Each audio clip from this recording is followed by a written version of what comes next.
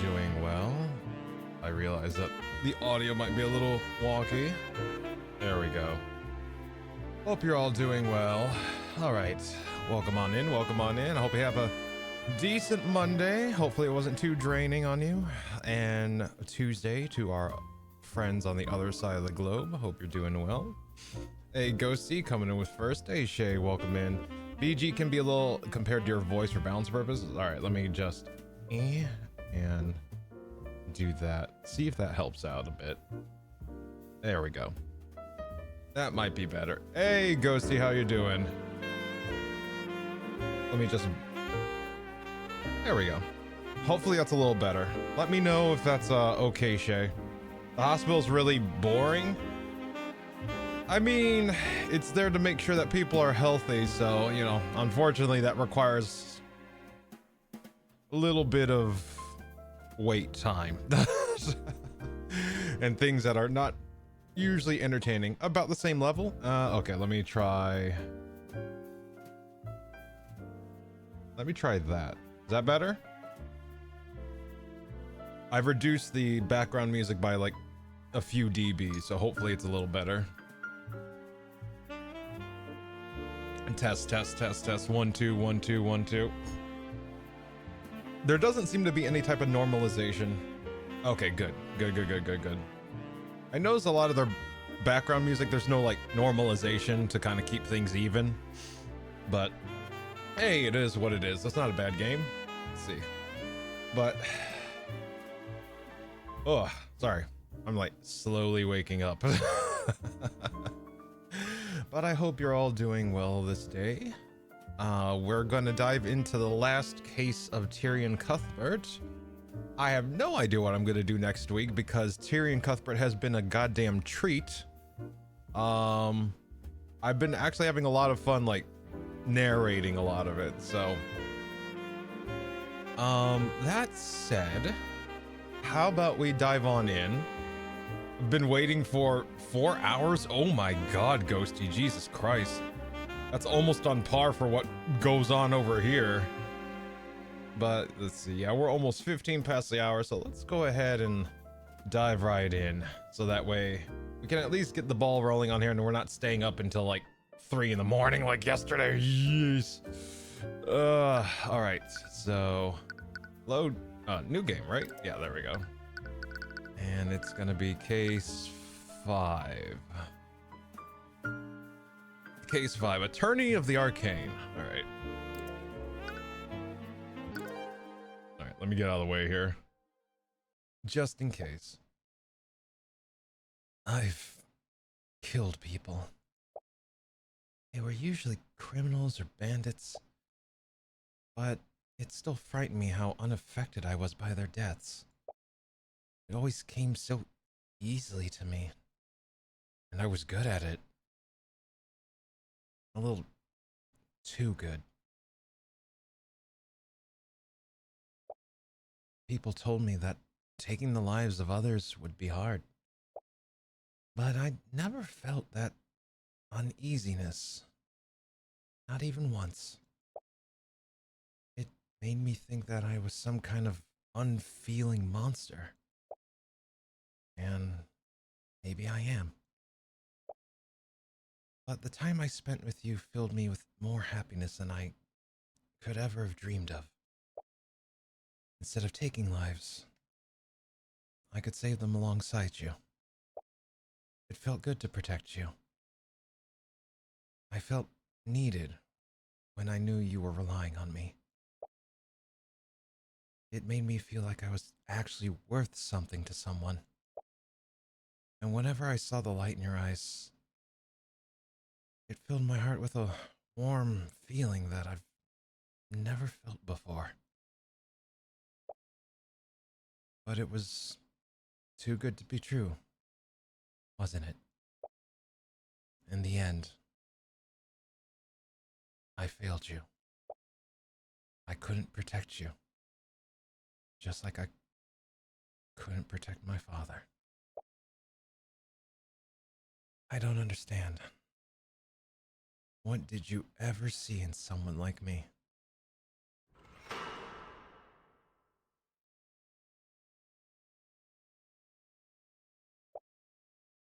Tyrion?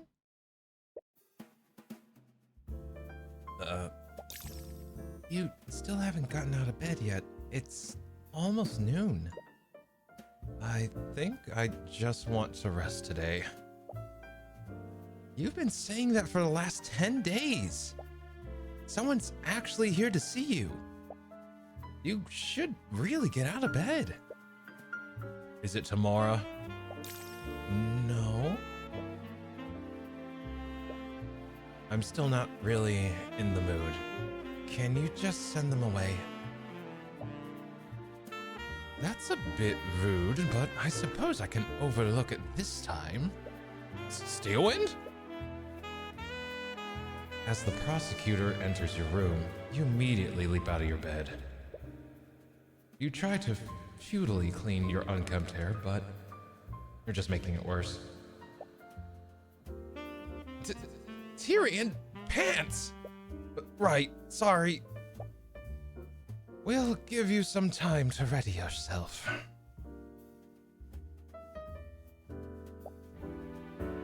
I knew he was in a rut, but I clearly didn't expect this. I know, I'm really worried about him. I empathize with this situation, but it's been a month already. Hey, Kuro, thank you for the second. Welcome on in. Have you tried speaking with him? He has opened up to you before. I did, but I think he's really broken up over what happened with Ruby. She's basically the closest thing he had to family. I see. Perhaps he just needs more time.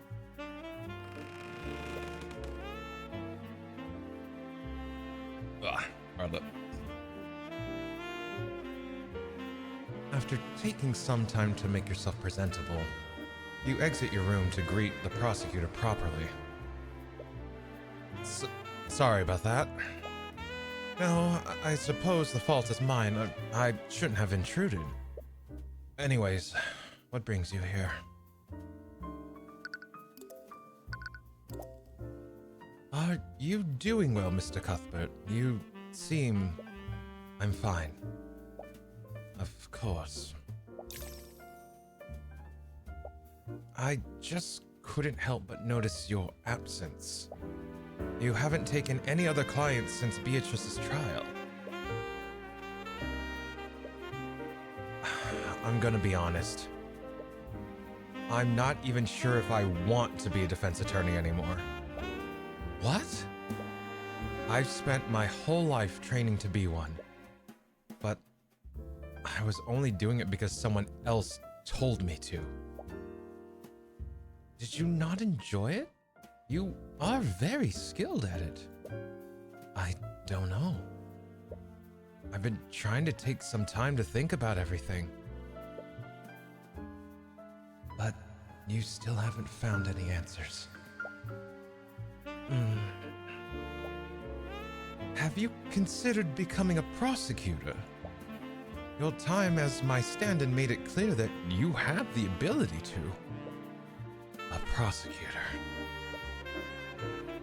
You would have never even considered that a year ago. But you understand now, there are criminals who need to be brought to justice. And despite how difficult she is to face, Steele never engages in outright corruption like the other prosecutors of the Crown. If you follow her example, you could fight injustice that way. But even if you did that, you'd just be following someone else's footsteps. Just like before. I'll think about it. Please do. At this point, I could use all the help that I can find. Have your injuries been healing well? Yes. Nightgrave's skill in necromancy is quite remarkable. I'm glad I introduced him to House... Oh, was it? Asilipis? Yeah. I'm glad I introduced him to House Asilipis. Asilipis? House Asilipis specializes in the study of necromancy.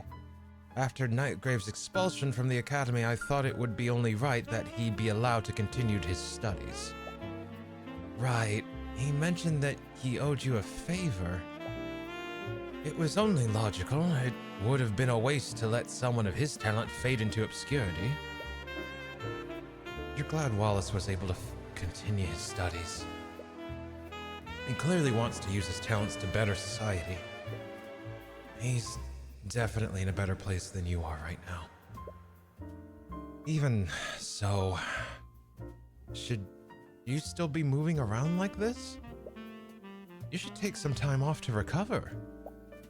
As much as I would like to, there have been recent upticks in a case of mage blight lately. Mage blight? You recall hearing about that many times. If a mage exceeds their stamina by overusing their magic, it starts to affect their mind and send them into a violent frenzy. To make matters worse, the nobility's been trying to suppress information about these incidents. Right. It's not a good look whenever a mage goes on a murderous rampage. It's more like, Shade's more like cyber psychosis, it sounds like. It's really close to cyber psychosis, it feels like. Alright, Celeste McCoy. I was actually surprised to see you here, Celeste. Well, I can't just leave him alone anymore. He ticked off a criminal overlord. They're definitely gonna send someone after him. And he can't really take care of himself right now. Celeste, your thoughts are leaking. Hey, get out of my head! What? It's nothing. I am surprised, though. Not many people slight the eye taker and live. He's known for taking swift retaliation against his enemies. They're hoping he's laying low after his plan with Beatrice fell through. That does match with the reports I've read. Supposedly, he's been absent for many of his enterprises. Either way, you're not looking forward to dealing with him. Is it bad enough that you're already on the nobility's bad side? Isn't that dude dead too? All we saw was a mob go after him. So we're not sure what happened to him.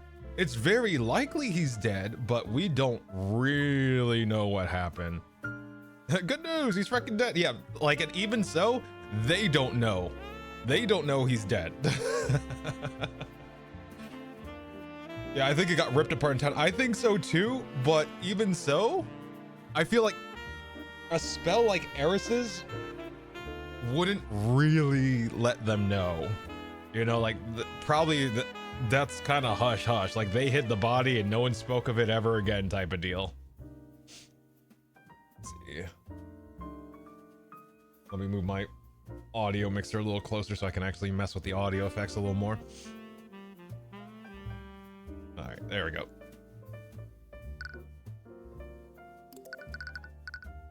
Ruby Tamora. By the way, Tyrion, Ruby sent another letter. Do you want to put it with the rest? Right. Have you spoken to her since the trial? I see. That does explain her recent mood. Right. You two probably see each other a lot. I've prosecuted a few of her clients recently, but it's clear she's not nearly as threatening as before. Could we talk about something else? Of course. My apologies. Oh, the tea's ready. Oh, thank you. Some tea sounds lovely right now. Right, I was totally making it for you guys. She walks to the cabinet in your kitchen and she takes out 2 more teacups. You guys better enjoy this. These are my last bags of... Whoa! As she walks over to you, she slips on a scroll case that you left on the floor. She regains her balance, but the teacups slip out of her hands. The boiling liquid is airborne and is heading right towards your face. Frigaqua! Celeste reacts immediately and points her index finger at the tea. Her magic takes hold, and the tea freezes just inches from your face. She breathes a sigh of relief, and she brings the tea back into their cups. You really need to clean this place. I'm your bodyguard, not your maid. Right. Sorry about that. That was shape liquid, wasn't it? Yeah. Shape liquid. Skull transmutation. Incantation. Frigaqua. Frigaqua. Yeah, aqua. Point index finger at target. Duration indefinitely. Concentration, yes. While concentrating on this spell, the caster can magically manipulate up to 10 liters of liquid and form it into complex shapes. At any time, the caster can choose to freeze the liquid and solidify its current shape. While frozen, the caster can also choose to make the liquid instantaneously melt. We've seen this spell before. See, Eris cast mass suggestion. This guy ruined your life. You should get mad at him about... Yeah, exactly. That's exactly what happened. Anyway, I got my ass kicked out of the hospital, so I'll be waiting... Wait, why did they get kicked out of the hospital? Because you've been waiting for 4 hours for treatment? What the fuck? You can't just wait there until someone's available? What the fuck? That's stupid. Or did they kick you out after looking at you? Because that makes more sense, but if you were waiting there and they still didn't treat you, that's kind of bullshit. Oh, I never expected you to... I never expected you to... I know, but it's just too convenient not to have.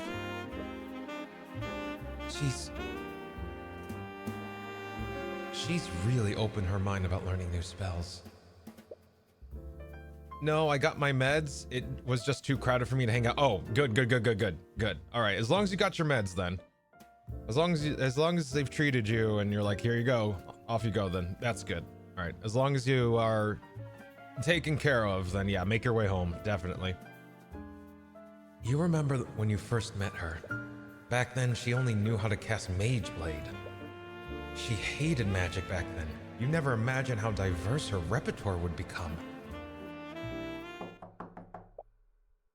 Another visitor? I'm already up. I'll check it.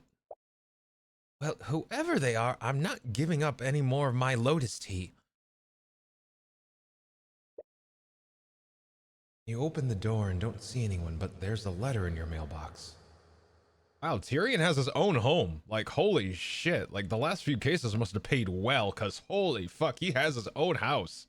God damn. Like, I just thought about that. We're no longer at Tamora's place. This is our place. Shit. Bro got his bag. Shit. You take a closer look at the envelope. It's sealed with candle wax. There's a crest on it. It's the insignia of House Pierce. You quickly open the letter and read it.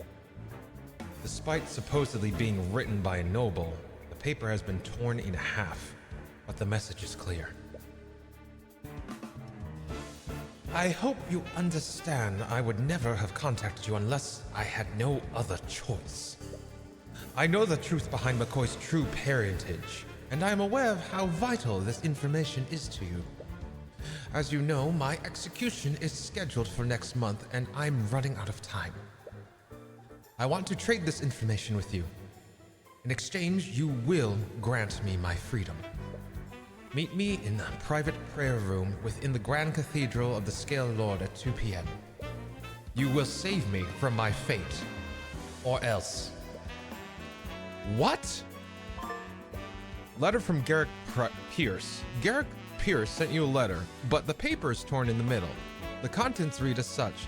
I hope you understand. I would never have contacted you unless I had no other choice. I know the truth behind McCoy's true parentage. and I'm aware of how vital this information is to you. As you know, my execution is scheduled for next month, and I'm running out of time. I want to trade this information with you. In exchange, you will grant me my freedom. Meet me within the private prayer room within the Grand Cathedral, the Scale Lord, at 2 p.m. You will save me from my fate or else. The bag is a bit too heavy though. Yeah, right? Not wrong. If he thinks for a second that we even think of helping him. I know how you feel, but aren't these the answers you've been looking for? I don't care. We're not going to help him.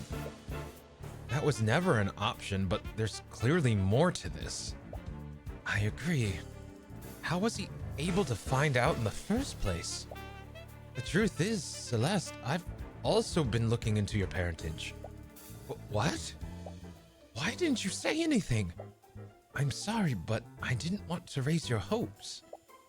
And I was apparently right to do so. I couldn't find any information regarding your birth. So if you couldn't find anything, how was Pierce able to? House Pierce is low on the political hierarchy. He doesn't have access to the resources I do. He does own the land the McCoy Tavern is on. But frankly, this whole situation is quite suspect. And why would he ask for my help? I'm the one who indicted him in the first place. Even if I did agree to help him, it would be nearly impossible for me to get him an acquittal. He must be desperate. His execution is scheduled for next month, after all. It's possible that he reached out to Tamora as well. Still, I can't believe he'd set up a meeting at the Grand Cathedral. Today of all days. Why? What's happening there? I'm sorry, but it's not my place to tell you. Arya, can I talk with Tyrion alone for a minute? Of course. I'm sure you have much to discuss. I actually also have business at the cathedral today. I can't believe he'd use that as an opportunity. I'll be taking my leave. I'm sorry. I'm sure this is just bringing up bad memories for you. We should meet with him. What? We're not going to help him, obviously, but I had an idea. He's probably really scared of his execution, right? And he's desperate enough to ask you for help. I suppose that's true. So think about how stressed he would be if you showed up and refused to help him. Oh. I could use the Eyes of Horus on him. We can get the info we need without having to give him anything. But are you really okay with this? You'll have to see him again. Yeah, I'll manage. And it'll be worth it if we can finally get the answers I'm looking for. You've already gotten our hopes up, but there's no guarantee that he actually knows the truth. He could just be bluffing to get you to help him. But if he does know, you can't just ignore this. You need to verify his claims yourself. So, this is the Grand Cathedral of the Scale Lord. Have you never been here before? I thought you spent a lot of time in Rathalom. The Church of Bahamut wasn't that popular in my hometown, and I've never been the religious type. What about you? It never really caught on with me, and apparently my roots are more celestial than draconic. Yeah, I guess that makes sense. He certainly has the looks for it. Your thoughts are leaking again. Can you stop? I can't exactly turn it off, you know. Do those mental exercises I taught you.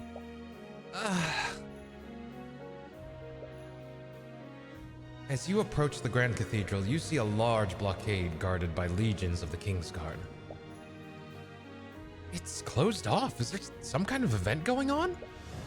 You recall Steelwind mentioning that she was heading the here as well. The nobility must be using the cathedral grounds for something.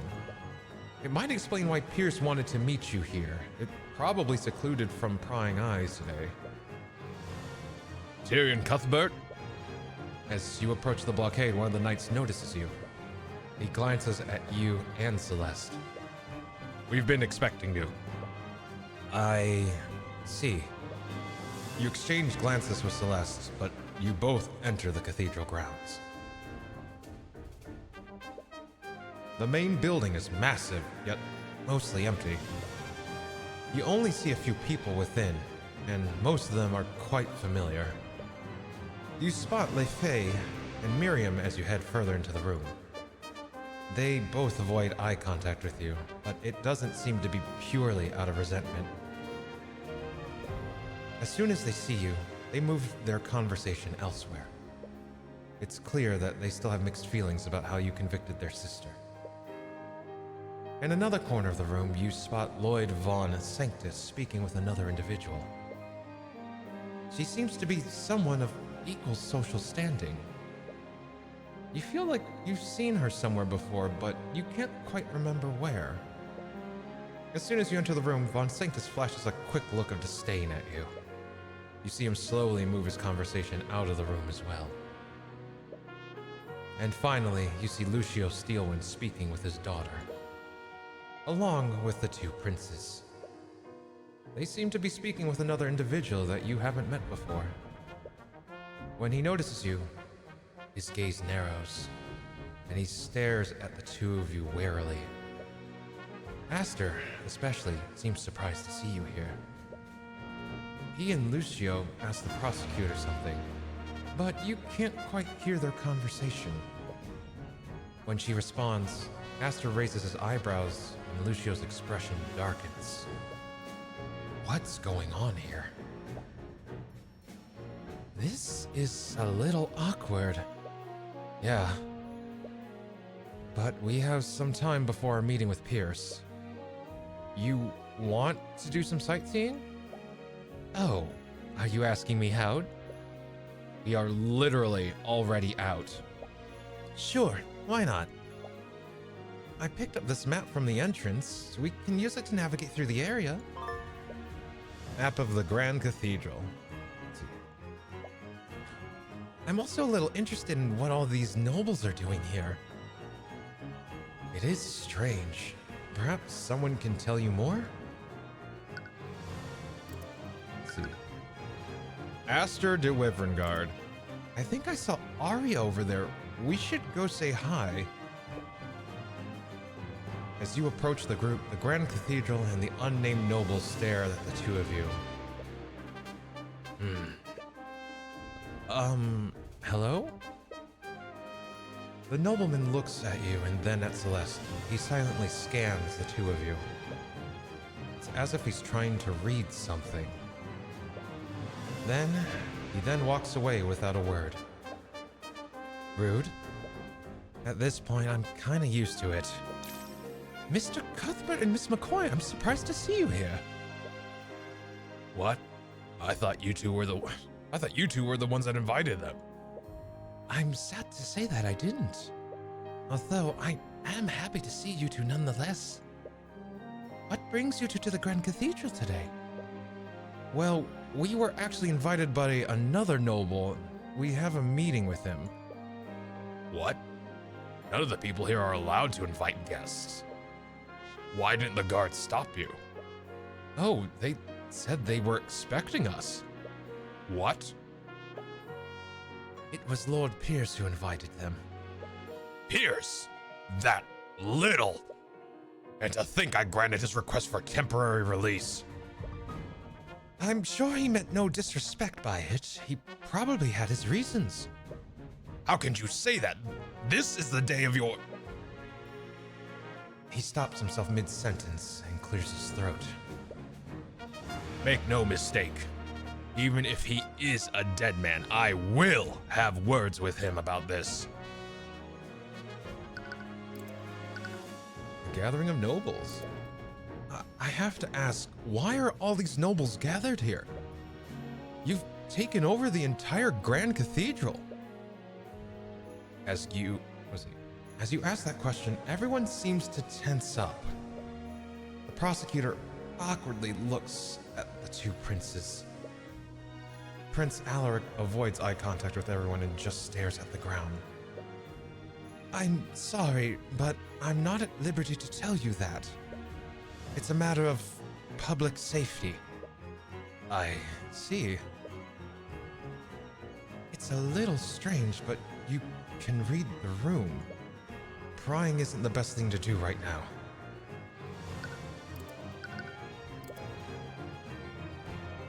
You said that Lord Pierce invited you here. For what reason? I can't really tell you that. You will tell us if it poses a threat to the nobles in attendance.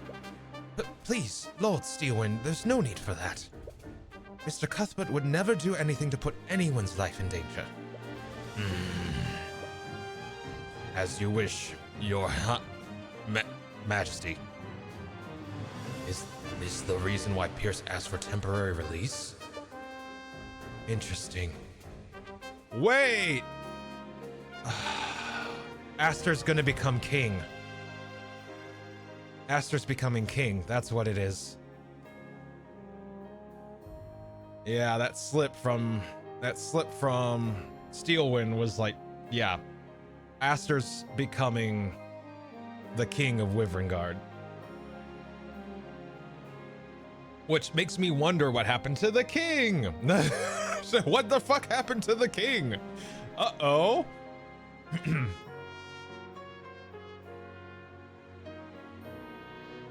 Interesting. So Pierce was temporarily released to attend whatever this is. He could have met you in his cell, but perhaps he wanted to be away from prying eyes? Lady Steelwind, Your Majesty, the High Speaker is ready to speak with you. Oh, and they're probably also getting married because of it. So she's going to be the queen. That's probably what's going to happen here.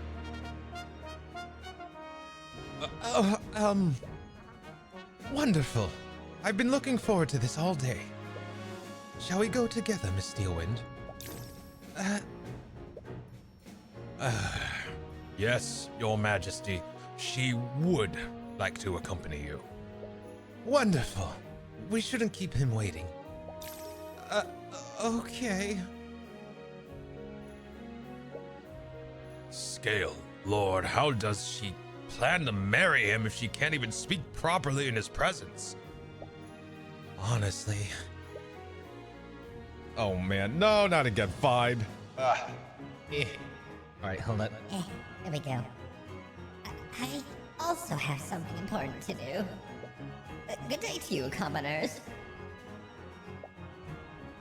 He's going towards the washrooms. I will be taking my leave as well, but make no mistake. My men will be keeping an eye on you two. Everyone has left the room now. Perhaps you should move elsewhere. I like this song. I like this song. Yeah, this is like the Cathedral of Bahamut, right? So it feels like a coronation plus wedding. That's what it feels like. Ah, fuck. Oh, what are you doing here? Did you follow us? Not intentionally. Trust me. You are the last person we want to see today. Hush now, Van Sanctus. If they're here by chance, it's because the cosmic balance wills it so. Not this again. Sorry, I don't think we've met. I am Coraline Sybil, Lady of the House of Sybil. Name, Coraline Sybil. Occupation, noble. So this is the head of the Fourth Pillar family. She's not quite what you were expecting. Between her, Lucio, Lloyd, and William, she definitely seems most agreeable.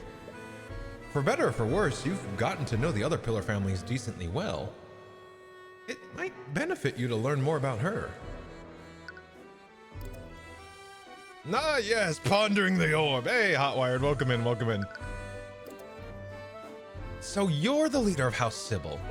What does your family do exactly? How are you this ignorant? Each of the 4 pillars, as you commoners call them, control different branches of the kingdom's government. House Steelwind oversees national defense and law enforcement. House Freyga oversees economic development and finances. House Von Sanctus handles commerce, both local and international. And finally, there's House Sybil. We handle the kingdom's legislative and judicial branches. That would also mean you're responsible for our kingdom's justice system. That is correct. Oh, wonderful! Here we go! Lady Sybil, are you aware of the rampant corruption happening within your justice system? I suppose it's only inevitable that you'd see it that way. Am I wrong? I've been involved in plenty of court cases and it's very obvious. All your courts care about is closing cases as quickly as possible. The system is corrupt to its core. The courts don't even try to hide it half the time. Yet you've prevailed against this so-called corruption in each and every one of your cases. It's only against every conceivable odd, and I can't be everywhere. Do you have any idea how many commoners are falsely convicted every day? If they are convicted under my system, it's only because the cosmic balance deems it so. What are you even talking about? The cosmic balance is the natural order of things. Under it, the guilty are punished while the innocent are protected. And yet, when a noble commits a crime, they only need to waive their influence to escape any consequences. All while their victims are forced to suffer in silence. Or worse, an innocent commoner is framed for the crime. Regardless of your personal feelings, our kingdom needs the nobility to govern the people. If they were held to the same standards as commoners, our society would surely collapse. You take back what you said about her being the most agreeable of the 4 pillars. Oh my god, I want to see chat here. Von Sanctus is like, fuck no, I don't want this, fuck. Also, fun fact, back in case 4, you missed out on the ladders. No, I'm not no. I'm a-okay missing that conversation. I am not fucking doing that ever again in another game. God damn it. Ace Attorney was enough. I don't need it in another one. Oh my god. Oh my god. She literally's gone home, but wholeheartedly fuck you, Mage Ball lady. She's pondering them orbs too hard. Defense Attorney Lasty, permission to jump this lady.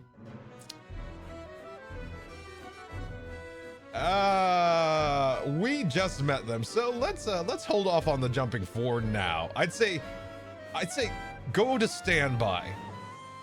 Like, stand by. Hey, look, a stepladder. I agree. And that's it. Oh my god. End of conversation. Nice. Okay, all right. I can get behind a conversation like that.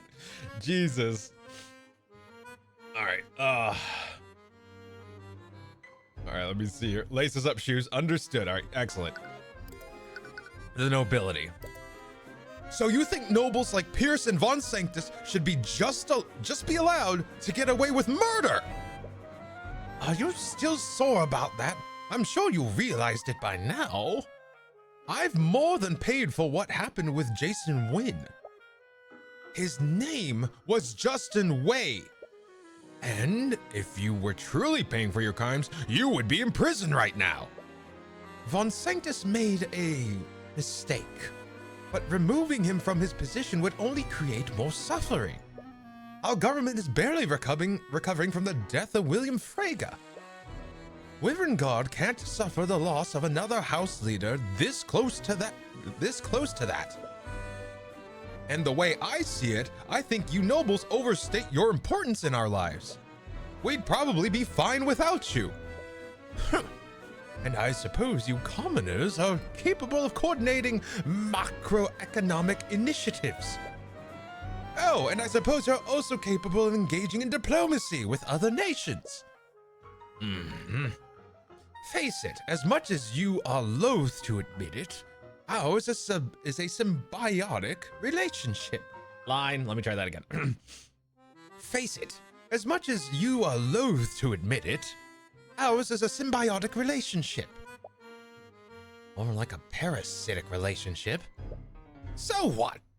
The common folk should just continue to suffer for the good of our nation?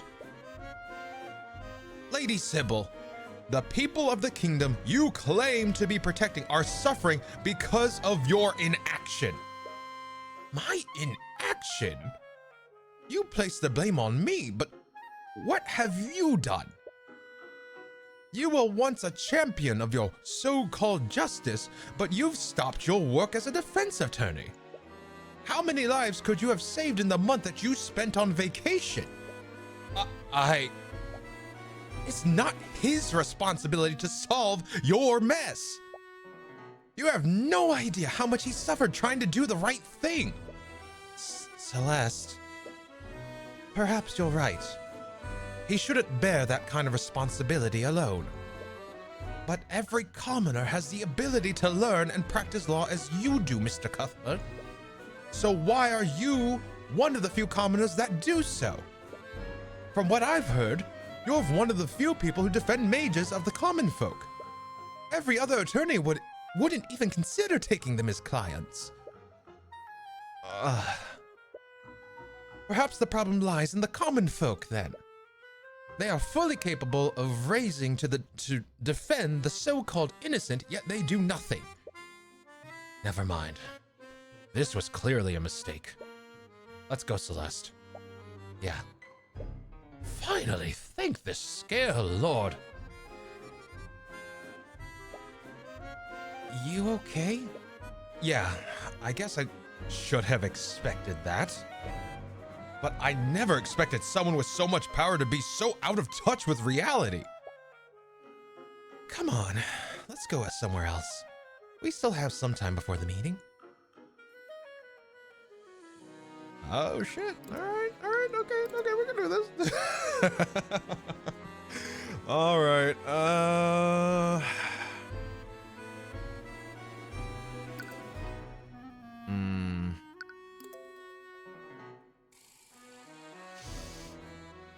Where are we? Let's see.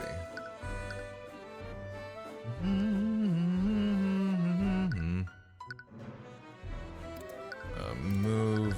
Yeah, garden. I guess. Why is there a birthday hat on the statue? Let's see. Oh no. Oh no, I'm patient. I'm tolerant. I'm patient. I'm tolerant. It's only mid-year. I have new patience. I'm tolerant. God. A dude dies. I paid for my crimes. I got canceled. Yeah, right. All right. You find yourself in the Grand Cathedral's garden and stumble upon a strange statue. Wow, that's a little out of place. What even is it? Oh, Beatrice is here. Holy shit. If my memory is correct, it's a Pegasus.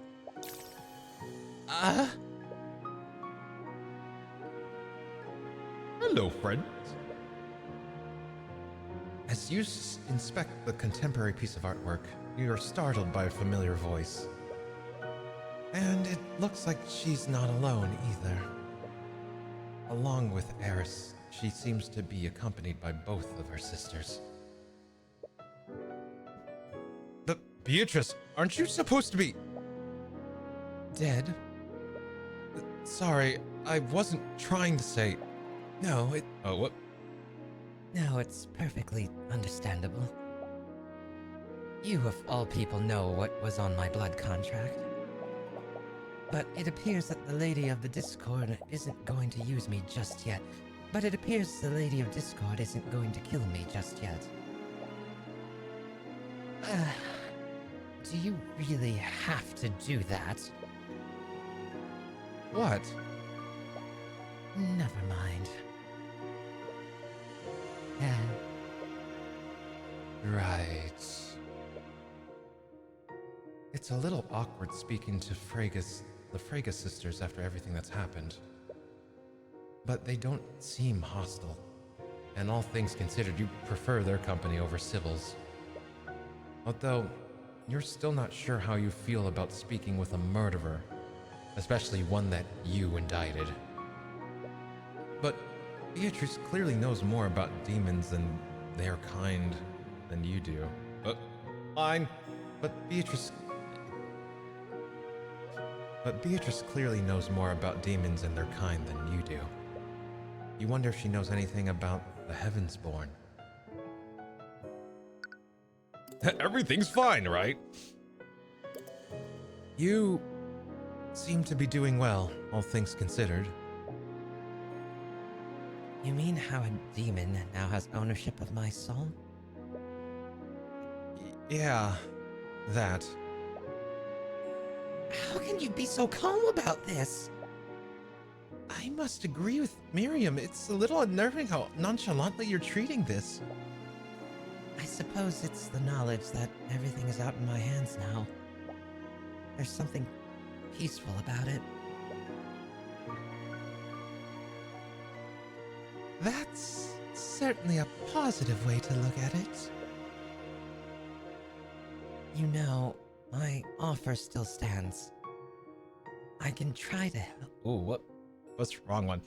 You know, my offer still stands. I can try to help you. At the risk of your own life? Which part of the contract would you dispute anyways? You recall reading the blood contract in the courtroom that day. There was very little room for interpretation. It was airtight. The demon I signed that contract with was very meticulous about the details. I've spent the last 5 years looking for any possible loopholes, but I didn't find anything substantial I could use. I don't even think disputing it is possible. I'm sorry. Don't be. You defeated me. I won't suffer your pity.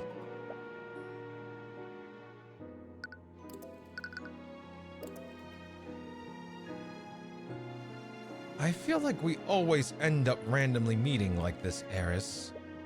What brings you here? I requested to accompany Beatrice to this event.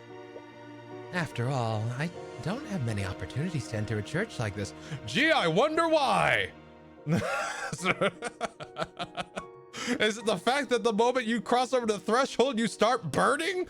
Jesus Christ! Oh my God.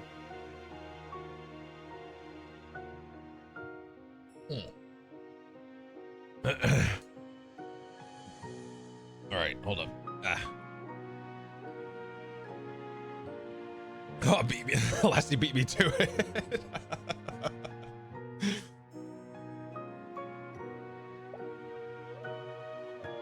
I can't imagine.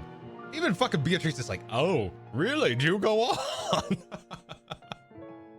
Oh, also, Leifi Frege is the other character that's based on a backer. That's why her design is so different. That makes sense. That does make sense.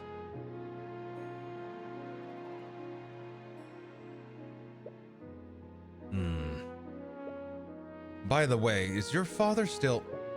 Oh, if you're worried about him, we've already had a conversation about you. I don't think he'll be accosting you anytime soon. Oh.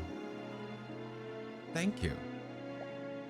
That seems too good to be true.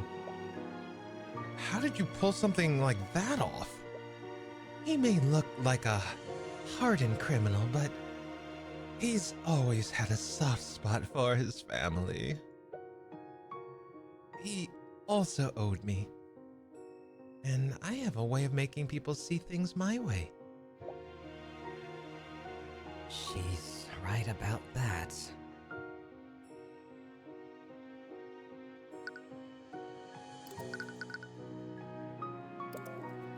Wait. If you're here, does that mean Marinath is also... Oh, heavens no. There's no way they'd let me bring him here of all places. I left him at the entrance with the Kingsguard. If he tries to escape, that knight over there is ordered to kill me. Ooh. She points to a knight that's silently watching the sisters from afar. You're surprisingly calm about this. Please. I regularly deal with demons. This is nothing in comparison to that. You really haven't changed. I suppose not. Wait, does that mean you can't see right now? How did you know which statue I was looking at? It was a lucky guess. That grotesque statue certainly makes an impression on you.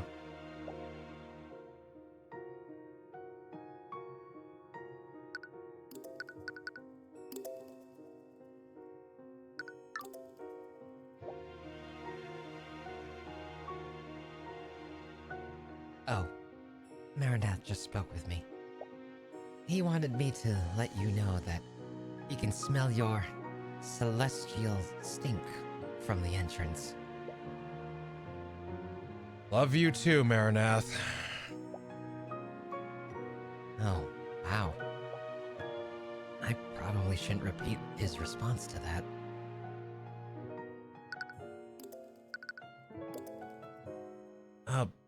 By the way, you seem to know a lot more about these things than I do. What exactly is a Heavensborn? What? Did you seriously not know? But you know how to use a divine edict. That's a very advanced technique. It sort of came to me in the moment. What? Anyways, I'm quite surprised you don't know about your lineage. Perhaps my mother knew, but I lost her when I was really young. I see. You have my condolences. But to answer your question, a Heavensborn is a human whose bloodline has been touched by the gods. Gods? You mean like the Scale Lord? No, I'm speaking of the actual gods. Beatrice, you can't say that here. Oh, come off it. What's the church going to do anyway? Arrest me? Anyways, your blood has been touched by the celestials of the upper planes. Much like my soul is bound to the abyssal hells, your soul is consecrated and tied to the heavens. The heavens? Is that why you're able to use the Eye of Horus? Is it some kind of angelic power? Make no mistake, though. If you find yourself under the wrong circumstances, even you can be sent to hell.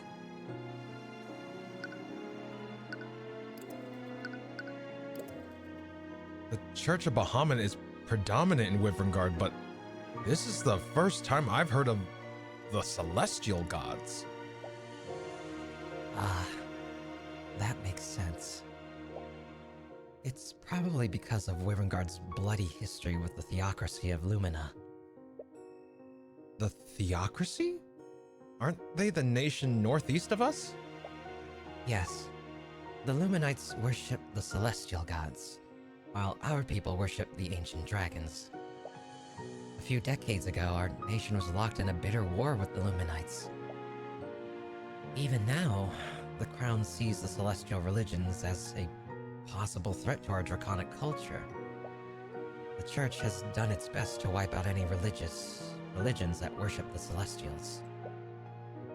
I see. But if your bloodline is blessed by the Celestials, does that mean our kids will also be Heavensborn? Wow, the fact that she said our kids. Holy fuck. Way to go, Celeste. Excellent. Perfect. Damn, Celeste. But if your bloodline is blessed by the Celestials, does that mean our kids will also be Heavensborn? I suppose so. I think my mother was also a... Wait, what did you just say? Your kids. I asked if your kids will be Heavensborn. Oh, I must have misheard you then. Wow. If only you were always this easy to lie to. Anyways, I'm a little curious about the theocracy of Lumina. If they worship Celestials there, would I find other Heavensborn there? Heavensborn aren't that common there either. Frankly, I'm surprised there's even one Heavensborn living in Whitverngard. How did your bloodline even find its way here?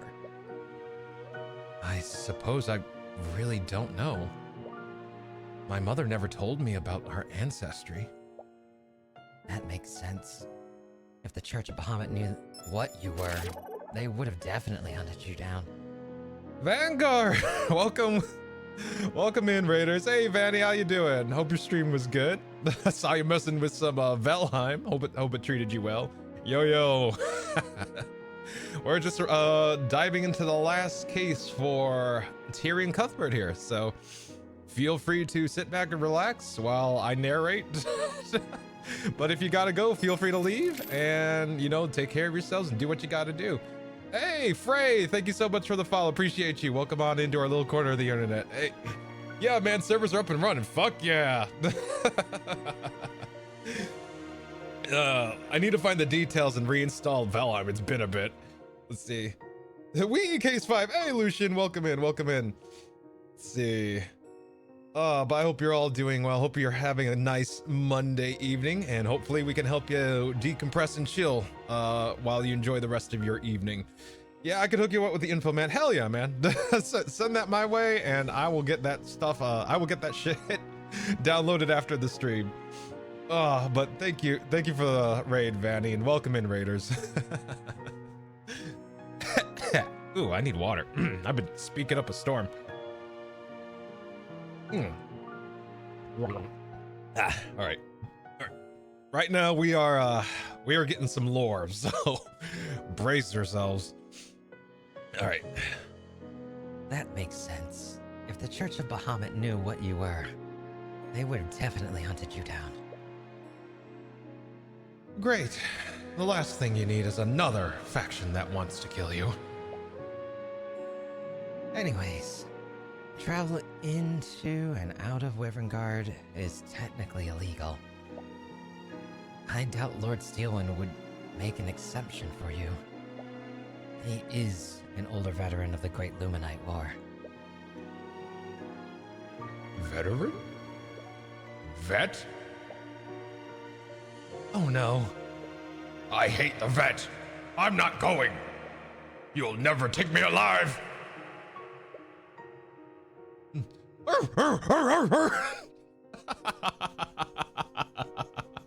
Ah, shit, they said the V word in front of the dog. You all watch as Tracker frantically runs through the garden, barking loudly. Lefay chases after him as he runs towards someone. I should probably go help her. It's almost 2 p.m. anyways. We should head to the prayer room. Thank you for answering my questions, Beatrice. Please let me know if there's anything I can do to help with your situation. Of course. Let's go, Celeste. Right. My dog hates that word too, so we always have to spell it V-E-T when talking about him and the vet in front of him. Oh my god. Oh my god, I didn't know where that was going until he started barking. I was like, wait, why is he freaking out? Is like, does he hate Lucio that bad? No, it's literally they still call a pet doctor a vet here. Okay. All right, what's going on with Beatrice? Oh shit. Try not to look so down. It's almost time for the main event. Why did you bring me here? Oh, who knows? Whatever you're planning to make me do, please don't make me harm my sisters. You're in no position to make demands. You'll just have to see for yourself. Stay safe, Mr. Cuthbert.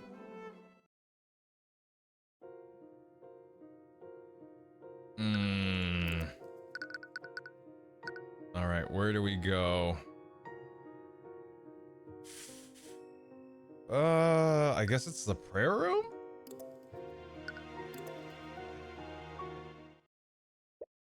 Are you ready? Yeah. At least I hope so. If it becomes too much for you, don't hesitate to leave. I only need a few moments to look into his mind. No, I'm not. I'm the one who asked you to do this. And I'm not going to leave you alone with him. All right. If that's what you want. Tyrion? Yeah? Thank you for doing this. It really means a lot to me. Of course. This will finally give you the answers you've been looking for. It's not just that. You've done so much for me since I met you. You got me acquitted. You helped me work through my grief for my dad. It feels like I can never repay that. What are you talking about? For the past few months, all I've been doing is relying on you. I genuinely don't know what I'd do if you weren't a part of my life. I should tell him. Tell me what? Get out of my head! You're really bad at guarding your mind. You know you can tell me anything, right?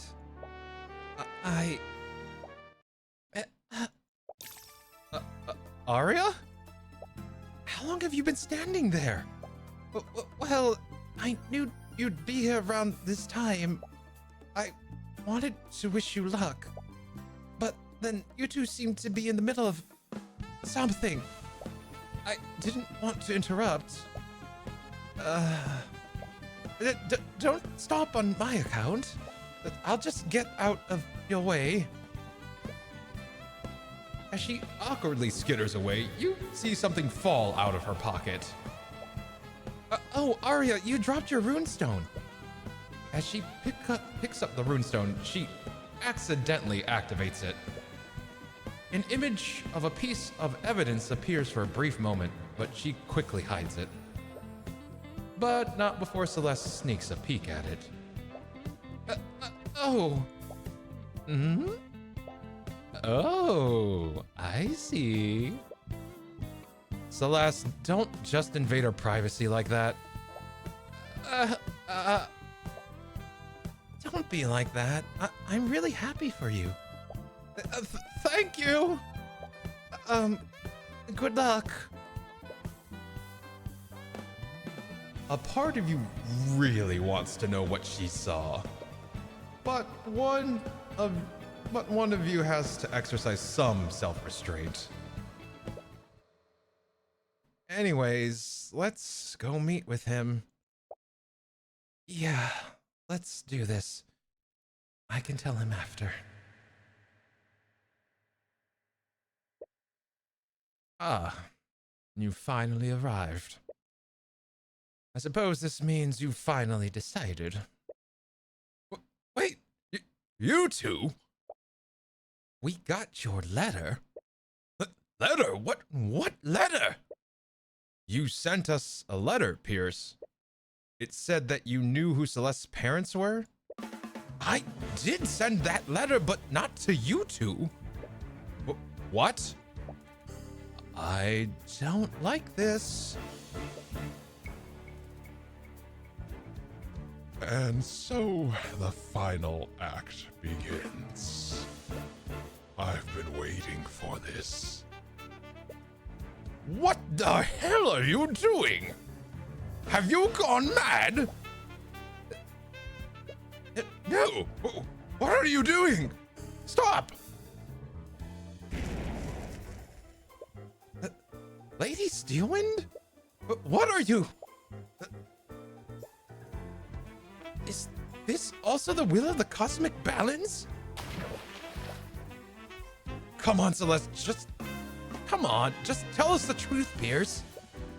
You are the last person I would give this information to. He's getting more and more stressed. Just a little more and you'll... As you interrogate him, you suddenly hear a loud crash outside the room. What was that? I'm gonna take a look and see what's going on. What? Are you just going to leave us here? He's right. We don't know what's going on. We should stay together. Don't worry. There were 2 guards outside and they're from the King's Guard. You'll be fine. That's not what I'm worried about. But I'll trust your judgment. What? It's been almost 10 minutes since Celeste went to investigate the noise. Pierce seems extremely on edge. He's sitting at one of the tables and impatiently tapping the surface with his finger. So, you never intended to send that letter to me? Who did you send it to? Oh, as if I would ever tell you that!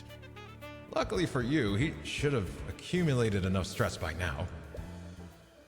What? Why are you looking at me like that?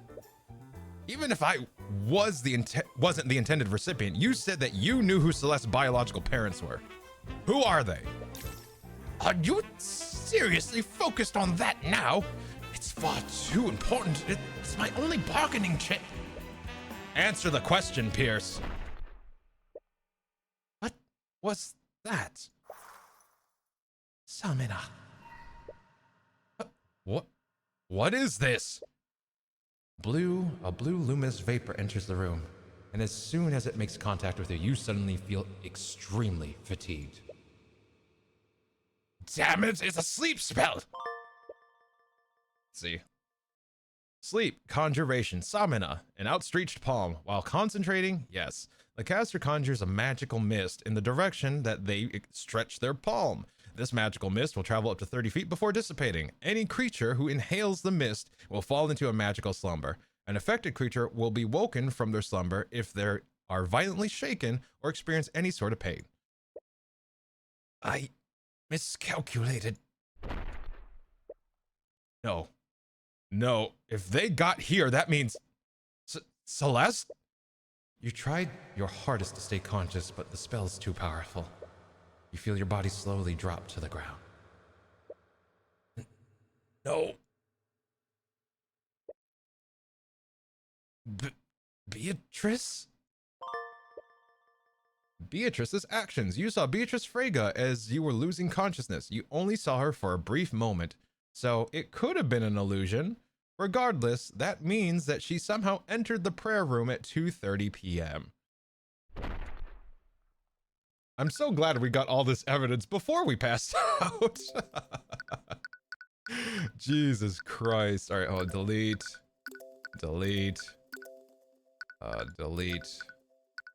Save. Save again. And save. And save one more time. Save.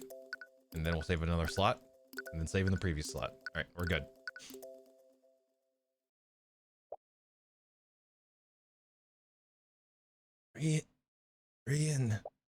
Tyrion. What? Celeste? Tyrion, I'm so sorry. I should have listened to you. I should have never left you alone with him. Hey. It's okay. Tears are streaming down her eyes. She was clearly worried about you. You try your best to comfort her as you look around the room. What?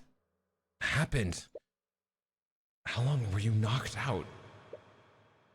As you look around, you see several other people with you. Commander White is leading a group of knights. They all have their weapons drawn and pointed at someone. It's Prosecutor Steelwind.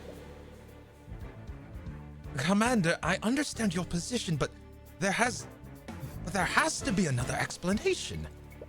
Look, Your Majesty, I get where you're coming from, but from what the witnesses have told us, it has to be the case of Mage Blight. You look around the room and you see a pool of blood at the end of one of the tables. Celeste?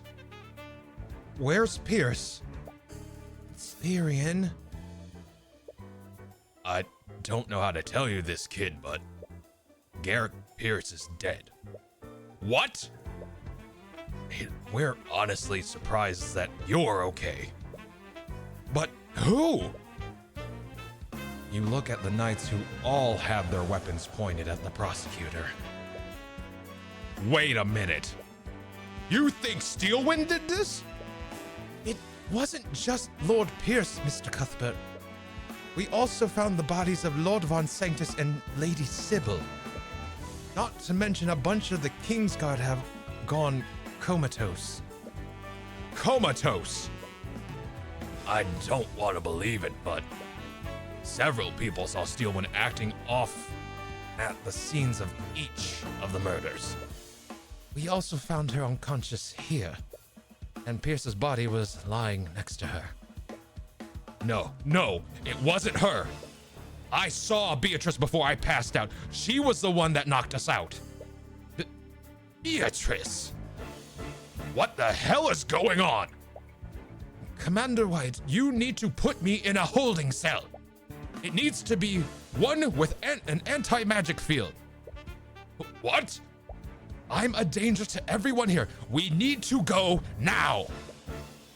What are you talking about? Now. There is no time. Do it, Commander. Right. You watch the Inquisition arrest Steelwind and escort her out of the room. Damn it, what happened? I know you have many questions, Mr. Cuthbert, but we should make sure that you're okay. Yeah, there's a necromancer in the nave. They have a point. You have no idea what happened while you were asleep. Let me see here. Triple homicide, right? God damn.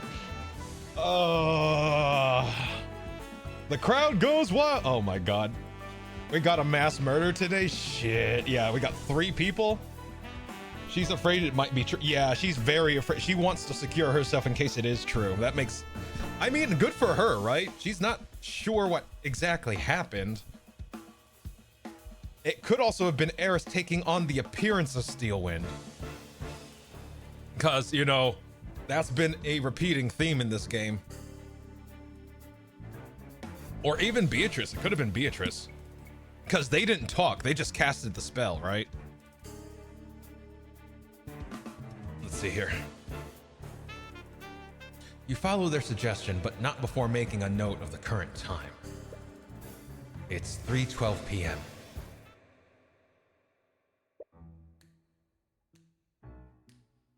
Okay, already like this guy's design. Oh, they might be a Church of Bahamut fellow. Hold on, let's see. Nothing seems to be out of the ordinary except... What's wrong with him? If you would let me finish... There appears to be a trace of necromancy on you, Mr. Cuthbert. Necromancy? It's probably nothing. Did your assistant cast any spells on you? Oh, right. I used healing magic on him when I found him unconscious. Ah, I expected as much. But it never hurts to make sure. Anyways, nothing seems to be out of the ordinary. You're quite healthy. You should be fine to go about your business. But please speak with me again if you experience anything out of the ordinary. Thank you. I am Lord Lazarak Acephalus. Yeah, no, Acelpius. Oh my god. 9, I am Lord Lazaric Asilpius of House Asilpius. Lazaric Asilpius. Occupation, nobleman. Your Discord live ping went off again? My Discord's offline. I don't have Discord on my streaming computer unless I'm collabing with people. So let me just double check. Yeah, Discord's not open. Dyslexia is not agreeing with his name. Oh god. I don't have dyslexia, it's just I'm bad at pronouncing all names. This is a common thing with me. Asclepius. Let's see. Asclepius.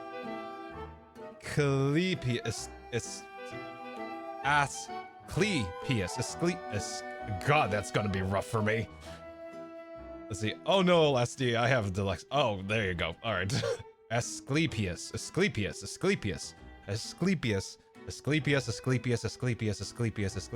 you, Hotwired. Asclepius.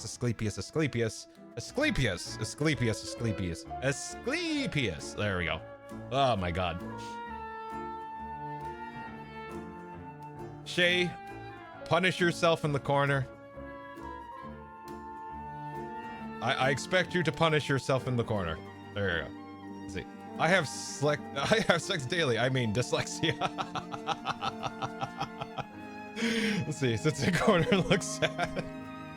It's like punish yourself. All right. I'm telling you, his name looks. Yeah, there we go. Asclepius. There we go. There are no other thanks needed. My apprentice apparently owes you a lot. Apprentice? Wallace Nightgrave. I believe he was one of your clients a few months ago. Oh, right.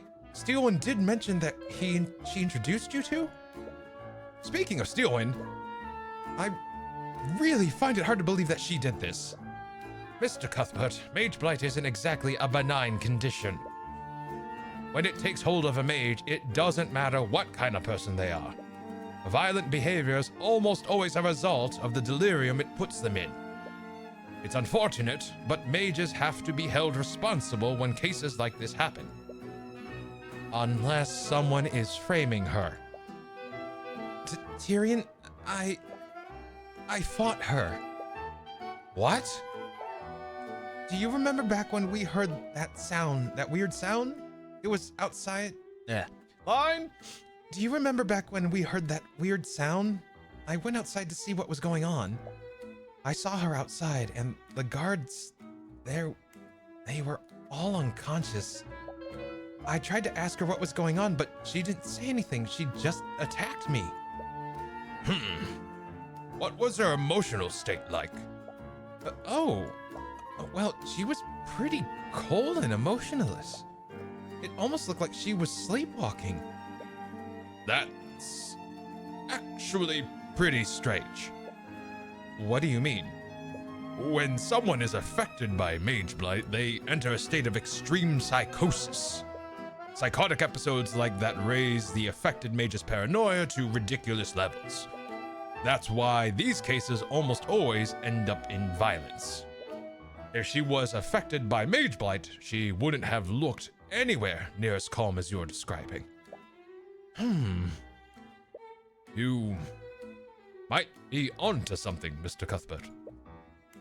If what you're saying is true, there has to be more to this. You're planning to defend her, aren't you? At the very least, we need to find out what actually happened. I feel like there's more to this than we're seeing. But you saw her, right? Commander White, you need to put me in a holding cell. It needs to be one with an anti-magic field. What? I'm a danger to everyone here. We need to go now. She wanted them to arrest her. Right. It's as if she thought she was a danger to others. Regardless of what really happened, she clearly believes that she was responsible for this. But there's no way she'd do something like this. Something else is happening here, and you will get to the bottom of this. You're not sure where each of the murders occurred, but the Inquisition should be able to tell you more about that. You also need to speak with Steelwind. If she really was affected by Mageblight, she should be able to remember what may have caused it. But anyways, the prayer room is the room you're most familiar with. You'll probably want to start there. All right, let's talk. Actually, and now we'll just go. I'm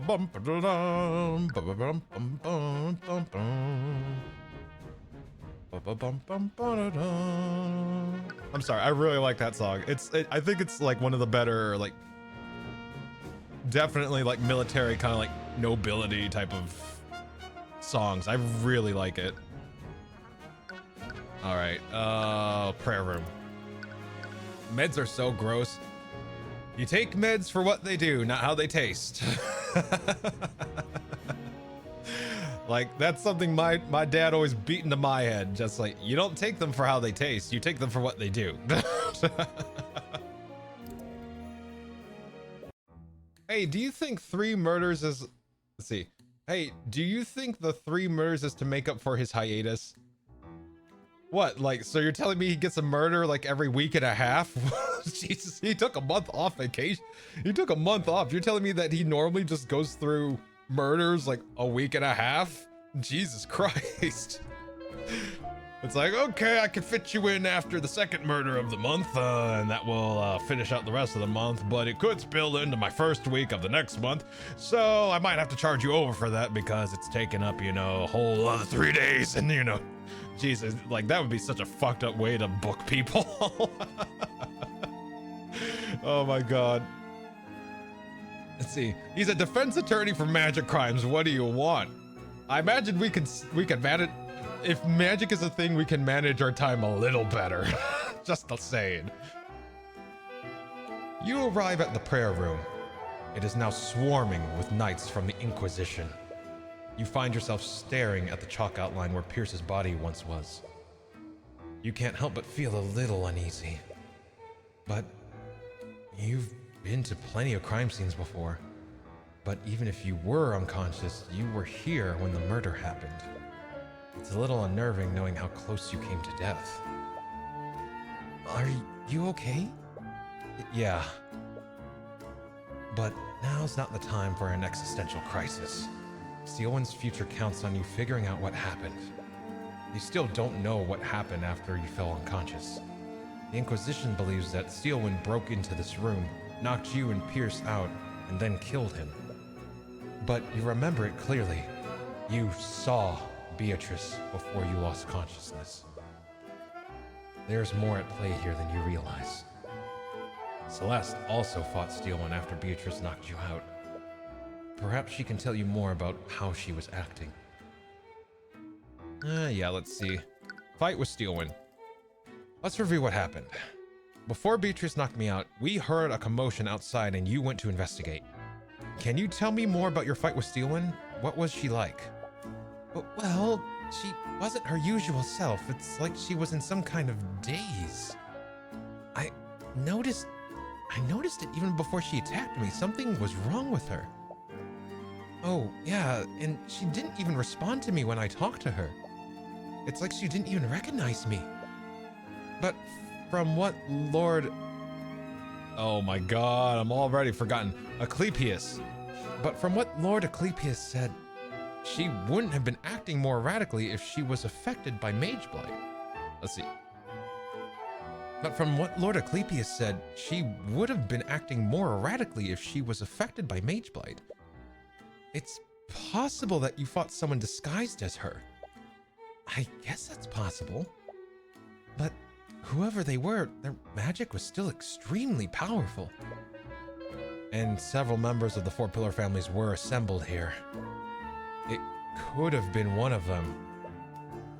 We should speak with Commander White when we get a chance. The Grand Cathedral was closed from the public for whatever was happening here. They probably have a list of everyone who was present when the murders happened. This means whoever did this was one of the nobles that was here today. Beatrice Frega. How did the sleep magic not get seen on us? That's true. That's very true. Hold on, let me see here. Let me take a look here. How did the sleep magic not... Conjuration. Yeah, it's a whole other school.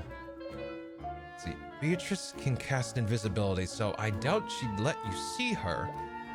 But did you see her at any point when you were fighting Steelwind? Celeste?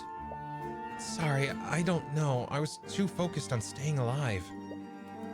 I've actually been meaning to ask you about that. Aren't you really strong? I've never even seen you break a sweat in a fight before. Well, she was really tough. It was terrifying, honestly. It was mainly her magic. I've never fought someone with spells that powerful before. She didn't hurt you, did she? No, but it got pretty close. I think she realized that she couldn't beat me, so she just ran past me into the prayer room. So her real target was Pierce. But why? Did you see the moment she murdered Pierce? No. When I arrived at the prayer room, I saw you and Steelwind unconscious on the ground. And Pierce was already dead. And I'm assuming you didn't see Beatrice anywhere. No, she wasn't there when I arrived. How did she leave the prayer room without Celeste noticing? Did she turn herself invisible? See, Celeste's testimony. During the afternoon of the murder, Celeste McCoy heard a suspicious sound and investigated the hallway leading to the prayer room. There she saw Arya Steelwind fighting the guards there. Arya didn't respond to Celeste's questions and attacked her as well. The two fought to a standstill and Arya pushed past her. When Celeste arrived at the prayer room, she found Tyrion and Arya unconscious, and Pierce was already dead. She didn't see Beatrice Frega at any point during the altercation. Let's see. She made him explode like a meat packet blowing up. Jesus Christ, Ghosty. Goddamn.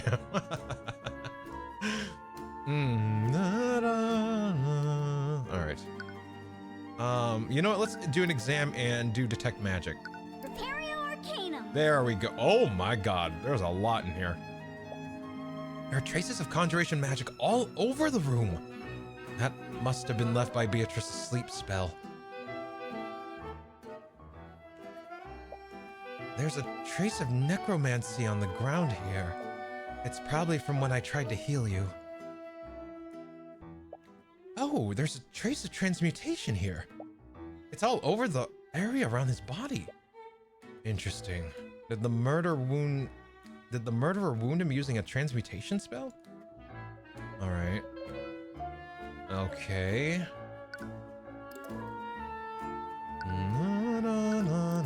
All right, let's take a look at the body here. There's a chalk outline here where Pierce's body probably was. It looks like he was sitting against the altar when he died. And the bloodstains seem to imply that the fatal wound came from his chest. An autopsy report would really be helpful here. You should ask the commander for a copy of it the next time you see him. All right. There are 3 stained glass windows. They look quite nice. All right. And there are lanterns hanging around the room. They're still lit. All right. I'm not seeing anything else really that requires examination, so I guess we'll continue with the questions. Timeline. We showed up at the prayer room for the meeting at 1:50. Then we interrogated Pierce for about a half an hour. That's when we heard the commotion outside and when you went to investigate it. Right. And I think Beatrice knocked me out and Pierce around 10 minutes after that. How long did you fight Steelwind before she pushed past you? We definitely fought for a while. It must have been at least 20 minutes. After that, she gave up on fighting me and ran into the prayer room, which means that Beatrice somehow got into the room during your fight. that discounts my theory of her disguising herself as Steelwind. You regained consciousness at 3:12 p.m. That means that you were knocked out for about more than 40 minutes. There's still a lot of unknowns about what happened. You'll need to all the pieces if you want to put this puzzle together. Anyways, it looks like you found everything you can here. You should move and take a closer look at the other crime scenes. All right.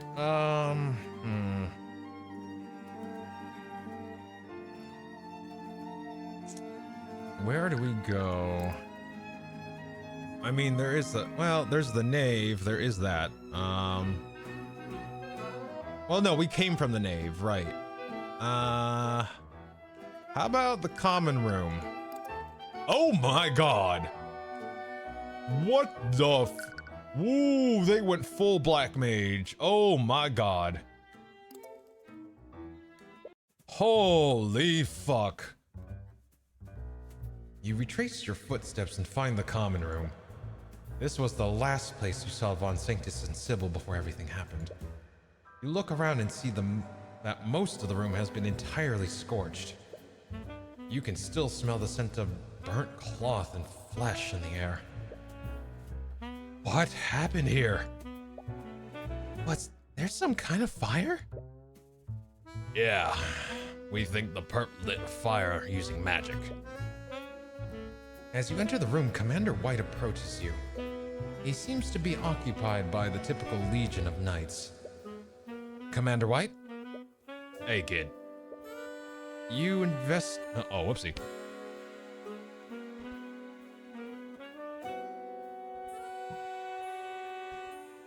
Sorry, I have like hiccups. There we go. You investigating what happened here? Yeah. You investigating what happened too? Something like that. We just want to figure out what really happened. You and me both. Nothing about this case makes any damned sense. I'll be honest, I could really use your help in trying to figure this out. Honestly, you're not sure who you can trust at this point. Holy shit, Endless Void, welcome on in. Thank you for the raid. Welcome Raiders, welcome Endless Void. Welcome to our little corner of the internet. I hope you had a good stream, Void. And I'm sorry, I'm terrible at this.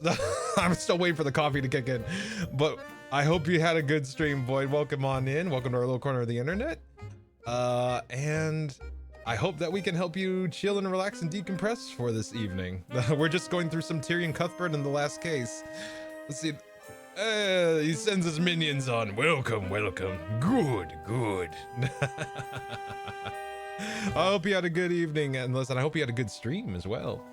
I did an introduction for you to my viewers at the end of my stream. Hey, thank you, I appreciate it. I hope you had a good one. Did you do more Cyberpunk this evening, or was it something else on the docket?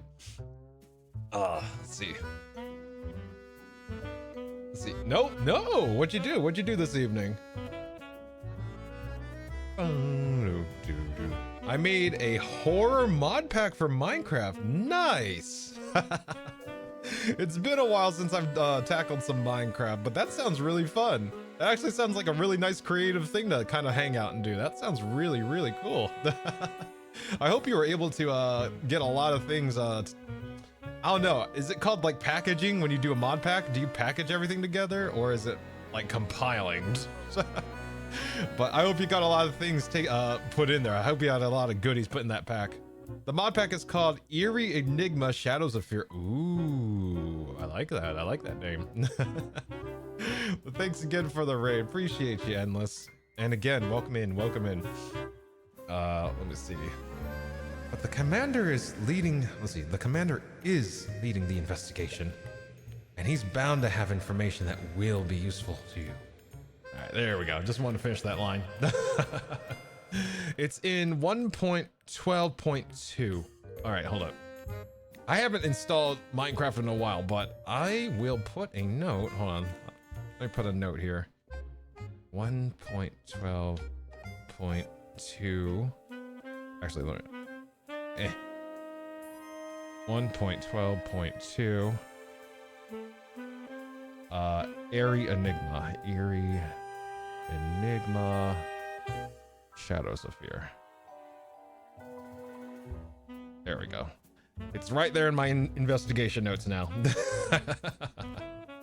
There we go. And of course it's on CurseForge. Ah, crap. Fucking CurseForge. Oh well. I mean, it is the big mod repository right now, but I heard that there's another repository happening. Like, I heard that there's like a group of people that are just like, fuck CurseForge. We're gonna make our own repository that doesn't suck. So there is that. Like, I've heard the news about that. Jesus Christ. Oh. All right. It sounds about right. You're right. I think it's, yeah, that's called Modernith. That's it. That's the one. Like, I actually have to give them props because like they went like, fuck this, we'll make our own that doesn't suck. And I was like, all right, respect. Let me quickly open the window. It's getting quite warm in here.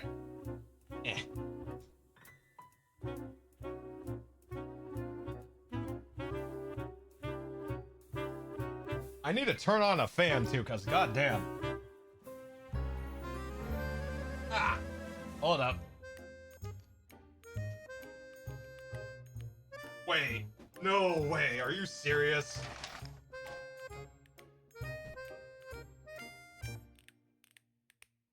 Ah, ow. I swear to God. All right, hold up. Ah.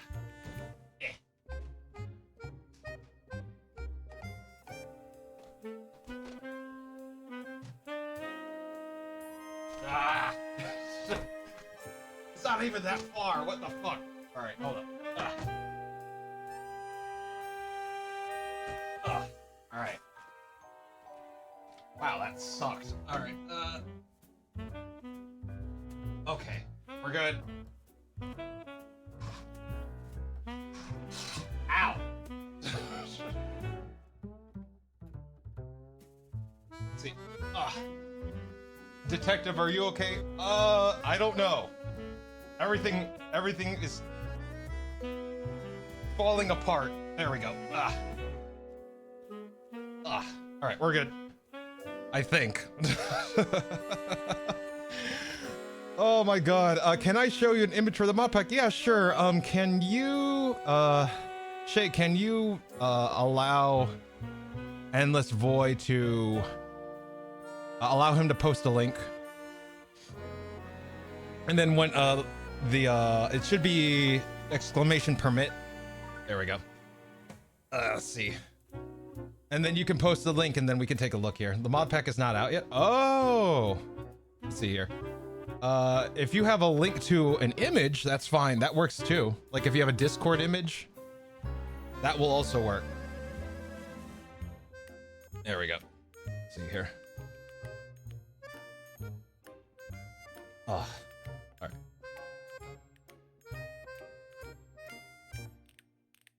There we go.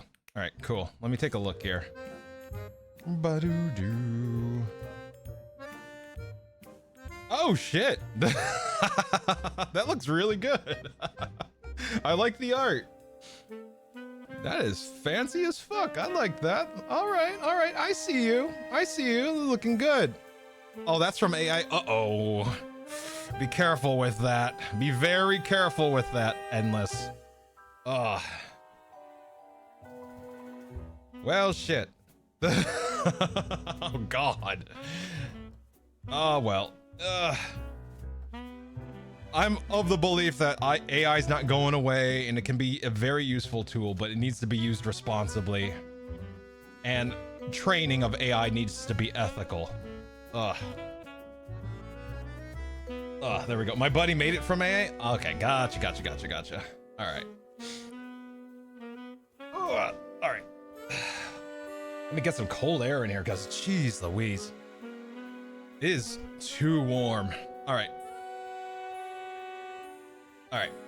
Anyway, let's continue with what's going on here. The murders. Okay. Ugh. This whole. Oh wait. Oh God. I already forgot his voice. Ugh. This whole situation is a damned mess. Has the Inquisition found any clues to explain what happened? We only have the basic stuff so far, and we only just received the autopsy reports. That's still pretty useful. Do you have the copies of them? Sure. Knock yourself out. Let's see. Sat, yeah, like, I feel like, I've already stated my feelings on AI art. Like, it can be used as a tool, but it shouldn't be exclusively used. Like, it might help generate ideas, but I feel like leave the art to the artist for sure. Like, artists, like, I mean, hell, look at VTubers. Without artists, VTubers are nothing. Period. Dot. End of sentence. So, damn, like, and God, like, I don't know what. God, I have a lot of feelings about this, and that's for a whole other day. And I know there's a VOD up there somewhere, but yeah, like, AI art. No. AI is a tool for art. Cool. That's kind of the general thing. Oh wait, what's going on? Oh, hold up. Let's see here. Dive into. Let's see.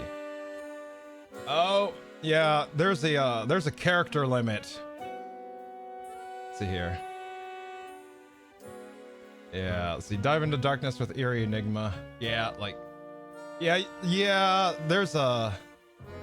Yeah, you have to, because there's links in them.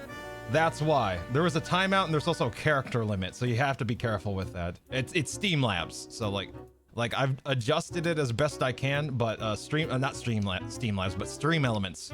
So I've already done as much as I can with that.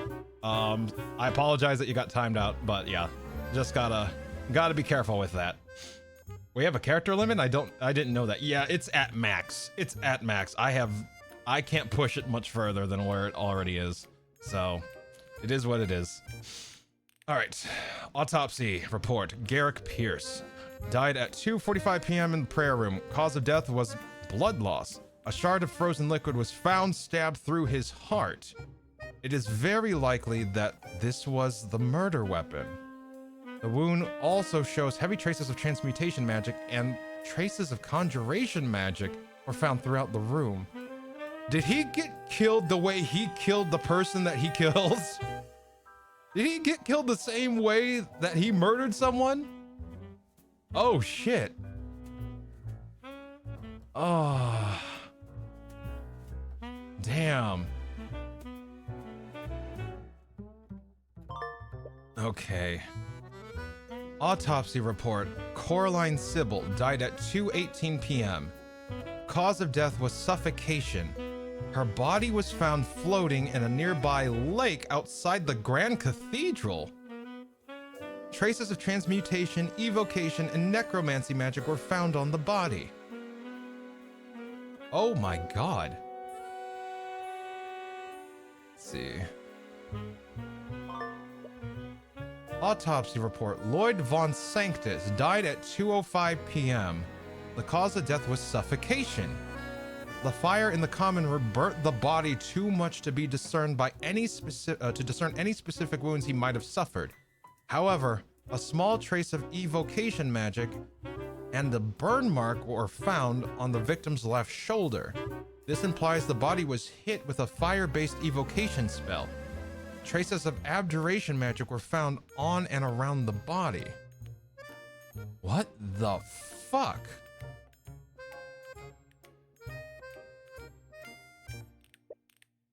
Wait, Pierce was killed with a frozen blade? Isn't that similar to how he killed Flinart? Sorry, I didn't mean to. No, it's okay. It's still strange though. Why would the murderer kill Pierce using such a convoluted method? If Steelwind really was affected by Mage Blight, she wouldn't have done something that... Line! If Steelwind really was affected by Mage Blight, she wouldn't have done something like that. The murder of Garrick Pierce. The Inquisition found a frozen blade impaling Garrick Pierce through his stomach. There were traces of transmutation on his blood. This implies that the murderer used shape liquid to create this blade and murder him, which is oddly similar to how Pierce murdered Flintheart McCoy. But why would the murderer do this when they clearly had more lethal spells at their disposal? Pierce used this method during Flintheart's murder to leave as little evidence as possible. However, it's clear that the murderer wanted to frame Arya and leave as much evidence as possible.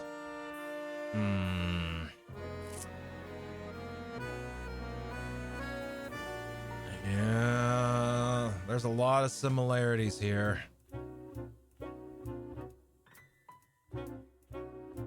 Anyways, the three times of anyways, the times of death also seem to tell a story.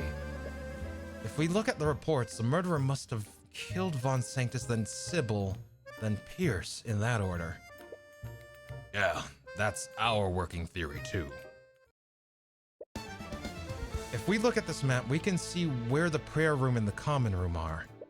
If Lady Sybil's body was found in the lake west of here, but since the Grand Cathedral was built on a cliff, there isn't an easy way to get there in such a short amount of time. So that raises my next question. How did Sybil's body end up in the lake?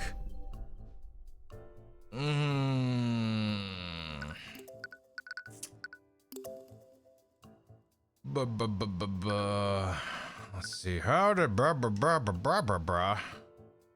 Let's see.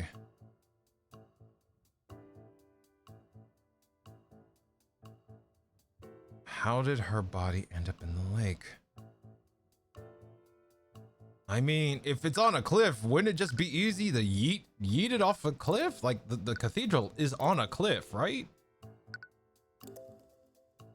Wait, where's the map? Profile, clues, map, view. Entry. Wow, okay, it doesn't even have hallways. It's like, these are the rooms. It's just like, fuck, okay. It was a home run. Yeah, they yeeted her, exactly. Let's see. Is yeet a possibility? From the balcony. Oh, there it is. Okay, so the murderer threw Sybil from the balcony. There we go.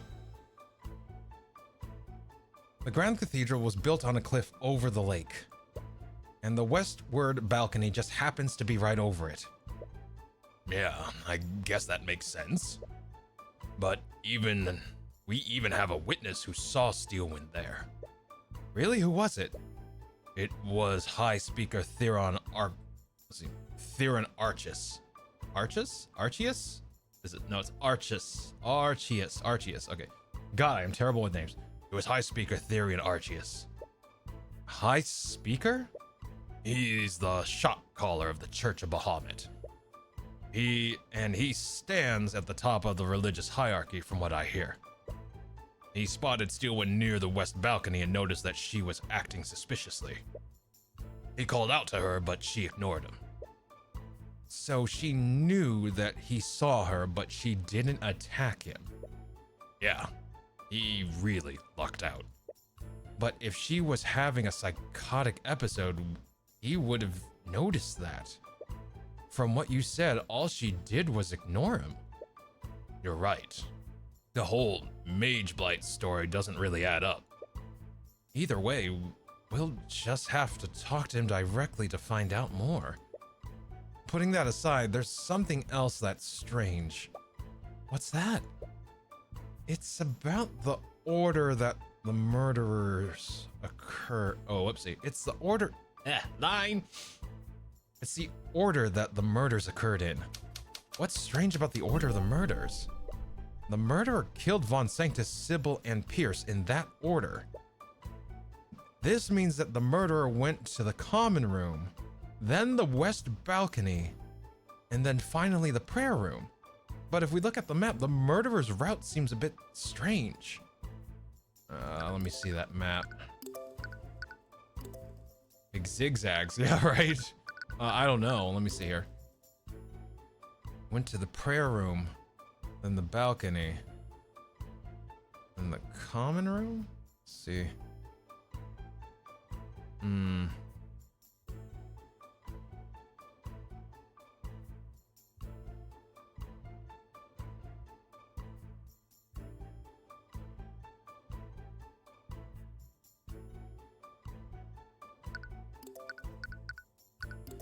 What's strange about the order of the murders? Common room, west balcony, prayer room.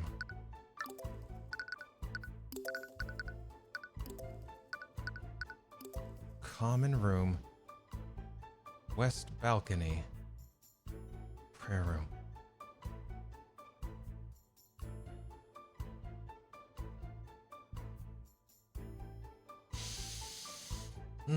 Wait. But they found her in the prayer room. How did she kill Lloyd then? She killed, wait, the autopsy shows that, Lloyd was incinerated.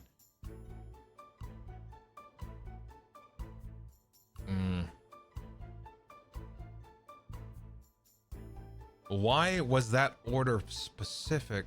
Wait, hold on. So I really wish there was a fucking hallway in all of these. Let's see. So they went from, let me, where was he killed again? He was killed in the prayer room.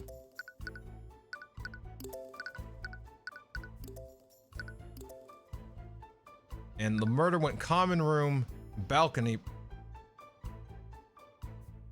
Okay, if we put hallways in between everything for ourselves, if you had a list of people, they could have killed Pierce second, but they didn't. Like if we do a correct, like a direct connect, common room, prayer room, balcony, but they went common room, balcony, prayer room. Skipped him or they saved him for last, something like that, something along those lines. That is weird. If you had a list of people, you're just trying to off them quickly. You're just trying to, you know, take care of business at that point, but there's something had to happen. Something dictated the order.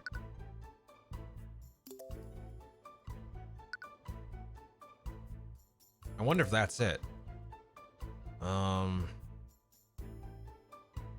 murderer could have killed Pierce second. Yeah, there we go. The murderer must have passed right by the prayer room before they dumped Sybil's body. Yeah, exactly. Okay. Why wouldn't they just murder Pierce on the way there? Maybe they wanted to dump Sybil's body first. Or they were afraid of fighting me. Are you giving yourself a little too much credit? No. She has a point.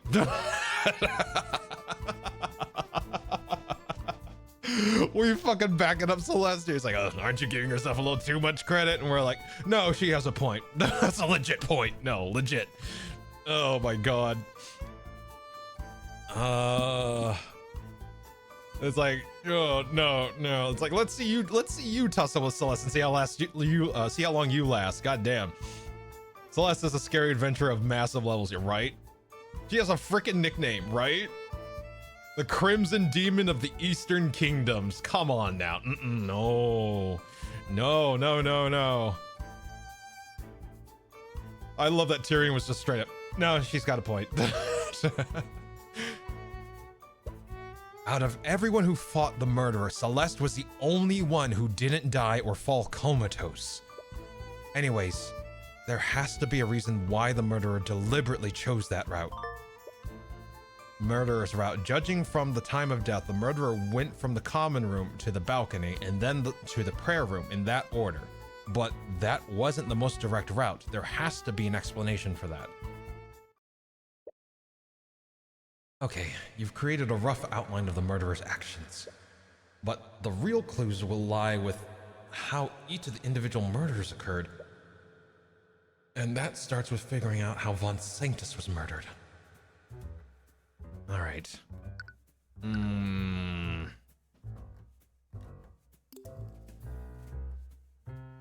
how were the murders discovered? How did the Inquisition find out about the murders anyway? Did a witness come across the bodies? It all started when Prince Alaric ran up to us. He told us that he saw a fire breaking out in the common room. We also saw Steelwind there, but when he tried to talk to her, she hit him with some kind of spell. She attacked one of the princes? Yeah, but it didn't look like she hurt him.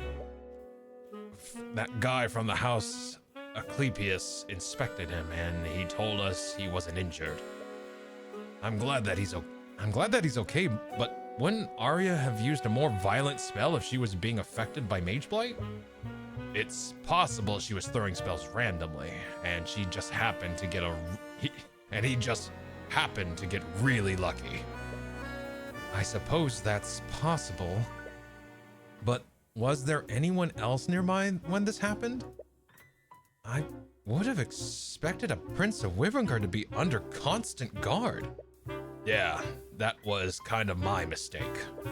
I ordered the knights to give him some space considering what just happened. And that would be... Sorry, kid. If you don't know, it's not my place to tell you. I'm pretty sure the king's dead. I'm pretty sure king's dead. If I had to guess, the king is dead. I have orders from the top to stay quiet about that. And it looks like you'll need to ask someone higher up. It's still strange, though. Why were all these nobles gathered here? Anyways, whatever the perp hit him with, it only put him in a daze. He could barely walk or talk. He couldn't even approach us until the spell had worn off. And the weirdest about it all, that was a weird way to phrase that sentence. And the weirdest about it all is that he was pretty close to where we were. But for some reason, we didn't find him until after the spell wore off. That must have been traumatic. I hope he's okay.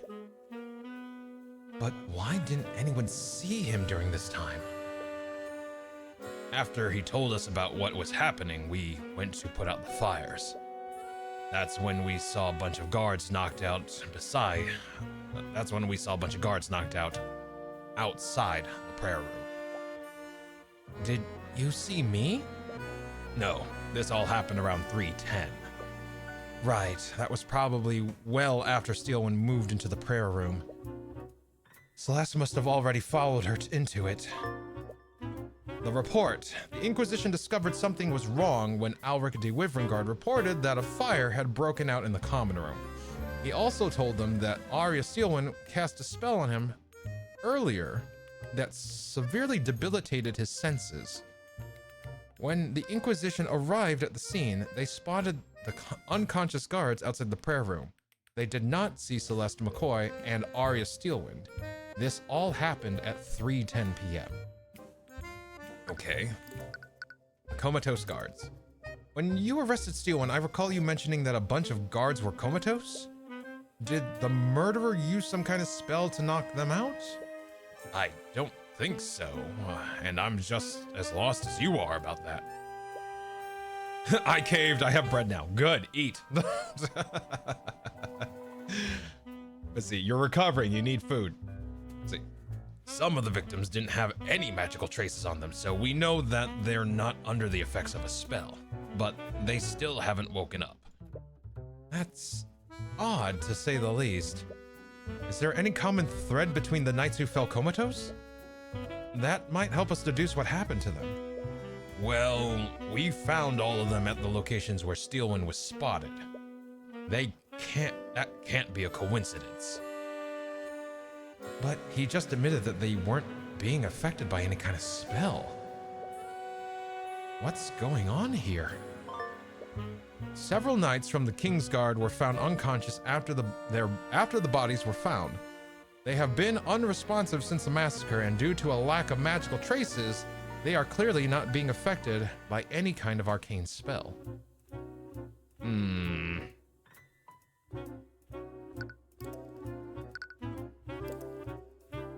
Commander White, you keep saying the perp instead of Steelwind, even though everyone else seems to think she was responsible for this.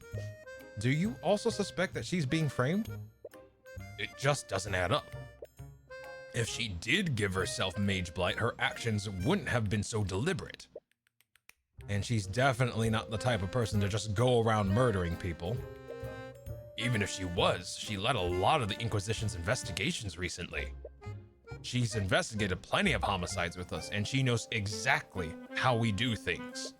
Whoever did this got the job done, but they were sloppy about it. A bunch of witnesses saw her, and she didn't even try to hide herself using magic. So either she had Mage Blight, which doesn't match with her behavior, or she did this intentionally and wanted to get caught. Neither scenario makes any damn sense. Someone has to be framing her. That's the only reasonable explanation. Honestly, I'm not sure about that either. What do you mean? You saw her when we arrested her, didn't you? She wanted us to lock her up. It's like she thought she was a danger to herself and others. Right, that's the same impression I got as well. If it weren't for the witnesses' statements, I'd be sure she gave herself Mage Blight. The strangest thing is that I've never seen her that scared before. Something really rattled her about what happened.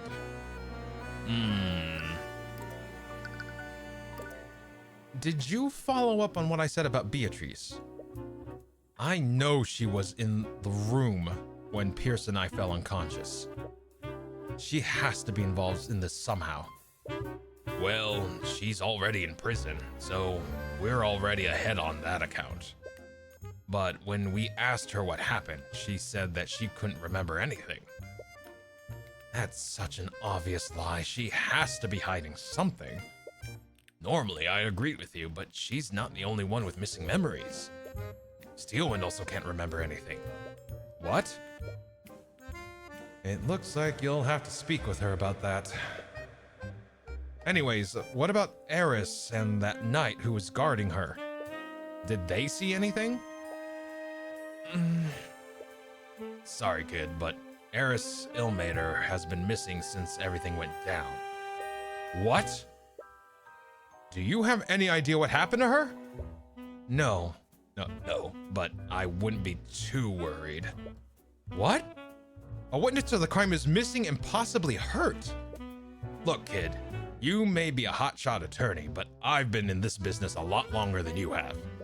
Sometimes when these things happen to civilians, they get spooked and run away. I've seen it a million times. You feel like he's not making as big a deal of this as he should be. But he might have a point. Eris is the daughter of a crime lord, after all. She might have gone into hiding to avoid having to speak with law enforcement. We don't have the resources to look for her, but I'm sure she'll turn up eventually. Well, I suppose we can't do anything about that now. But I still hope she's okay. Anyways, what about the knight guarding Beatrice? Surely he didn't go missing as well. That's the thing. The knight who was supposed to be watching her is one of the people who went comatose. We found him in front of the prayer room, too. Damn it! What is happening? What happened to him? To make matters worse, that Frege chick knows how to cast invisibility. So even if she was telling the truth, very few people would have actually seen her. But her guards was in front of the prayer room. She must have brought him there somehow. Beatrice's actions. You saw Beatrice Frege as you were losing consciousness. You only saw her for a brief moment. So it could have been an illusion. Regardless, that means that she somehow entered the prayer room at 2:30 p.m. A knight was assigned to guard Beatrice and kill her if Marinath attempted to escape. He was later found comatose in front of the prayer room. Eris Illmater, who was also with Beatrice when she disappeared, has been missing since the massacre. Let's see. I don't think Eris actually got spooked and ran away. There's no way. But if she was still around, you better believe the Inquisition would have fucking like detect magicked her, see all the fucking spells she may have been throwing, freaking question her, figure out what the fuck's going on, tie together that she's a person of illusion magic. You know, like, I'm pretty sure she got the fuck out of there just to, if she is involved, she got the fuck out of there to make sure that she wasn't around to be questioned. Pretty sure. Even if she was like pulling strings with Beatrice or something like that. Let's see. Anyways, would you happen to have a recent version of her spell compendium? Sure, we already have it on record. Beatrice's spell compendium. Beatrice Frega's spell compendium. It contains the formulas for the following spells: Familial Bond, Sleep, Mend Wounds, Send Message, Animate Corpse, Necrotic Blight, Shatter, Invisibility, Feign Death, and Illusory Disguise. Let's see. We're like, yeah, we know. We, the audience and player, know that she is. Celeste, Tyrion, Commander White, Arya, they don't know. They don't fucking know. Hell, I mean, even Wallace doesn't really know. Feign Death sounds rad. Yeah, it gives you the appearance of dead, but you're not dead. you basically, it looks like you fall into like 1 HP. That's basically it. Familial Bond. Okay, we know about Familial Bond. Mend Wounds we know about. Send a Message we know about because of Aster. Animate Corpse we know about because Wallace. Or the Nightgrave case. Necrotic Blight we know. Pulls the life energy from a target, yep. Shatter. Okay, channels. Let's see. Evocation. Cretea. None. While concentration, yes. Channels the caster's magic into any physical object they are touching with their hands. If enough magic is channeled, the object may shatter or break. The intensity of this spell will exponentially increase while they are concentrating. However, channeling larger quantities of magic will slowly drain the caster's stamina and possibly cause Mage Blight. Let's see. Ghosty. Invisibility, we know what that's like. Feign Death. Okay. Necromancy, Felnorma. Let's see. Gesture, none. Duration, indefinitely. Concentration, yes. The caster must target a creature that's already unconscious. While they concentrate on this spell, the target will appear to be dead. The target creature will stop breathing and their heart will stop beating. However, the life energies of this spell will keep them alive for the duration. Illusory Disguise we know about. Right, I forgot how many spells she knew how to cast. Let's see, the first victim, Lloyd von Sanctus. It's a little difficult to take in, and I still can't believe it. After everything he did, von Sanctus was just murdered. I'm surprised to hear that from you. Didn't he basically get away with offing Justin Wade? The way I see it, he got what he deserved. That still doesn't sit right with me. No matter who the victim may have been, no one deserves to die like that. You're definitely a bigger man than I am. Anyways, von Sanctus's autopsy report says that he died of suffocation. We think the murderer overpowered him and choked him with a rope or something. That hardly sounds like something someone would do during a psychotic episode. Yeah, the more info I get, the more I think you might be onto something. But either way, the fire that the perp started in this room burnt his body. It didn't completely turn it to ash, it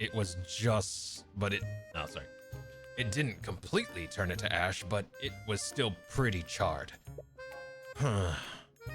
So that fire would have burned away any evidence of the minor wounds he had. Yeah, we're lucky we're even listen. Oh my god. Yeah, we're lucky we even discerned he was hit with an evil. Oh my god, I might need to take a break. Jesus Christ. Okay. All right. Yeah. We're lucky. Yeah, we're lucky we even discerned he was hit with an evocation spell. Let's see. Seek fluid intake. Let's see. Thanks for the care package, Ghosty. All right, hold up. Okay, I'm out of bread. I'm out of bread. Let's hope I don't pass out. Hey, if you need the sleep, like if your body says you need sleep, Ghosty. Walk it off, DA. I think I might need more food. That's what it is. I made like a fuck ton of rice and I didn't eat any of it. I had food prior, but like I made a fuck ton of rice and I didn't have any of it. That said, it's still in the rice cooker warm. It's still warm in the rice cooker, so I'm not too worried about it. Right, the autopsy report mentioned that too. But if a fire was started, it is possible that he died from smoke inhalation? No, the divination spell we used always identifies smoke inhalation as death by poisoning, not death by suffocation. I suppose that kind of makes sense. But it's still a shame that we can't find out how the murderer suffocated him.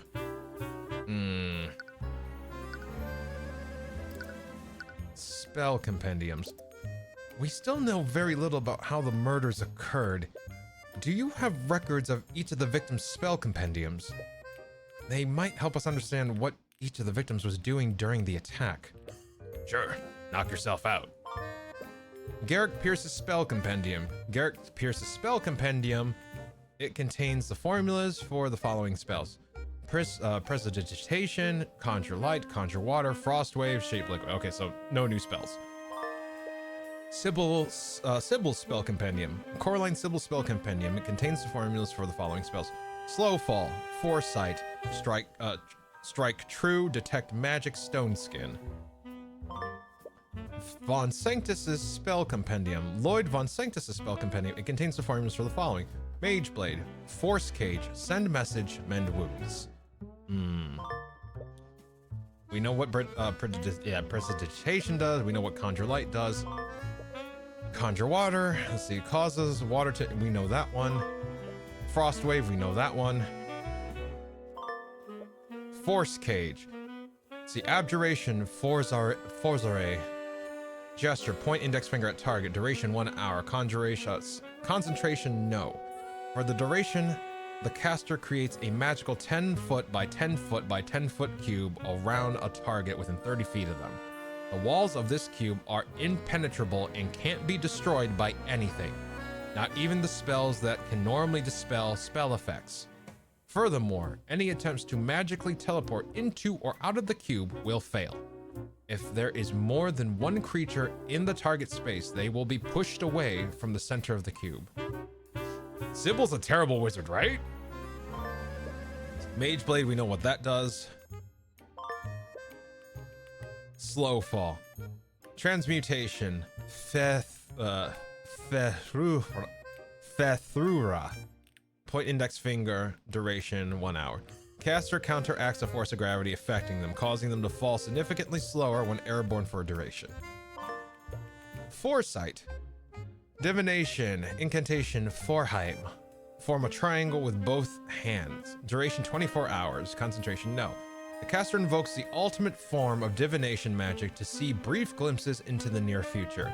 While this spell is active, the caster is able to sense danger seconds before it actually happens. True Strike. Divination.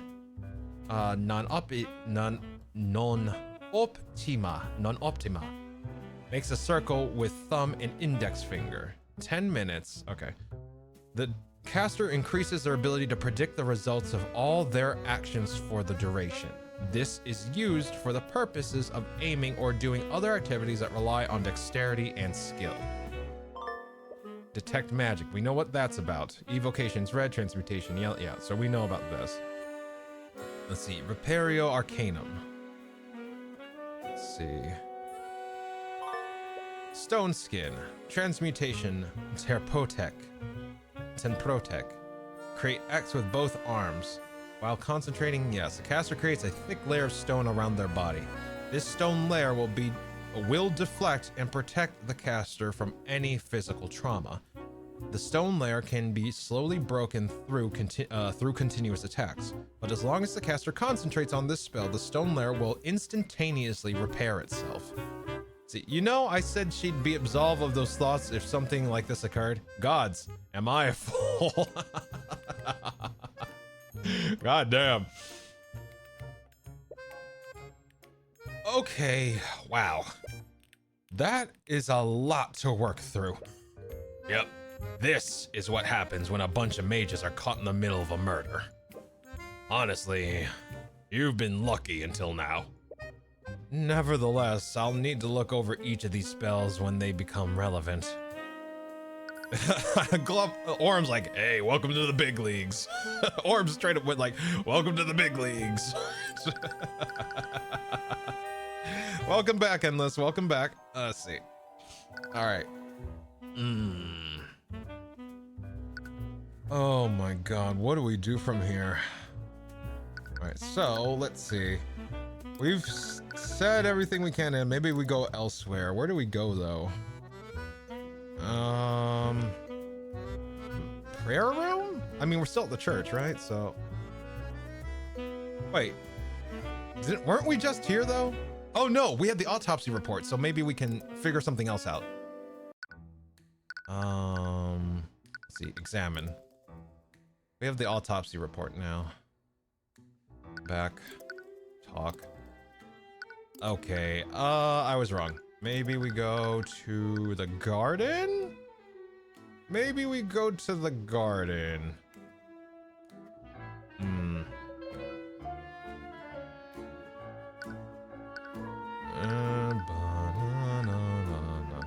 Nave. Common room. Garden. Dungeon. Let's go to the garden.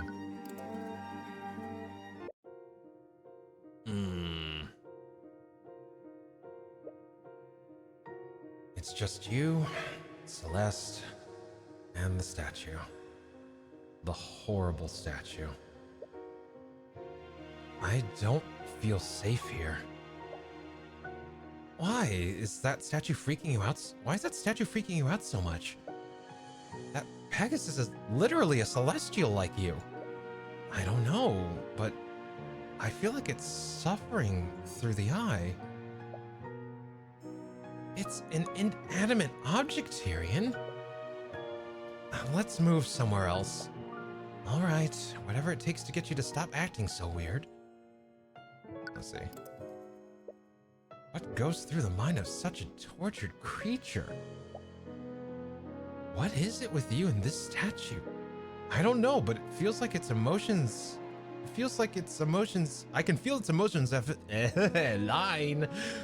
I don't know, but I can feel its emotions as if they were my own. It's an inanimate object, Tyrion.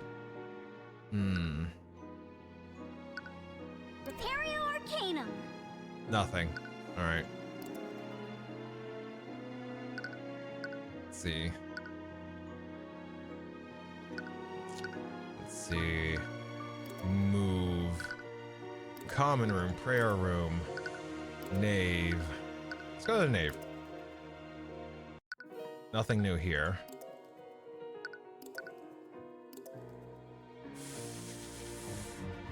All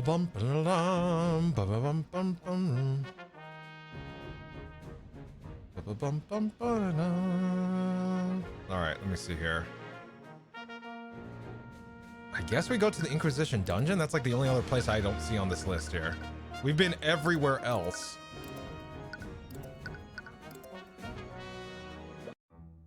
See, you arrive at the dungeon to speak with Steelwind, but you can't find her anywhere. The Inquisition in the Kingsguard must still be processing her. We should come back later. Ah, shit. Okay, so maybe I'm missing something with one of the dialogues. You know what? Yeah, you know what? Let's take a short break. Let's take a quick 5-ish minute break. We'll run 3 minutes of ads during that break, and that will give me time to get more water and maybe a little bit of food for me, because maybe that's why I'm kind of tripping over my words so goddamn much. So before that, I'm going to move to the nave because I like the music. All right. I really liked this song, especially when Aster revealed that he was his full name. It fits so well for someone like him. Because he's not like a straight up asshole. Well, I mean, he's not even an asshole. He's a very soft boy, but he knows how to wield the power he has, though. So I really like Aster as a character. Like, he is a breath of fresh air from all the other nobility. All right. So, anyways, we're gonna take a 5-ish minute break. It might be a little longer, might be a little shorter. We'll see. But I encourage you all to do the same. Use the bathroom, walk around, do what you can. I see you, Ghosty. But anyways, 5-minute-ish break. Please do what you got to do, and we'll catch you in a little bit here. BRB.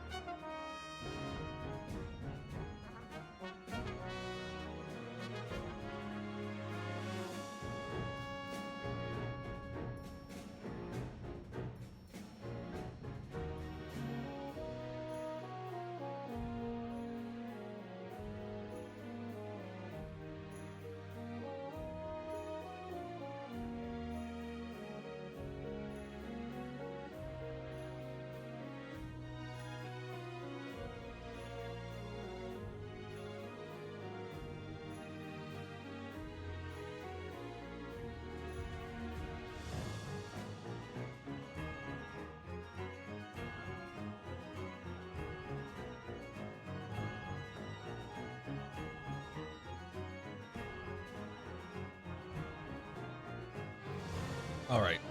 I'm here. I'm still eating, but we're here. All right.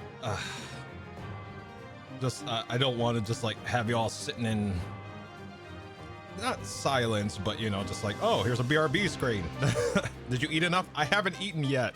I'm actually in the process of eating, but I figured I eat while I chat with you at the very least, because I'm pretty sure that would be kind of boring for y'all. Eat the fuck. I'm eating, damn it. Jesus Christ. All right. Hey, Endless, welcome back. Welcome back. There we go.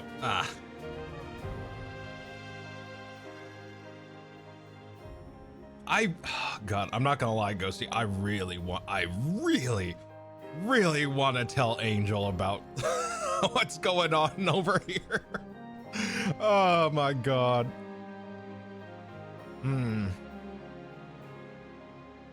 Do not. Oh man, but it's so good. I'll be so bad. Fine.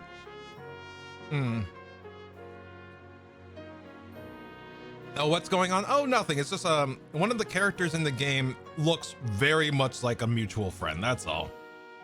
That's all.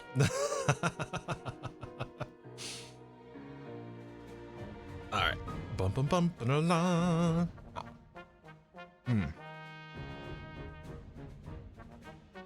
How about you eat, huh?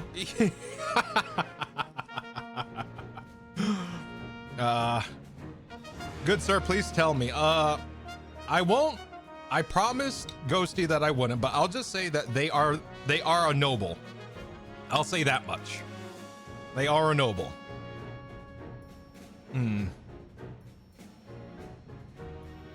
Okay. I keep my promises, but my contract, I'm still within the lines of my contract when I say this, but they are noble, yes. All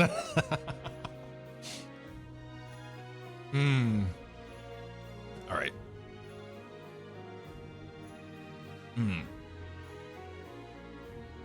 Shaving off years of my life. Basically, the terms of the agreement is if Angel finds out through his own means, then I can talk about it. But I will not hint nor suggest what has happened.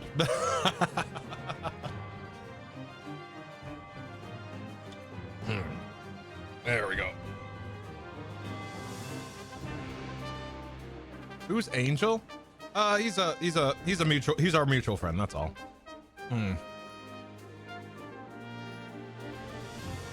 Angel's just our mutual friend. There we go.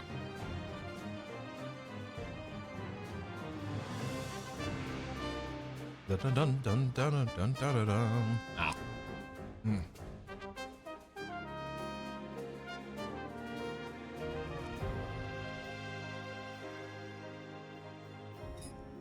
Also, I will amend the contract that my mods are going to be held to the same regard. The agreement does extend to the mods, so I'm looking at you, Shay. Don't you do it. Don't you do it.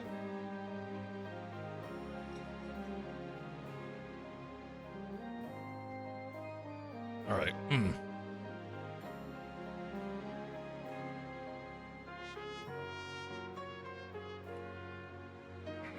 Don't worry, this is delectable without anything further. All right. Okay.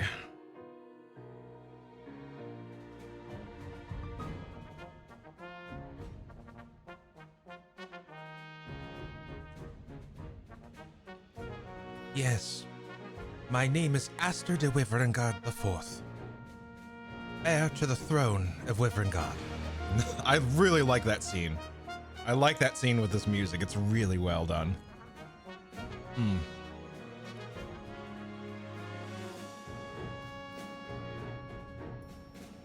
All right. I don't know why. It felt really cool. All right. His reveal was really cool. just being this fanboy, then suddenly it's like, oh, you're the crown fucking prince. Oh god.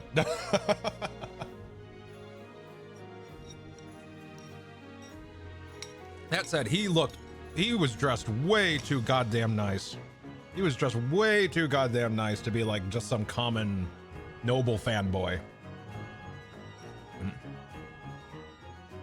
All right. Almost done. For real, it was just the, oh, you're the crown prince. Oh, you're the crown prince. Yeah, exactly. It's like, holy shit, you're the crown prince.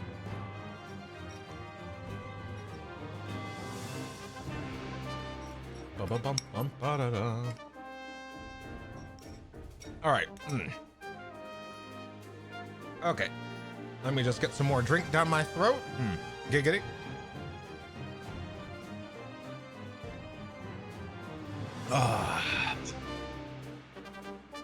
There we go.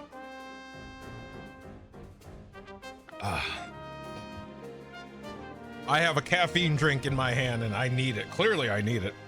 All right. All right, we're back. All right, so we need to figure out where the fuck we need to go, cause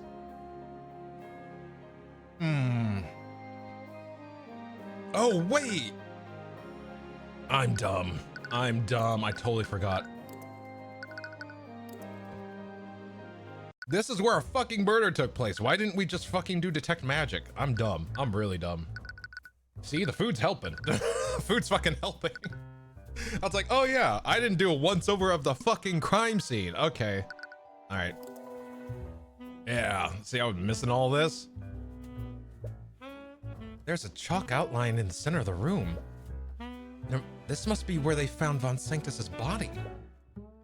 There's even bits of ash here. It must be the burnt fragments of the body. Even now, the sunlight is shining through the stained glass windows. It looks like the fire reached them before it was put out. Anything else? Oh, there's something else here. Hold on, let me see here. What was that?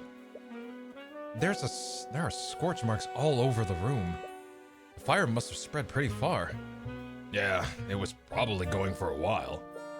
No one even noticed it was... No one even noticed it until Prince Alaric told the Kingsguard what he saw. Interesting. We should speak with him and see if he saw anything else. Let's see here. Welcome back, good sir. Thank you, thank you. Let's see. Well, it looks like that they set the place on fire. Yep, yeah.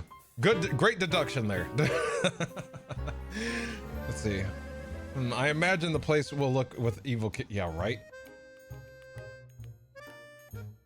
This definitely looks like the place where the evocation mage, like, conference took place, you know, fuck. Alright, detect magic. Repario Arcanum. Oh, shit. It looks like that Von Sanctus actually did erect that fucking force cage. There's a trace of abjuration magic here in the center of the room. Do the traces overlap with the body? It's sort of squared shaped? Squared shape. I can't see the traces, but there also seems to be a squared shaped outline around the body. You're right, they overlap perfectly. The area inside the square is a lot less burnt now that I look at it. I'm not sure what this means yet, but it's definitely worth taking note of. Yeah, Von Sanctus tried to protect himself. There's traces of abjuration magic that form a perfect square around the body. Yeah, 10 foot by 10 foot by 10 foot. Let's see. Yeah, he tried to protect himself with force cage. Literally smoked him like a goddamn steak. Yeah, not wrong. See, they set fire everywhere to choke him out. Yeah, right? That's exactly how he went. There's a trace of evocation magic near the body. That matches his autopsy report. The murderer must have hit him with an evocation spell. There are traces of evocation magic in a bunch of different spots around the room. We think the perp threw a bunch of fire-based evocation spells around to start a fire. And the Kingsguard used a bunch of water-based evocation spells to put it out before the fire spread. That makes sense. With that knowledge in mind, there's nothing out of the ordinary here. Anything else? Yeah, he used that force cage to try to protect himself, but then he got smoked the fuck out. Let's see. Speaking of Angel. There we go.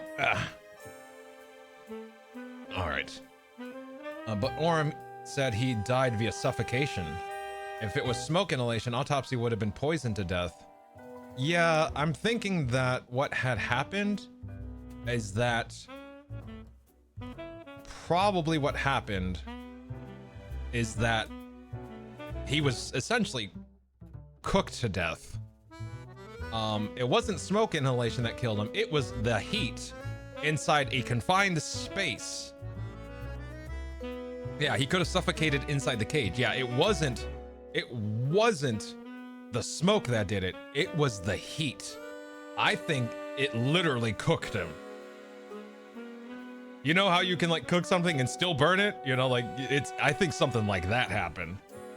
There was likely no smoke in the cage. Yeah, there was absolutely no smoke. The only thing that burnt him was the evocation spell that initially hit him. And then he brought up, like, I think the series of events is he got hit with the evocation spell. He tries to protect himself with the force cage, and seeing what they had done, the murderer goes, okay, fine, you can stay in there, and then just lights the room on fire. That's it. And maybe the reason why Prince Alaric was essentially a spell was casted on him is so that he can't report what's going on while he's like essentially inebriated, which gives time for Von Sanctus to die in this mean, like in the way that this was set up.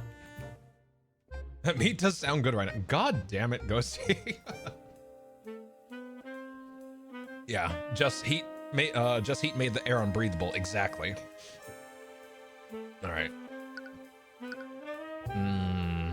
All right. Oh, there we go. Oh, you know what? That's what I need to remember. I need to have it tell me that you found everything. You think you found everything you can relating to Von Sanctus's murder. Perhaps you should move somewhere else. All right, yeah. Like I should pay attention to that. Hey, West Balcony. We could go there. Haven't been there yet.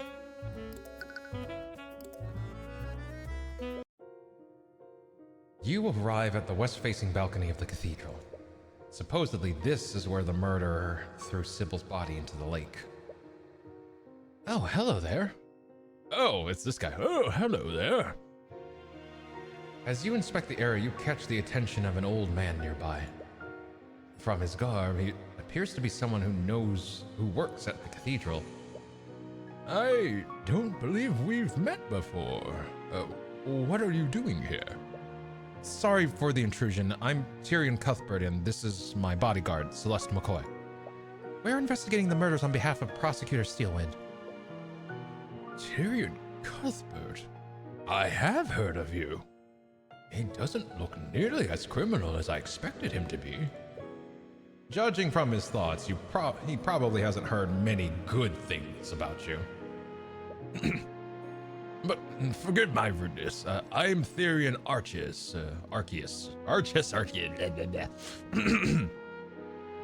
But forgive my rudeness. I'm Tyrion Arceus, High Speaker of the Church of Bahamut. Tyrion Arceus.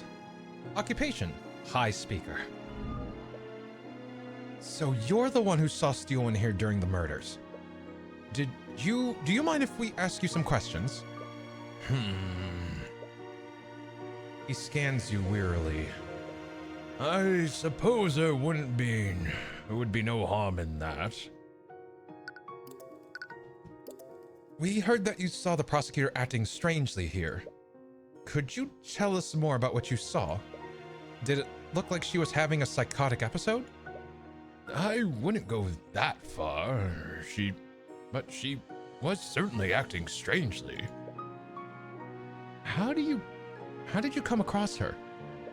Well, I was on my way to the prayer room. I always recite prayers from the draconic texts around that time. Wait, he was heading to the prayer room? When I saw her, I thought she was just enjoying the view of the lake. I was about to greet her, but when I approached, I saw that she was throwing someone or something off the edge of the balcony. You must have seen her dumping Sybil's body. You're probably correct. I came to the same conclusion after they found that poor woman's body below us. Although, What is it? I only saw it for a second, so perhaps I'm wrong. But Lady Sybil was wearing much brighter colors this morning. Whatever Lady Steelwind threw into the lake, it looked much darker. What does that mean?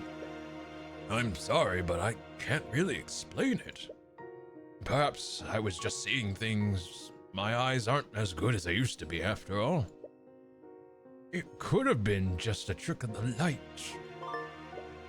Tyrion Archius was on his way to the prayer room to recite his prayers. On his way there, he spotted Arya Steelwind throwing something off the west balcony. He wasn't able to see what she threw, but after Coraline Sybil's body was found in Lake Galacrond, he assumed the object must have been Sybil's body. However, he could have sworn that he saw something darker, but he's still not sure. She probably did cast Stone Skin on herself. If that was in her spell compendium. Let me see here. Compendium. Yeah, Stone Skin, that would make sense. Alright, talk. Prayer room. Wait, you said you saw Arya dumping Lady Sybil's body. She must have just murdered her. That means you must have been heading to where we were at the time?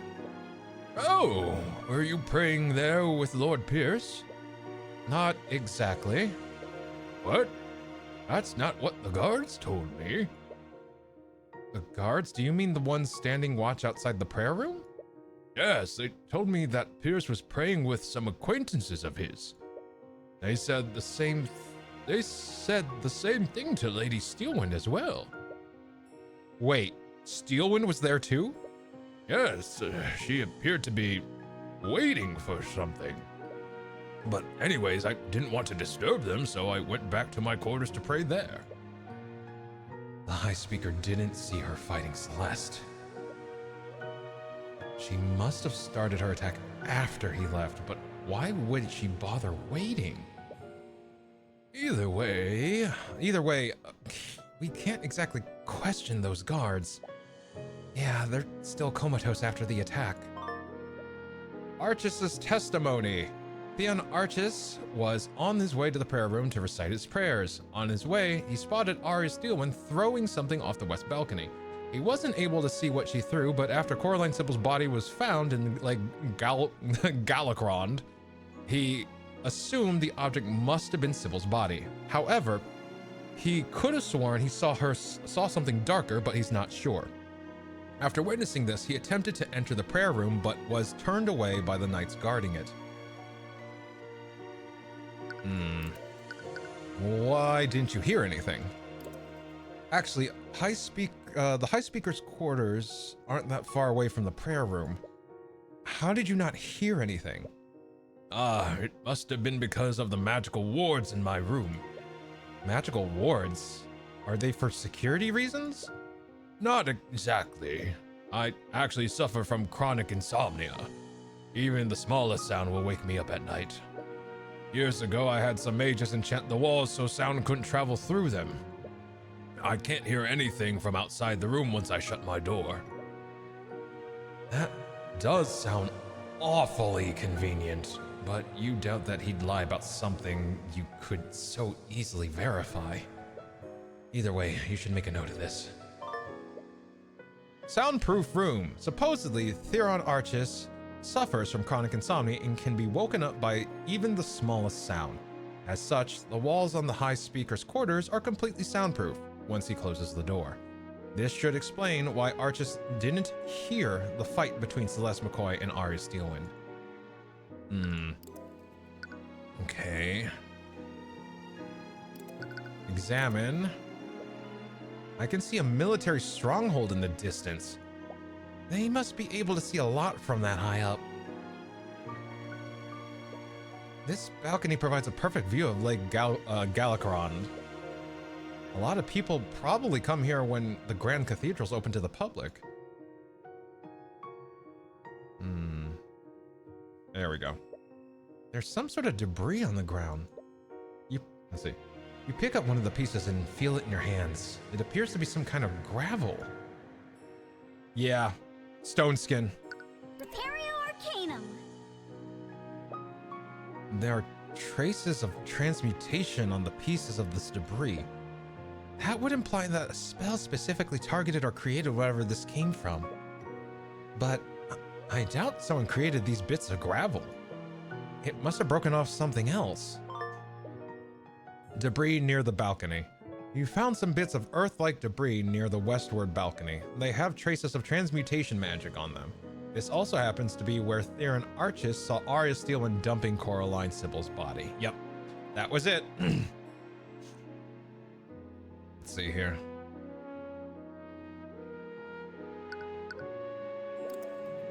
You believe you found everything you can here. Perhaps you should move somewhere else. All right. Where do we go? I'm gonna try the garden again. Maybe we have enough to actually continue in the garden. You arrive back at the cathedral's garden and come across that accursed statue again. I gotta go. Time for bedtime. All right, rest well, Endless. Thank you again for hanging out with us, and I hope you sleep well. See. It's staring into my soul. Then stop looking at it. As you move your attention away from the grotesque sculpture, you spot the Crown Prince. He's sitting on a bench, guarded by some knights from the King's Guard. His brow is furrowed, and he seems to be deep in thought. Mr. Cuthbert and Miss McCoy, too. What are you still doing here? We're trying to investigate what happened. We're looking around when we just happened to find you here. I see. Are you okay? Yes, I was just thinking how unfortunate this ordeal... Yes. Hold on. Yes, I was just thinking how unfortunate this ordeal has been. I do hope Miss Steelwind is taking this well. Right. She is his fiancée after all.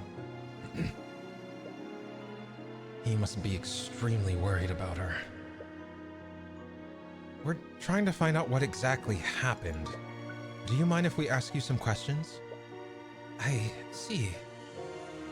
Well, I'll do whatever I can to help.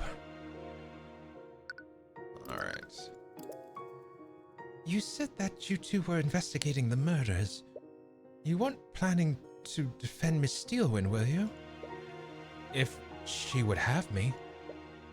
She may be a competent prosecutor, but I have far more experience defending clients. Unfortunately, I think the situation is more complicated than that. What do you mean? Several house leaders died today. We can't release this information to the public. Not after the news of William Frega's death has already spread. In the course of 2 months, we've lost not 1, but 3 members of the Pillar families. But the trial has to happen soon, or else the magical traces left will disappear. From what I've heard, we will be holding a trial, but it will be handled privately and internally. And I'm sorry to say that you won't be permitted to serve in such a trial. Right. A majority of the nobility hates me, after all. you wouldn't be able to pull some strings, would you, Aster? I'm sorry. I'd like nothing more than to give you the opportunity to represent her. But I clearly have a personal attachment to this case.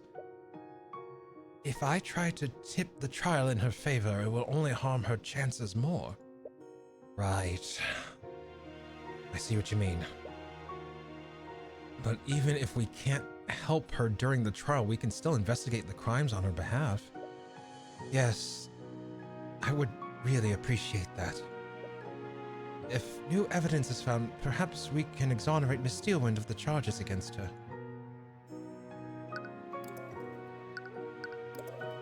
After everything that's happened, I really need to know. Why were there so many nobles gathered in one place anyways? All 4 of the Pillar families were present. I understand if you don't want to tell me, but this information could be vital in figuring out what really happened. No, I see your point. The truth is, we all gathered to mourn the death of my father, King Oliver de Wyverngard IX. Wait, the king is dead? Yes, we wanted to avoid releasing this information to the public so close to the death of William Frege. My father has been ill for quite some time, so we were prepared for this. Or at least, I thought I was. I also lost my mother when I was quite young. But it's still all a little hard to take in. I'm sorry. You have my condolences. Thank you. But if King Oliver's dead, that would make you... Yes, you are currently standing before King Aster de Wyverngard, ruler of our kingdom. Considering everything that's happened, he seems less than thrilled about that. I suppose that explains why all these nobles were gathered. They came under the guise of paying their respects. But it's clear they all wanted to get closer to the new king of Wyverngard. I think the Freges were the only ones who genuinely came to give their condolences. Speaking of the Freges, I think you need to know. I saw Beatrice before I was knocked out. I think she may have been the one that killed Garrick Pierce. Why would she be there? I'm sorry, I know she's your friend. But we already know she's not above committing murder. I see. I suppose if you're saying it, it must be so. But what possible reason would she have to be involved in something like this? I'm not sure yet, but I plan to find that out. By the way, where were you during the murders? I remember you left with Steel when Celeste and I arrived at the cathedral. Ah, yes. Steelwind and I left to speak with High Speaker Archis in his quarters. What was your meeting about? It was actually about our wedding. With my father's death, Lord Steelwind wanted to finally make our union official. Oh! I would congratulate you two, but considering the circumstances, I understand. And I appreciate your words nonetheless. Anyways, how long did this meeting last? I believe we spoke with him until 1:40 p.m. But Von Sanctus died at 2:05 p.m. That means that she began her rampage less than half an hour after that meeting. Was there anything off about her behavior? Now that you mention it, something about her demeanor changed. We were speaking of the wedding when she abruptly left. I asked her where she was going, but she ignored me. That sounds similar to what happened when Celeste fought her. There's no way she was affected by Mage Blight. Marriage meeting. From 1:15 p.m. to 1:40 p.m., Aster de Wyverngard and Arya Steelwind spoke with High Speaker Theron Archis about their upcoming wedding. At 1:40 p.m., Steelwind abruptly left the meeting and didn't answer Aster when asked where she was going. I honestly didn't think much of it at the time. I'm quite used to her giving me the cold shoulder. Right. Is it possible that the Steelwind the witness saw wasn't actually real? Does that mean that the Steelwind that attended the meeting was also a fake?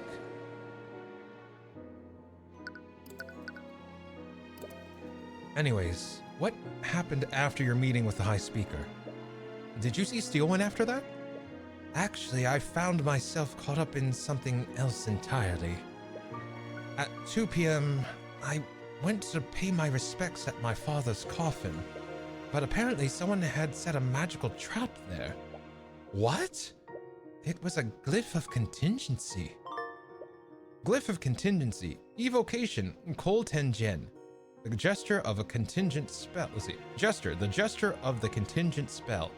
Duration 24 hours. Concentration, no. When casting this spell, the caster must choose another spell they know. The caster casts that spell, but the contingent spell does not come into effect.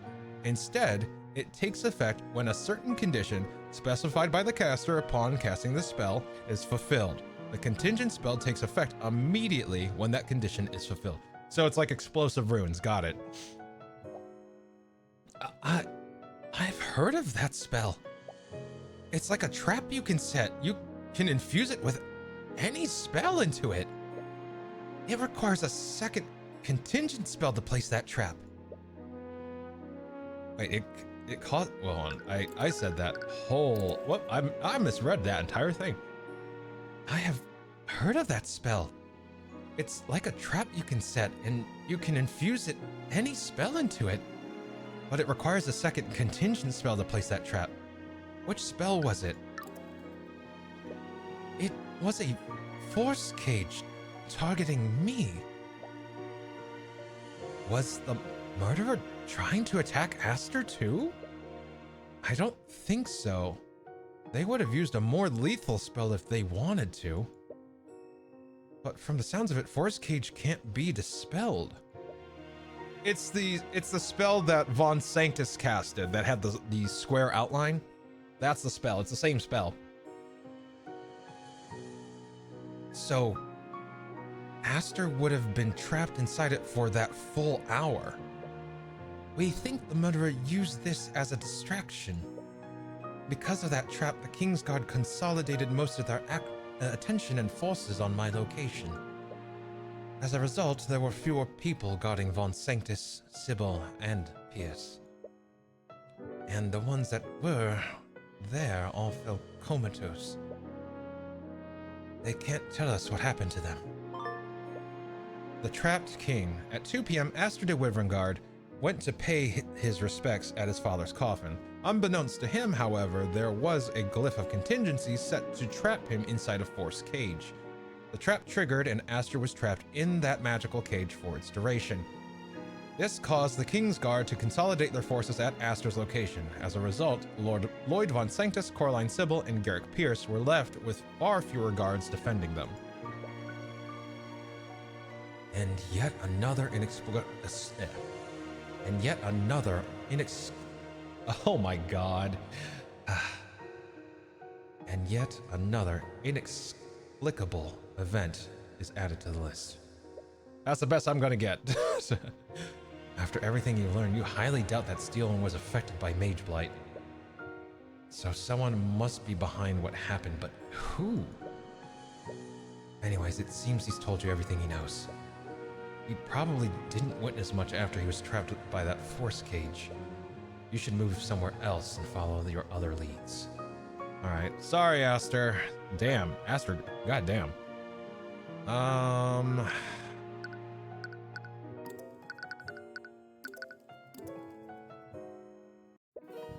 Oh, fuck, the small one. All right, hold up.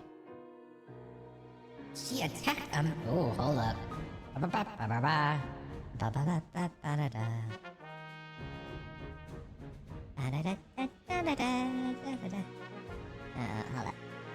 Too far. About there? No, a little more. Little more. Need to sound more annoying. That's too foamy. How about there? Here? No, we'll go with this. Let's go a little higher. About here. There we go. Maybe? There we go. She attacked a member of the royal family and killed several nobles. What else is there to investigate? The laws are clear about what we must do. We should execute her immediately. Alric, this situation is far too much more... Alric, this situation is of far too much import to make such rash decisions. We need to approach this calmly and carefully. As you return to the nave, you spot the young prince in an argument with that nobleman you saw earlier. Now that you think of it, you still have no idea who he is. Oh, it's you two.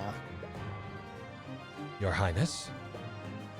And I don't think we've been introduced. What? I see you're still as insolent as ever.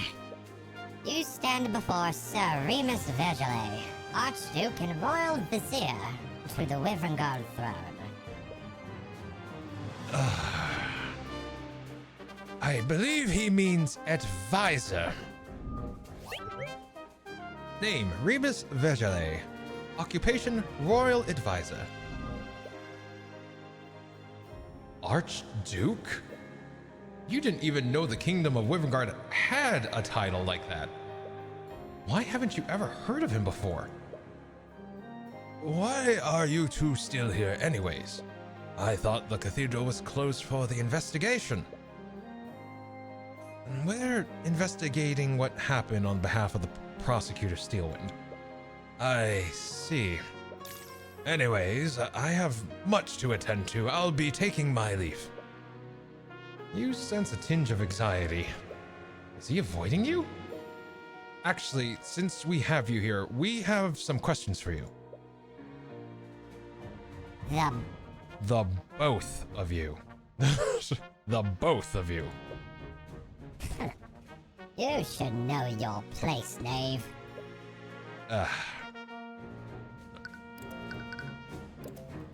Your Grace, where were you when the murders took place? Just what are you trying to insinuate?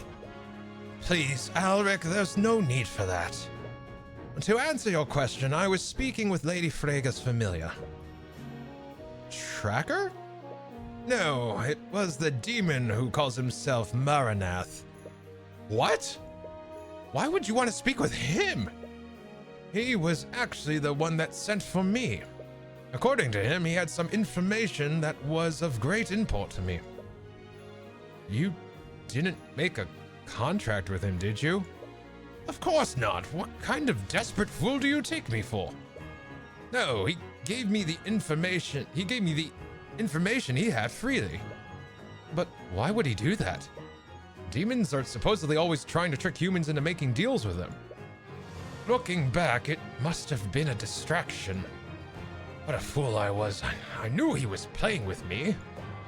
But I knew he couldn't tell lies, and the information he had was too important to ignore.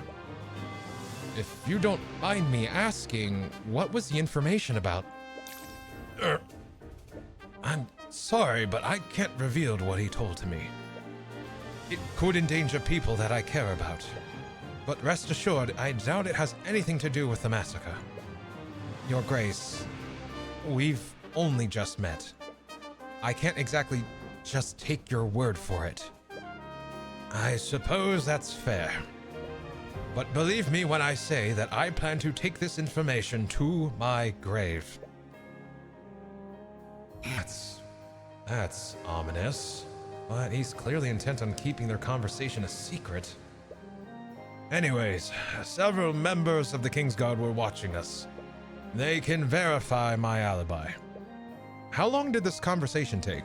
I arrived to speak with him at 1:50 p.m. and I didn't leave until 3:10 p.m. Vergele's alibi. The demon Maraneth called Archduke Remus Vergele to meet with him at 1:50 p.m. He apparently had some very important information that Vergele couldn't ignore. Vergele spoke with Maraneth until 3:10 p.m. The members of the King's Guard guarding the demon can verify this.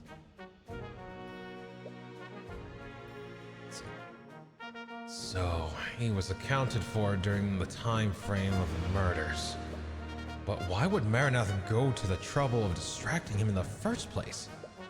Whoever orchestrated this is also used a force cage to trap Aster. Were they trying to distract the forces in the cathedral? Or were they trying to keep certain people out of the crossfire? Either way, it's clear that Beatrice has a lot to answer for.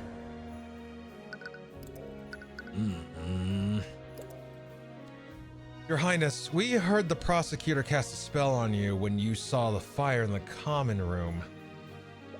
Can you tell us more about what happened? I can't believe she attacked a member of the royal family. She was completely irresponsible with her magic.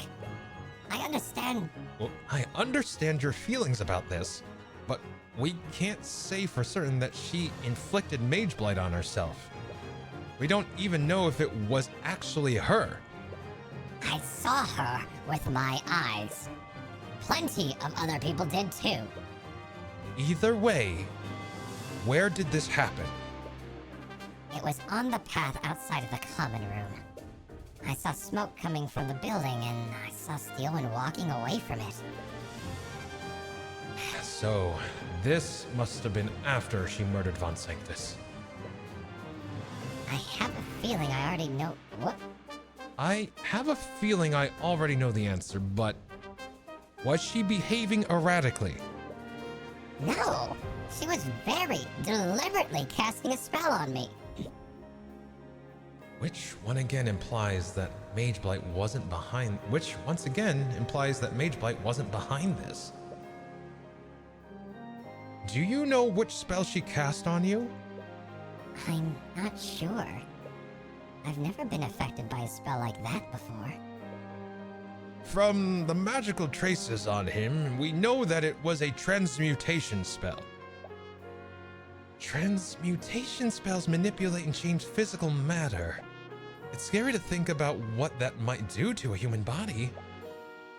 Are you sure he's okay? Oh my god, Asclepius? Lord Asclepius inspected him and he doesn't appear to have any lasting injuries. We're hoping the spell effects were only temporary. Let's see. Can you describe what you felt while you were affected by it? That might help us identify which spell it was. Well, I was extremely dazed and my ears were ringing. My vision was also partially blurred. It was as if my mind was in some sort of fog. Whenever I tried to speak, I couldn't even form words with my mouth.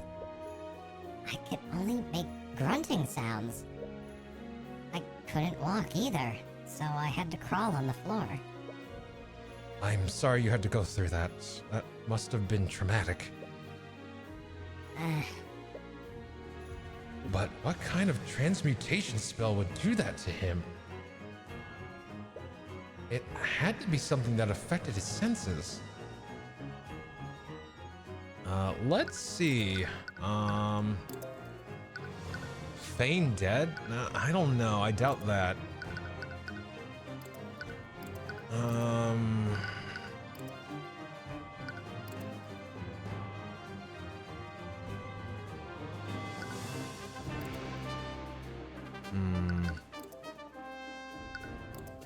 Let's see Feign dead.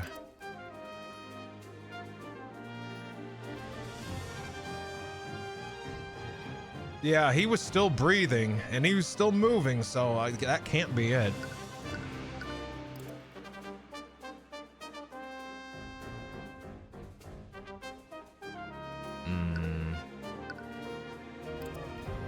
said his ears were ringing, so I imagine it could be, let me check the compendiums here. It could be shatter. It could be shatter.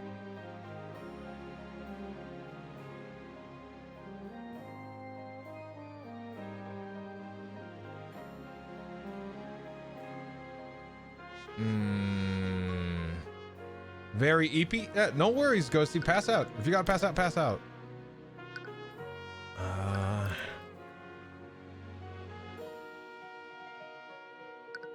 I'm wondering if Shatter could have done that.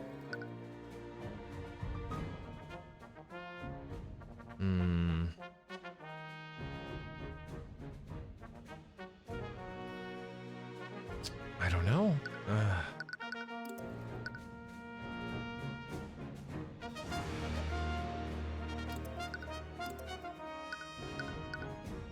I don't know if the spell is actually here. We'll have to figure that out further down the line, I guess. You already told us that she wasn't acting erratically. But was there anything off about her demeanor? I only saw her for a moment, but she was definitely different than usual. She was completely emotionless. Yeah, that's exactly what she was like when I fought her too. It's like she was an arcane construct. Her movements were almost robotic. Wait. Are there any arcane constructs on the cathedral grounds? No, not for lack of trying on Lord Von Sanctus's part. The High Speaker and I have specifically forbidden the staff here from using them. It would be really convenient if all of this was done using construct. Although, you are a little tired of seeing them in your cases. Anyways, was anyone else around when Steelwind cast that transmutation spell on you? No, she moved away quickly after she incapacitated me. And even if someone was around, I don't think I could have seen them anyways. Alaric D. Wyverngard saw Arya Steelwind exiting the common room. He saw that a fire had started there, but when he asked Steelwind what was going on, she cast a transmutation spell on him. This spell blurred his vision and put him in a daze. His ears were ringing and he was unable to speak or walk properly. He could only move by crawling on the ground. Strangely, no one saw him while he was in this state.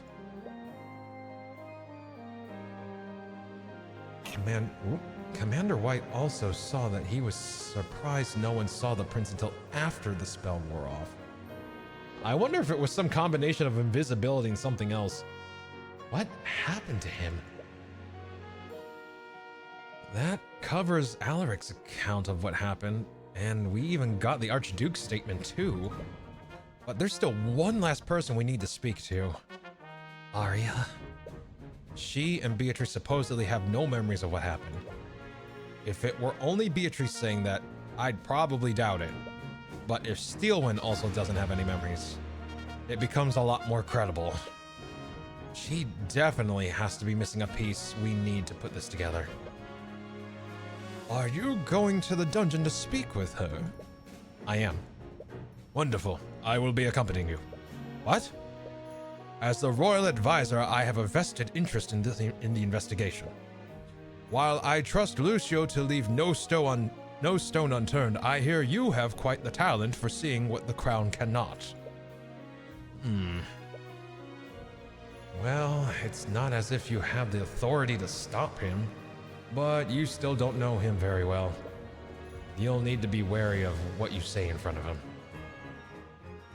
All right, I guess we're going to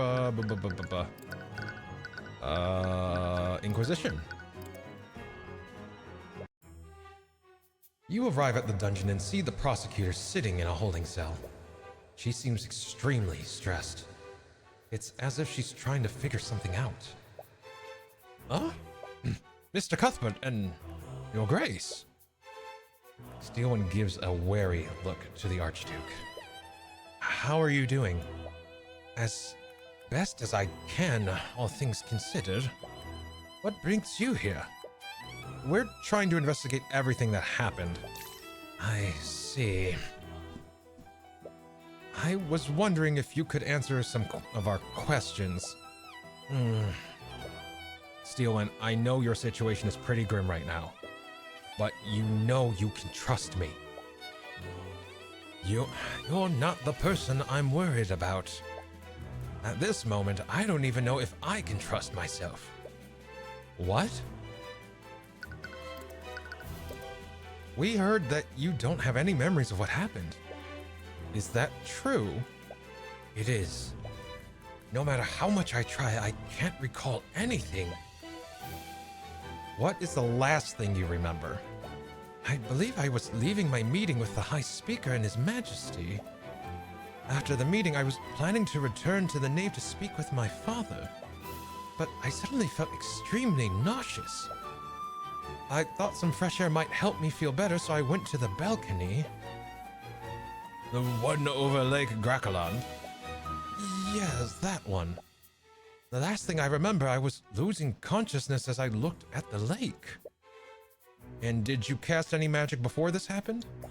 No, I didn't. Are you sure you don't remember anything after that? I don't. All I remember is waking up to the sound of someone sobbing. It was Celeste. She was crying over your unconscious body, Mr. Cuthbert. Arya Steelwind has no memories of what happened after she left her meeting with Theron Archis and Aster de Wyverngard. After she left the meeting, she began heading to the nave to speak with her father. However, she suddenly felt nauseous and went to the westward balcony. She lost consciousness soon after. She later regained consciousness in the prayer room when she heard Celeste McCoy crying over your unconscious body. She did not cast any magic before she fell unconscious. My notebook is getting a goddamn workout. Holy fuck, this is a lot. I feel like we've completely ruled out Mage Blight. So I doubt that's why you can't remember anything. Hey, Mud King, welcome in. Hope you're doing well. Hopefully we can help you decompress and relax for the evening while we go through this case. So I doubt that's why you can't remember anything. Are there any spells that can specifically modify or destroy people's memories? It would certainly explain a lot of this. No, arcane spells can only affect the physical world. But throughout history, mages have attempted to develop spells that can affect the mind. There's no recorded history of any of them succeeding. But you're assuming that arcane spells are the only type of magic that exists. What? I think you've observed it already. There are magical creatures in this world that don't use arcane magic. Isn't that right, Mr. Cuthbert? What? Does he know about the Eye of Horus? I'm not sure what you're trying to imply. Don't make me for a fool. Several of my associates attended Frega's trial, and they all heard what that demon referred to you as. Heavensborn. If I learned that Lumina had anything to do with this, Your Grace, I am not an agent of the Theocracy. And even if that is what you, and even if what you're saying is true, I wasn't the one who manipulated Steelwind's memories. But I suppose you raise a good point. If someone affected Steelwind's memories, it wasn't necessarily an arcane spell. In fact, it couldn't have been an arcane spell. It was definitely something else. You're probably right. Which proves that I'm responsible for the murders. What? You just said that you don't have any memories of what happened. Why are you so convinced that you're responsible for this? I told the Inquisition already. I saw Beatrice before I passed out. She's clearly involved in this somehow. There's more to this than you realize, Mr. Cuthbert. For the past few months, the Inquisition and I have been investigating a string of seemingly unrelated murders. During each of those cases, we were able to apprehend the perpetrator without issue. But there was always something off about them during questioning. The murderers, they were abnormally gruesome and passionate, and each of the perpetrators said the same thing. They all said that they had no choice. No choice. Cases like this have been occurring throughout Wyverngard, and very little connects the perpetrators to each other. All except one thing. Each of them acted as if someone had controlled them against their will. They were probably just desperate. Most murderers try to make excuses after they're caught. They could even just be in complete denial. Orem said the same thing, but these cases were far too similar for me to ignore. I wondered if they were telling the truth. Perhaps each of these murders was committed by an unknown party. I didn't have any concrete evidence, but I knew I was getting closer to something.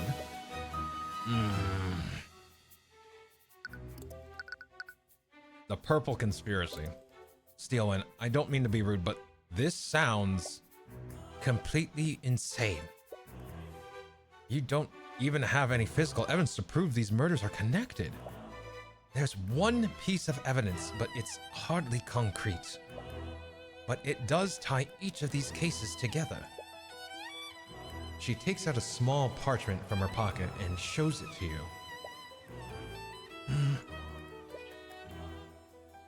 It's a purple symbol.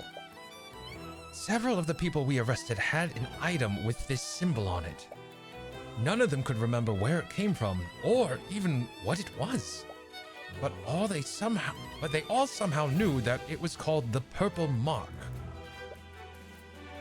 But there has to be an explanation for this. It could just be some esoteric superstition that we don't know about. If that's true, then ask yourself one thing. Where did I get this parchment from? You don't mean... I found it in my pocket after I was properly confined. Whoever I've been chasing must have left it there to taunt me. For all I know, they could have controlled my body and forced me to draw this symbol myself. Either way, this all but proves the massacre at the cathedrals is Either way, this all but proves the massacre at the cathedral is related to it. The purple mark. It's some sort of strange symbol. Arya Steelwind calls it the purple mark. She thinks it has some relation to her mind control conspiracy. Supposedly, this mark has been found at the scenes of several gruesome murders throughout Wyverngard. Arya felt she was getting close to the truth. When she regained consciousness after the massacre, she found a paper with the symbol in her pocket. Eris. This is Eris. This is Eris's case, apparently. I don't want to dismiss what you said, but this definitely won't hold up in court. Nor should it. If my mind has been compromised, I can't take the risk of leaving this dungeon. Otherwise, I could end up harming more people. What? Wait, are you planning on spending the rest of your life in prison? If that's what is necessary to keep everyone safe. But what about Aster? Weren't you two supposed to be married soon? He's the king now, and you can't rule Wyverngard alongside him He's the king now, and you can't rule Wyverngard alongside him from a holding cell. But you're correct. But he's always been a remarkable person. He should have no problem finding another suitress. You feel an overwhelming sadness emanating from her as she says that. Arya. No. What? You are not going to sacrifice everything for someone else's actions. Mr. Cuthbert, I'm not going to risk more lives. If I were to hurt His Majesty, I would never be able to forgive myself. Please don't ask that of me.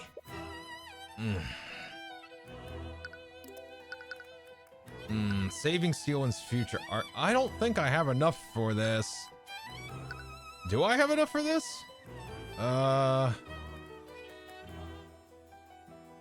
I guess. Like, the psychological profile thing didn't show up, so...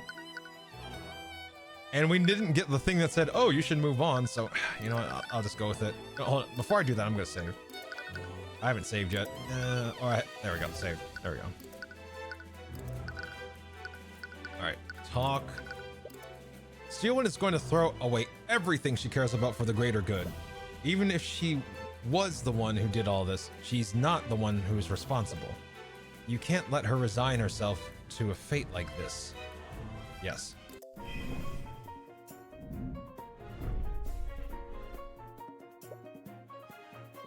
Steelwind, are you seriously just going to throw your life away? Let me see the psychological profile. Steelwind acts for the greater good of the kingdom, regardless of the amount of suffering she... Oh, because we had her profile in the past. Okay, got it. Because we had a profile in the past, we don't need it again. Got it, that makes sense now. Okay. Let's see. Steelwind, are you seriously just gonna throw your life away? If it's necessary, I would give my life for this kingdom. If someone controlled my actions today, they can and will do so again. A villain controlled my mind. And as long as that possibility exists, I can't trust myself. Let's see. That's not the issue here. If someone else is responsible for what happened, then we need to find out who they are. They're still out there.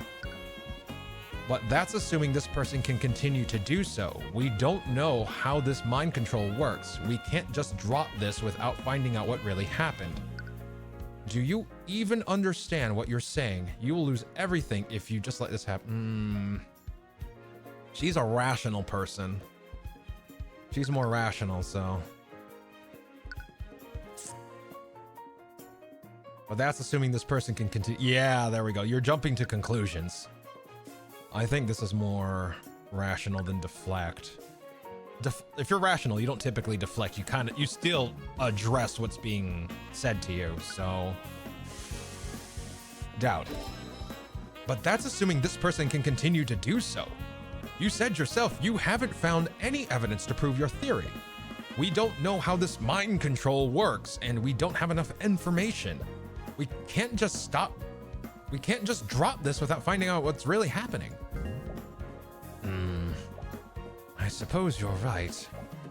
But I doubt there was any goal to this. The person responsible was just a sadistic killer.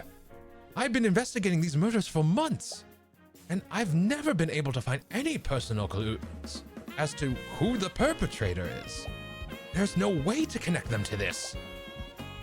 Whoever did this was a sadistic individual who wanted to cause as much suffering as possible. No, that's not true.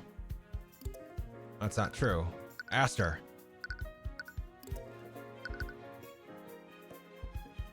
Whoever did this tried to protect...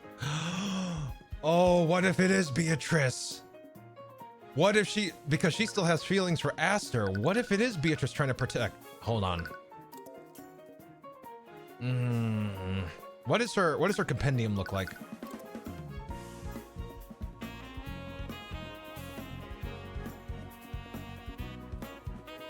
No.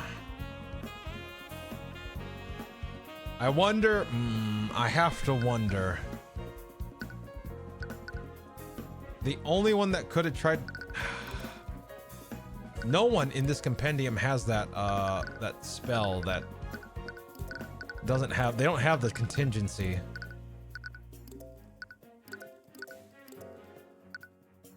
I don't think anyone in their compendium has contingency.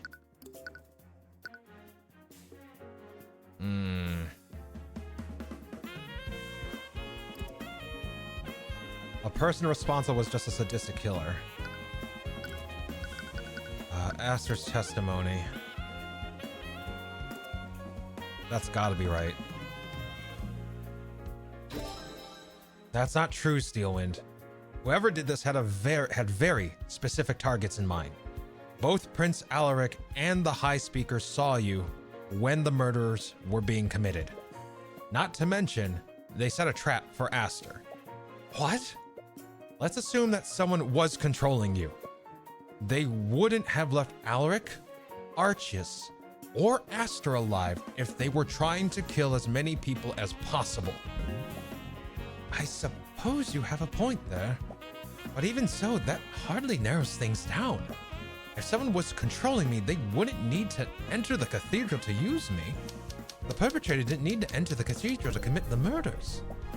Perhaps you're right. The perpetrator only wanted to murder the 3 victims. There's plenty of people who might want to see those 3 dead.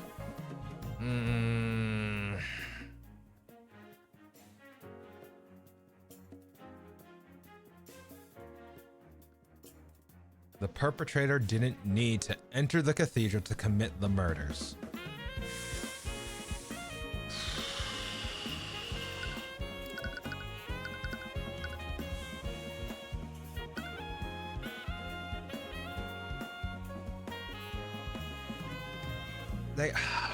They had to enter the cathedral because all the targets were in the cathedral.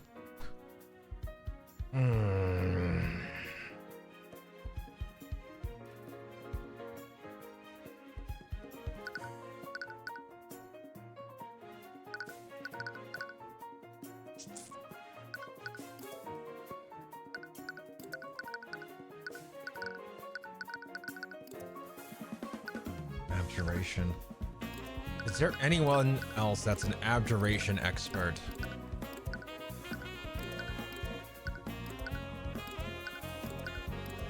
Abjuration is Lloyd von Sanctus.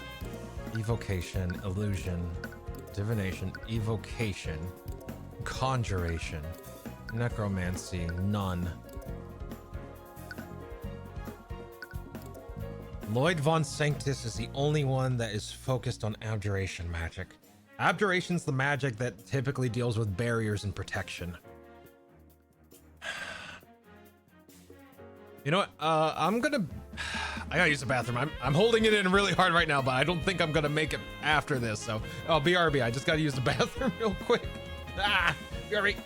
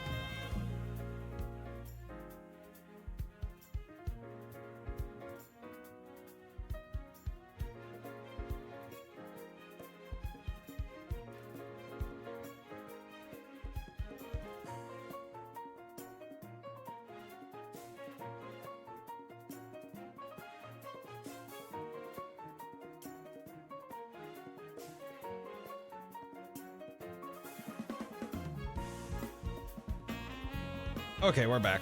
Sorry about that. Had to really use the bathroom. Okay, we're good. Okay. All right. The perpetrator didn't need to enter the cathedral to commit the murders, but they did have to because their targets, or the people who were murdered, were all in the cathedral, so...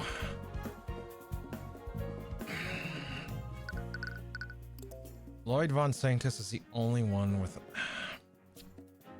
I don't know. What direction do I go here?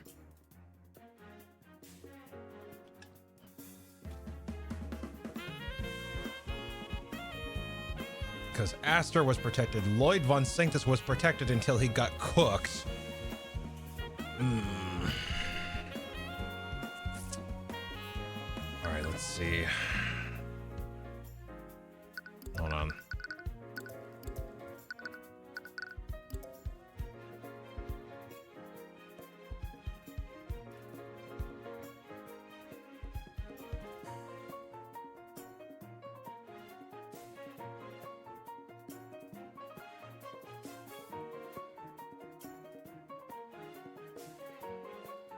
It would help if I knew Steelwind's spell compendium. That would really help, but how do I fucking...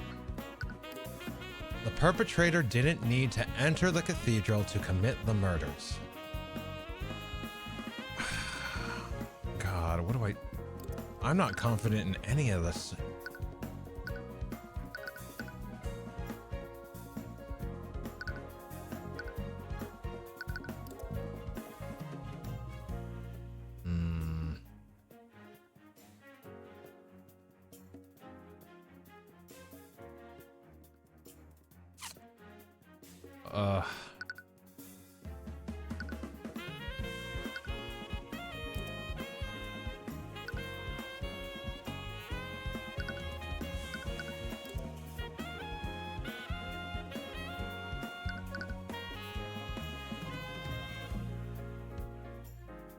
Like,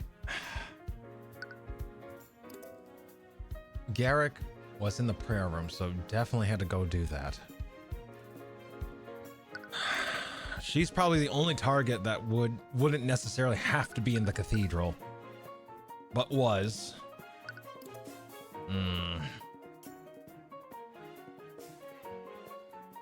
However, a small trace of evocation magic and a burn mark were found on the victim's left shoulder. He was hit with a fire-based evocation spell. The traces of abjuration magic were found on and around the body.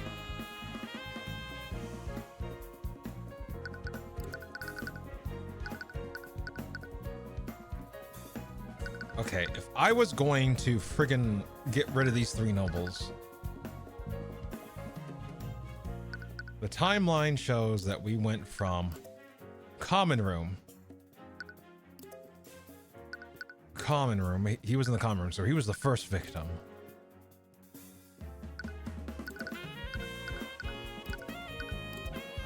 So I take care of Von Sanctus.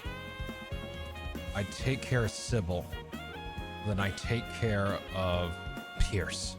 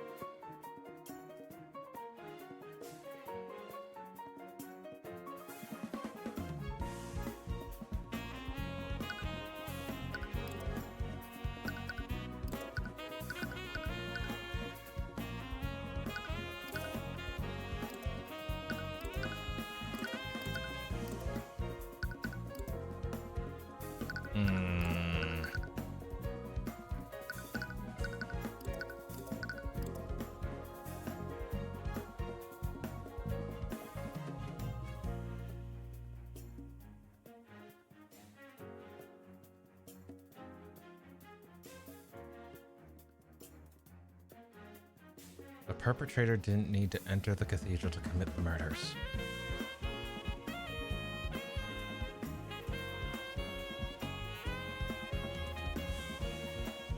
If there's more...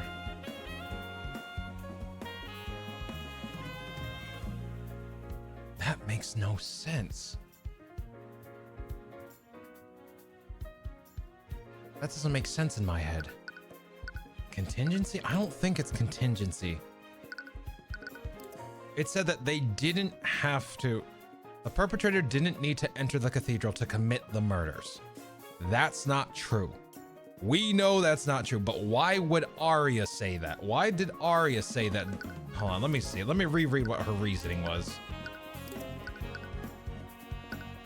What was her reasoning? If someone was controlling me, they wouldn't need to enter the cathedral to use me.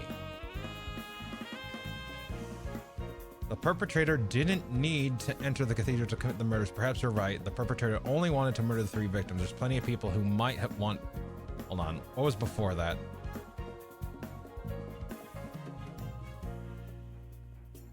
Let's assume that someone was controlling you. They wouldn't have left Alric, Arceus, or Aster alive if they were trying to kill as many people as possible. I suppose you have a point there. But even so, that hardly narrows things down. If someone was controlling me, they wouldn't need to enter the cathedral to use me.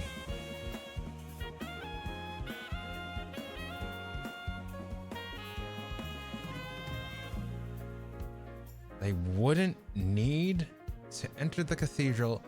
So what they're saying is that if they wanted to invoke their will through Arya, they could have done it at any point before entering the cathedral.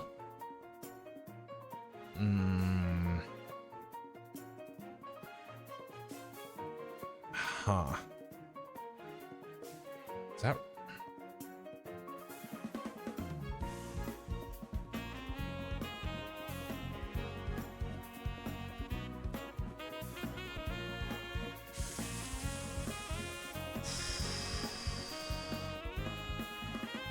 taking a look at my notes.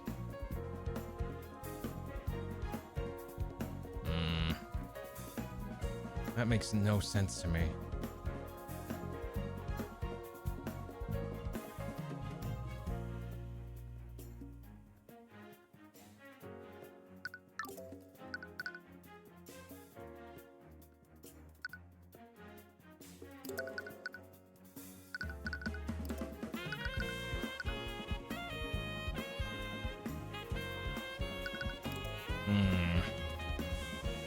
The only reason I keep coming back to this is because of Von Sanctus and Aster. And the fact that Von Sanctus is the only special person that specializes in abjuration. Like I was thinking, if I was the one that had to do that was going to target these people, I would have to enter the cathedral. Period, dot, end of sentence.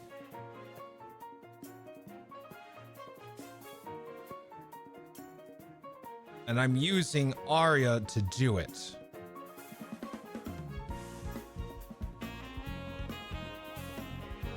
When Arya, let's suppose that she was under control. We attacked Von Sanctus.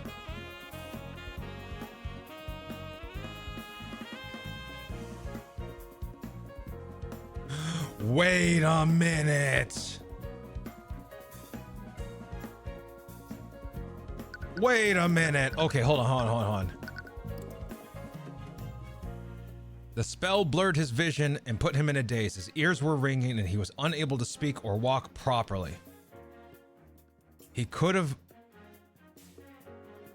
Okay.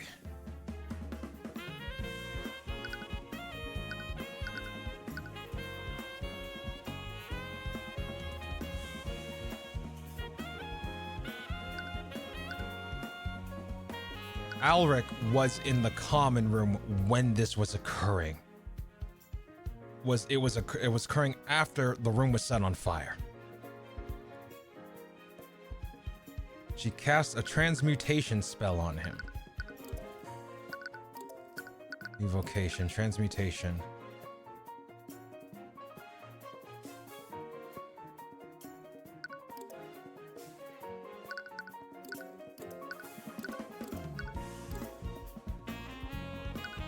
Let me see, transmutation.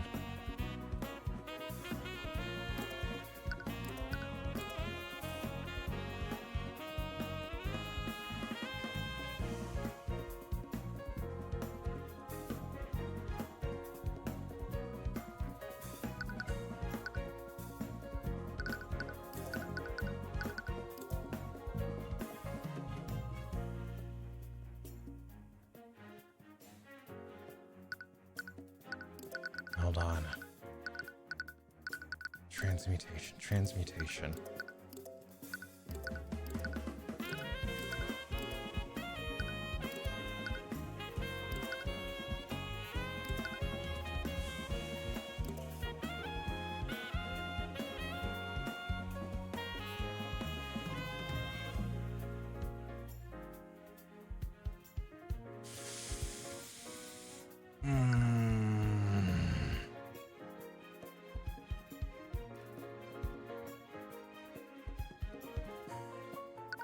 What are the symptoms again? Strangely, no one saw.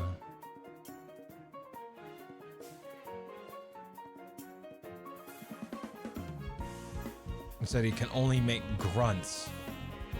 His ears were ringing. He was unable to speak or walk properly. He could only move by crawling on the ground. I'm thinking shatter.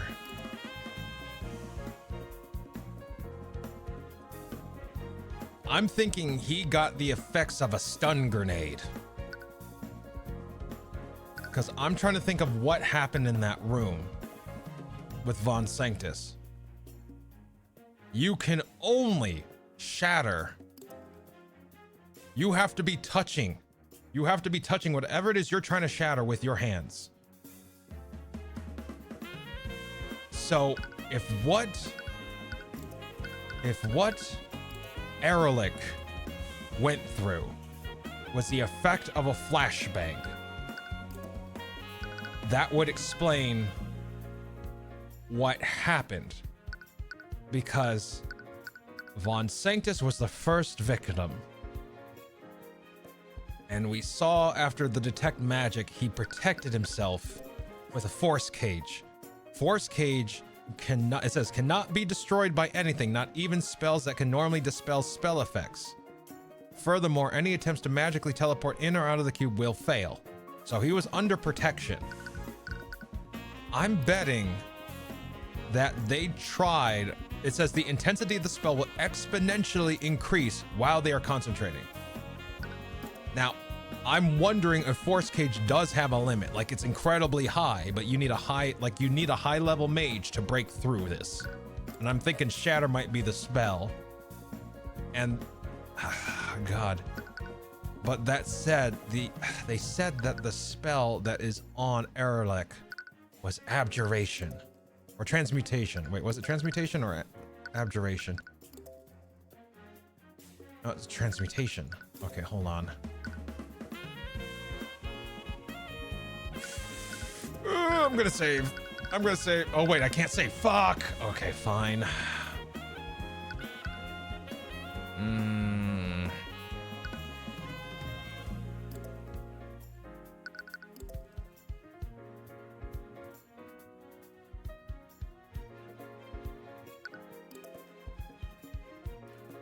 Traces of transmutation, evocation, and necromancy were found on the body.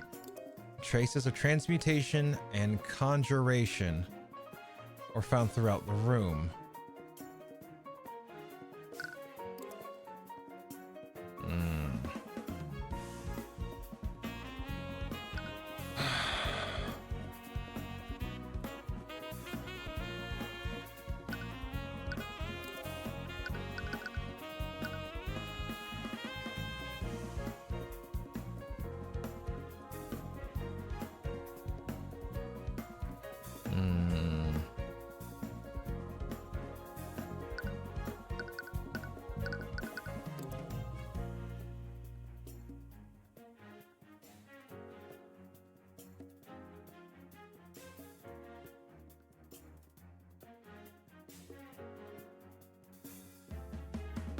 Well, if he was protected, okay, so my first victim is Von Sanctus. If he's protected by something that won't go away for an hour, and I have to get rid of these targets as quickly as possible.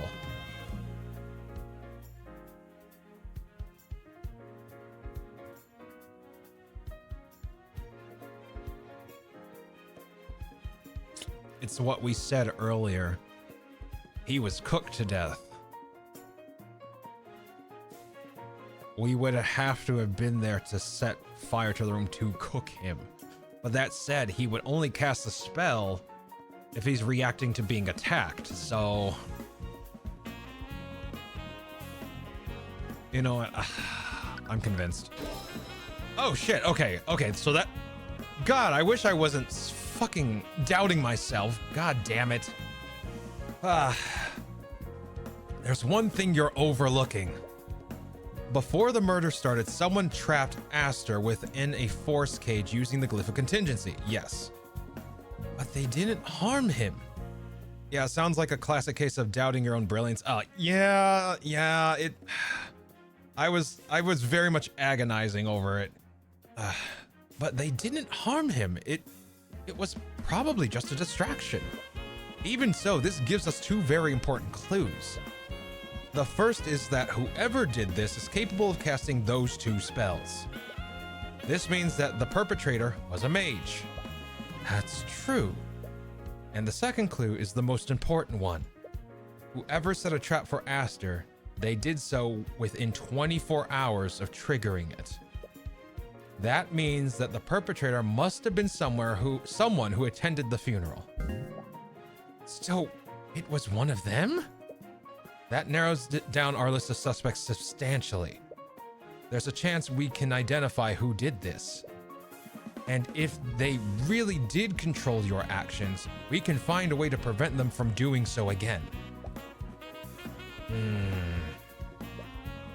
Steelwind, you need to fight this. I can't. What? Why not? Fighting this will put people in danger. If we pursue an individual like this, they might retaliate even more than they already have. They wanted to remove me from my position. How will they react if I try to resist? They might hurt even more people to send a message. It's far too dangerous. We can't back down in the face of injustice. No, she's rational. That ain't gonna work. I doubt someone like that would go that far. They might decide to lay low and wait for... No. This has been going on for a while now. This has been going on for months. There's no way. Whoever did this had a goal far bigger than you, and you have no guarantee that they'll stop here. Who will they target next? Your father? The king? Yeah, you need to fight. I'm sorry. You need to fight.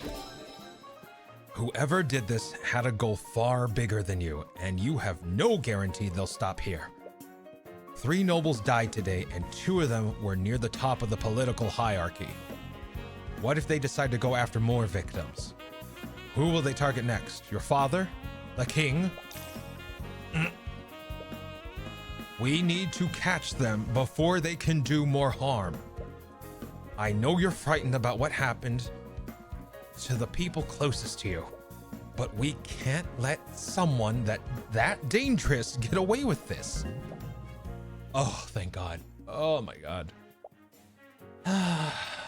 When you put it that way, I suppose I have no other choice, do I? Oh my God, fucking A.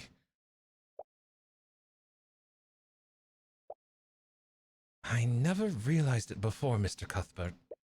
What? You really have a bad habit of butting your nose into other people's business, don't you? Yeah, I suppose I do. But you're right. We can't let this go. I'll find a way to dispute this somehow. Thank you, Mr. Cuthbert. I think we've known each other long enough. You don't need to be so formal. You've successfully argued against Arya Steelwind. Perhaps I misjudged you. Oh my God. Saving Steelwind's future. Alright, let's go with it. I know I agreed to fight this, but... what is it? You're the most qualified attorney in the nobility. You'll definitely be able to make a case for yourself. Oh my God, that's the wrong one. You're the most skilled lawyer in the nobility. You'll definitely be able to make a case for yourself. As you probably know, House Sybil controls the legislative and judicial branches of our kingdom.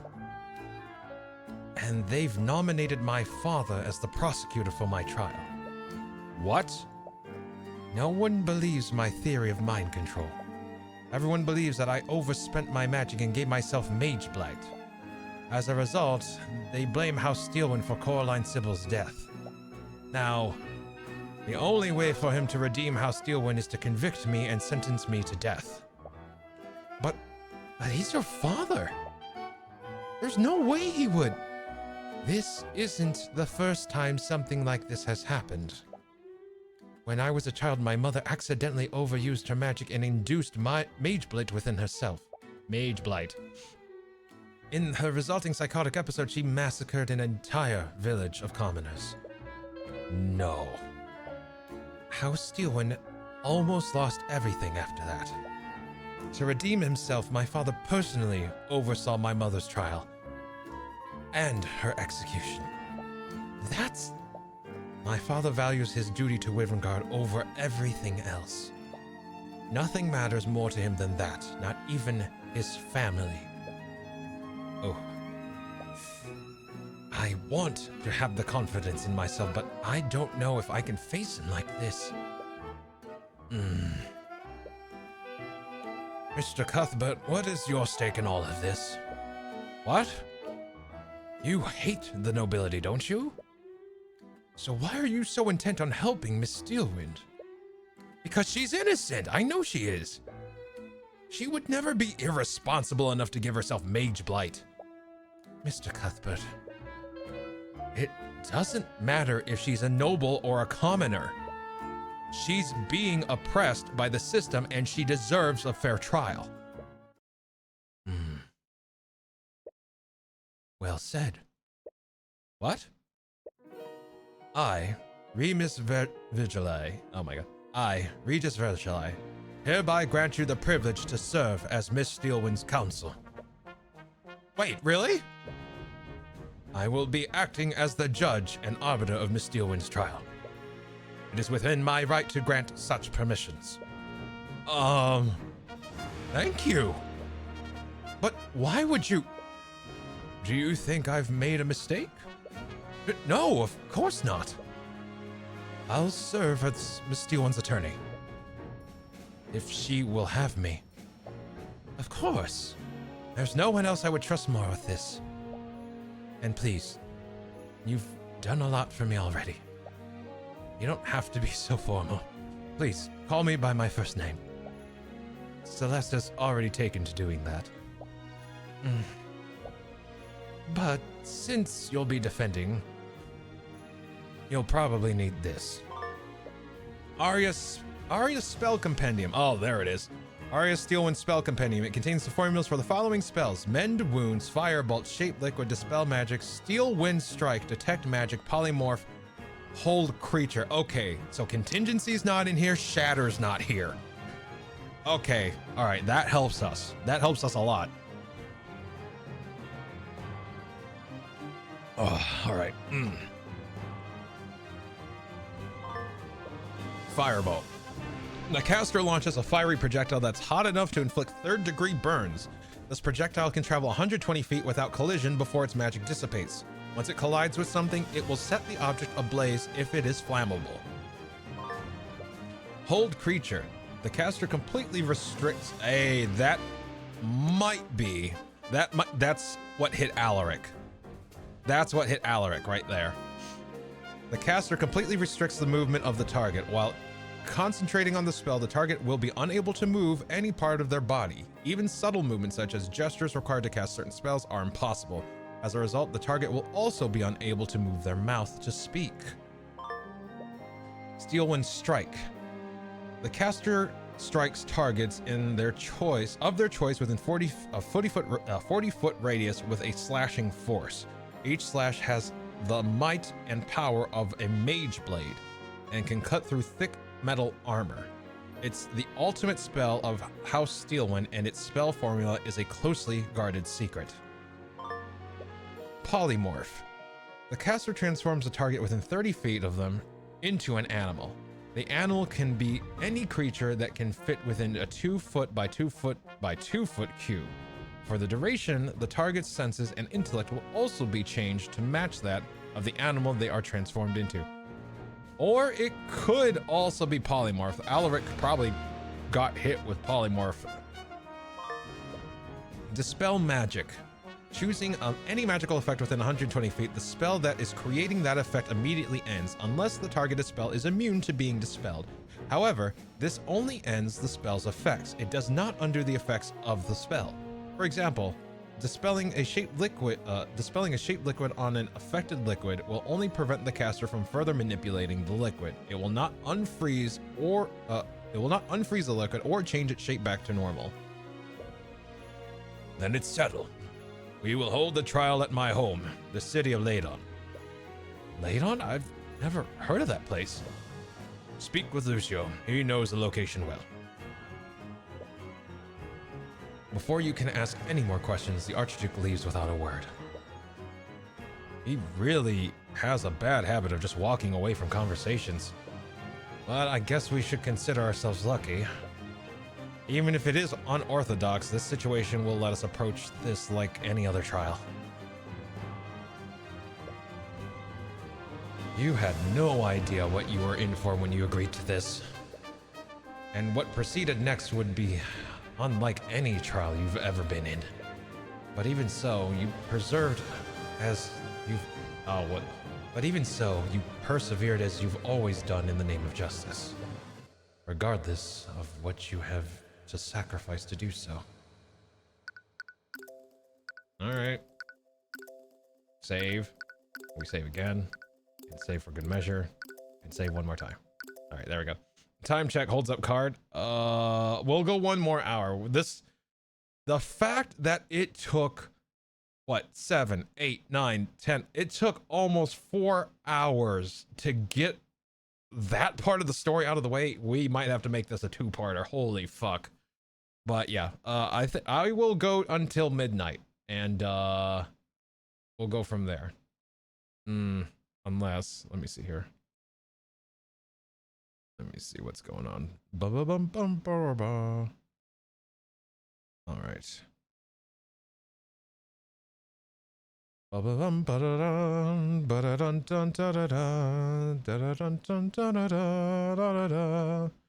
Let's see.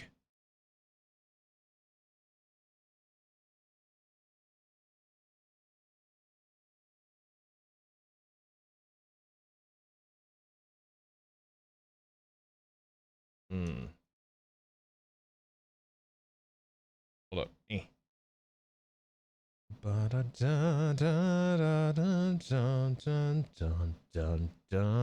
right, there we go. All right.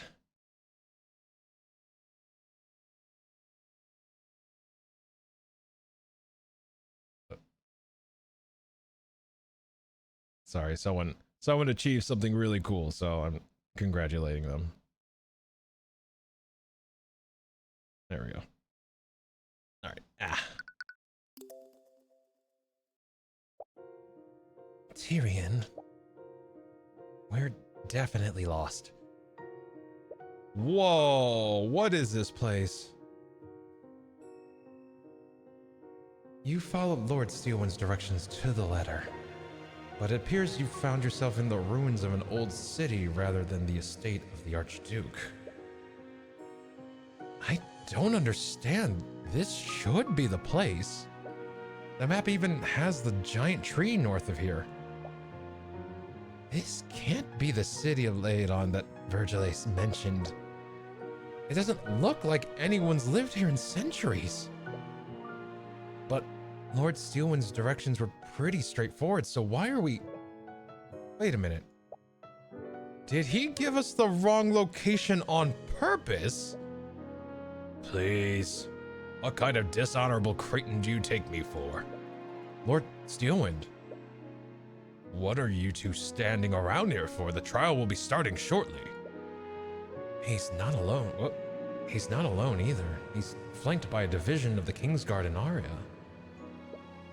But it's difficult to tell if they're escorting her or keeping watch over her.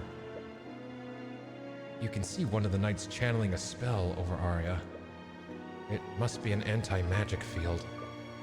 Even now, she must still be wary about someone taking control of her. Wait, this is where we'll be hosting the trial?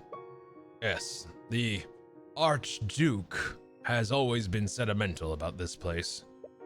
And I doubt a normal courtroom would have enough space. What? I really don't know what possessed him to trust you. It's a miracle he's even taking part in this at all. But nevertheless, let's not keep him waiting. Before you can ask him to elaborate, he walks past you and heads towards one of the central buildings. It's completely dilapidated. You're a little worried it might collapse on you while you are in it. You look at the prosecutor and raise an eyebrow at her, but she merely shakes her head. It's clear that she's just as lost as you are. All right, I guess we're doing this. Oh my god. Okay, so this is the place in the title screen. Got it. The ruins are filled with everyone who was at the Grand Cathedral that day. And they all seem to be just out of the loop as you are. The only person who seems to be unfazed by the entire situation is Lord Steelwind. He's taken his position at the opposite end of the room. It seems that he truly plans on prosecuting his daughter. Thank you all for coming here today. I appreciate your cooperation with our investigation. Why have you brought us here? This place is filthy. It's crawling with insects and vermin. My apologies, but what happens here today must be kept under wraps for now. I had to choose a location that was away from modern civilization. But nevertheless, I welcome you all to my home. Wait, you live here? I do. Your Grace, I know you wouldn't bring us here unless you were completely certain. But I want to ask you one last time. Is this truly what you wish to do? There will be no going back after this. What? I've made many mistakes in my life. I've made many mistakes in my lifetime. I gave Wyverngard the means to protect themselves, but all it did was warp them into something monstrous. I grew bitter seeing what I'd created, so I isolated myself from my people. I thought my best course of action would be to stay in seclusion and leave Wyverngard to fend for themselves. I see now what a fool I was. I abandoned my kin to survive in an unjust world. And now foreign powers have ingrained themselves in my kingdom. All because of my negligence. Foreign powers? Does he still suspect that you're an agent of the theocracy? Well, no more. It's time that the people of Wyverngard and their enemies remember who watches over them. He raises his hand. Magic begins to swirl around him. What is going on? The entire room is violently shaking. Whatever he's casting is unlike any magic you've seen before. A blinding light envelops him, but you can faintly see his form changing. It's expanding, and from it... Wait, is that... How much you want to bet it's Bahamut? How much you want to bet it's a Scale Lord?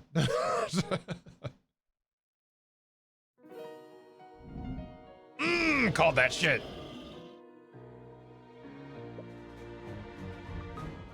What? It's a dragon! As the Archduke assumes his true form, the gallery breaks out into hysteria.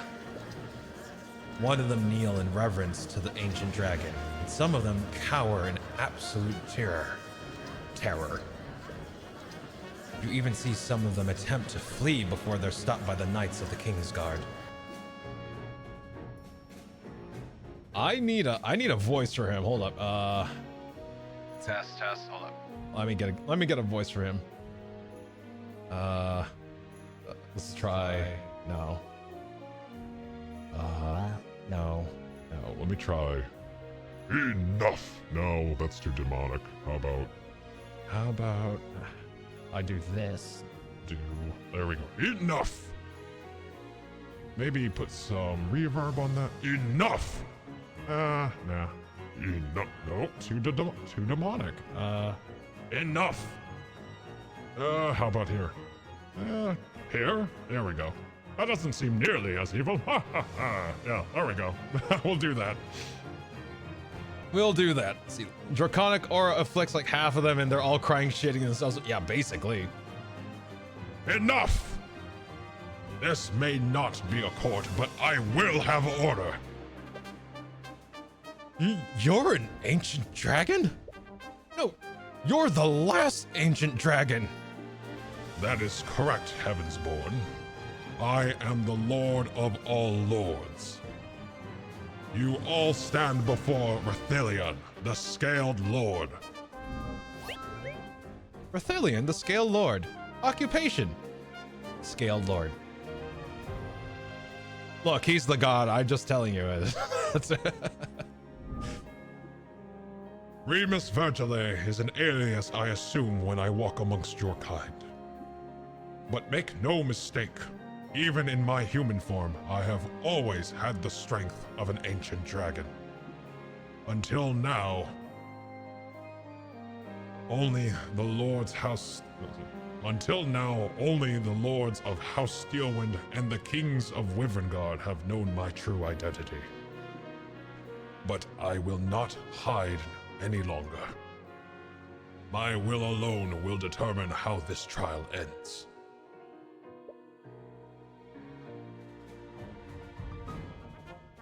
Oh shit.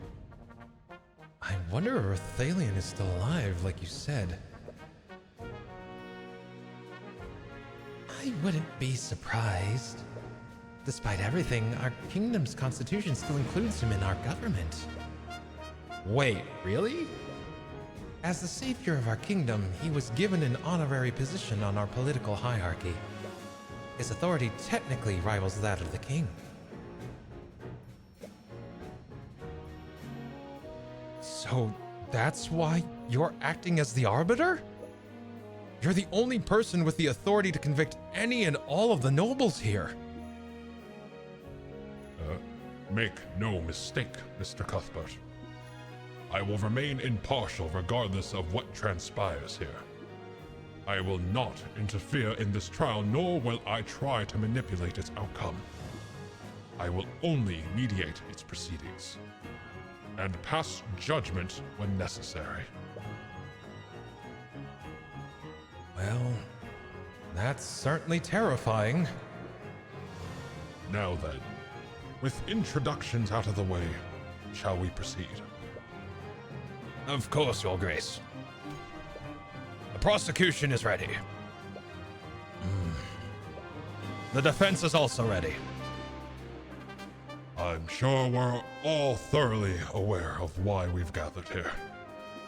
But for the sake of doing this properly, could you please list the charges, Lucio?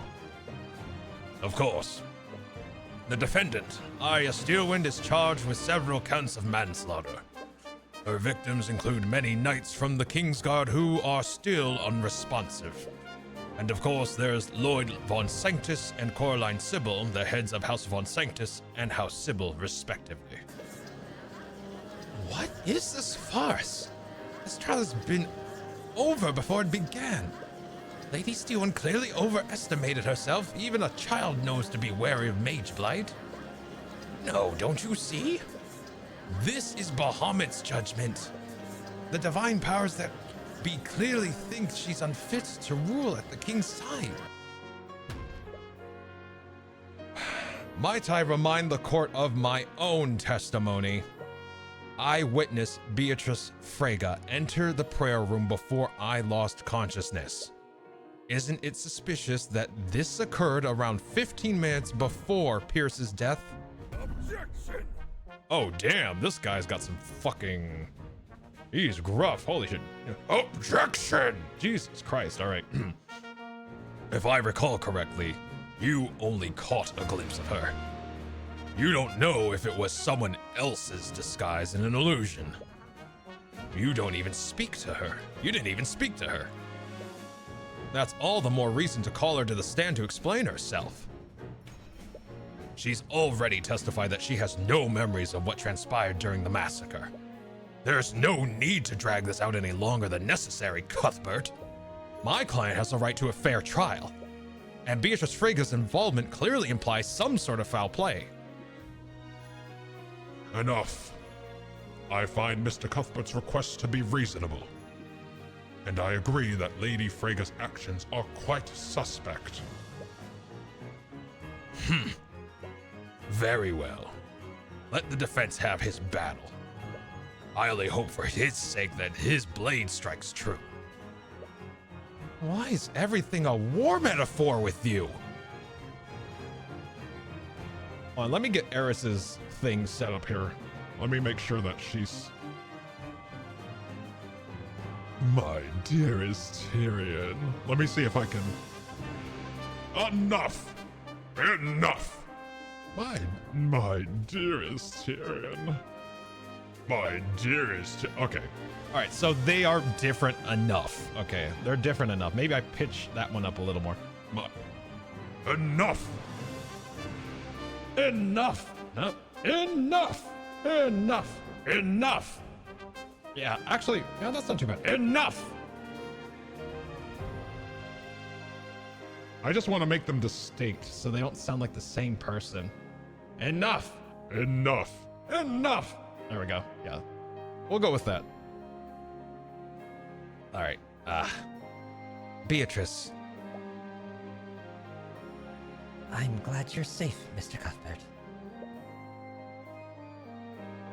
Not for a lack of trying on your part. That wasn't... I have no memories of what I did. If I hurt you, I am... Whoop. If I hurt you, I am truly sorry. She actually looks pretty sincere, but it's not as if she is this is the first time she's lied to you. To be honest, I'm still a little doubtful about your memory loss. Oh yeah, Eris is here somewhere. But I'm not the only one who experienced it. Arya also has no memories of what happened. And how would you know that? Oh shit, they did it again. Eris did it again. Word travels around quickly in the dungeons. What? Regardless, do you truly have no memories of what happened? Could you testify to what you do remember? Perhaps there's a clue there we haven't discovered yet. Very well.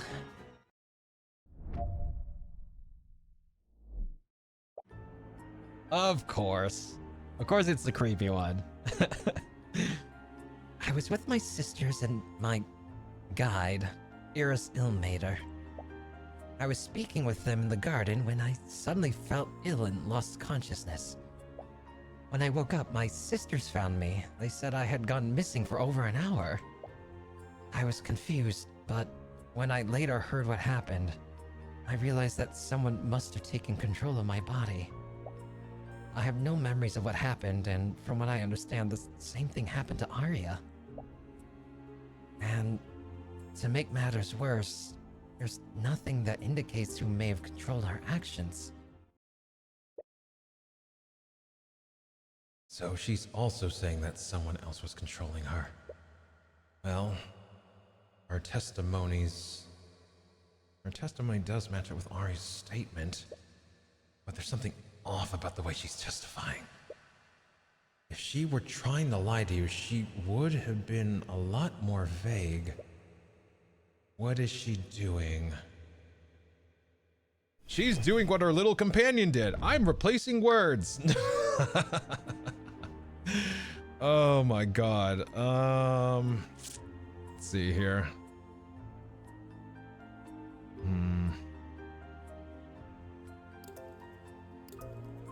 Let me see.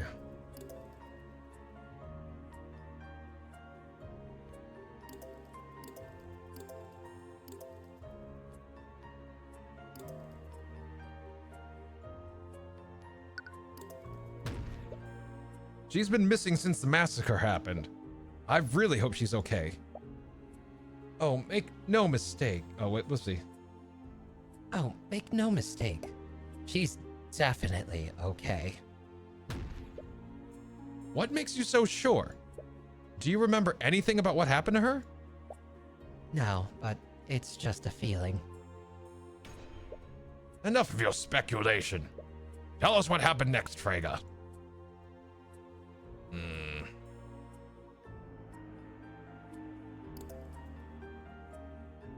Said you were missing for over an hour.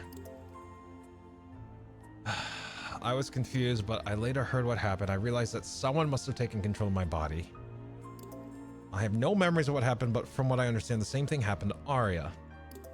And to make matters worse, there's nothing that indicates who may have controlled our actions. Why would you even bring that up? Exactly. Well, let's see. Well, if you had evidence that someone else was controlling us, it would exonerate both me and Arya. Think, Mr. Cuthbert, isn't there anything... That would be the best case scenario, wouldn't it? Ah! What? It's nothing. She looks extremely frustrated for some reason. Okay, that's the one. I know that's the one. Like she's trying to help us, actually. She's just like, think. So I know what to present there. The way she's testifying is a little bit strange. She immediately concluded that someone had taken control of her. And that's why and why would she bring up what happened to Arya? Yeah, I know what to, all right. She's trying to help us. She's wording things so that it's not obvious, but that we can pick up on it so that Eris doesn't do shit. That's what I'm thinking she's doing. She's actually trying to help us. So present, because if she was mind controlled by who we think they are, there should be evidence. This. She should have this on her somewhere. Objection! Why would she say something like that? You found the contradiction, but it was almost like she gave it to you. Beatrice, you said there was no indication of who orchestrated this. But there is one piece of evidence that does just that, albeit loosely. And what would that be? This symbol. You pull out the parchment with the purple mark on it and show it to her.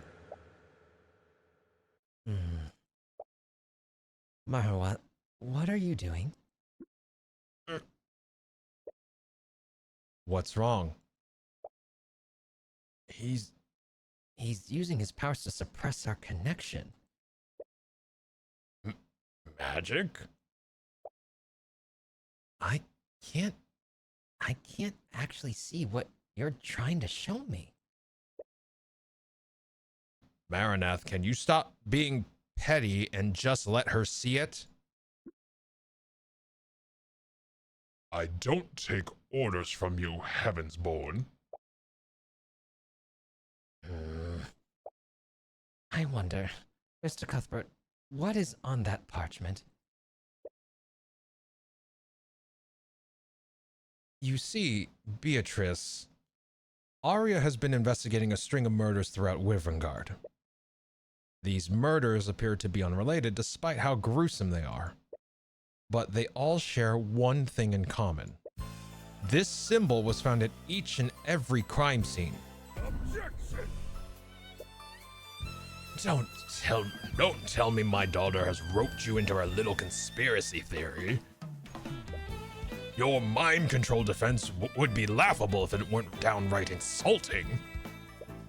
Lord Steelwind, during the gap in Arya's memory, someone placed this marker in her pocket. It was clearly some sort of taunt from whomever orchestrated this. Nonsense. She clearly drew that symbol herself during her psychotic episode.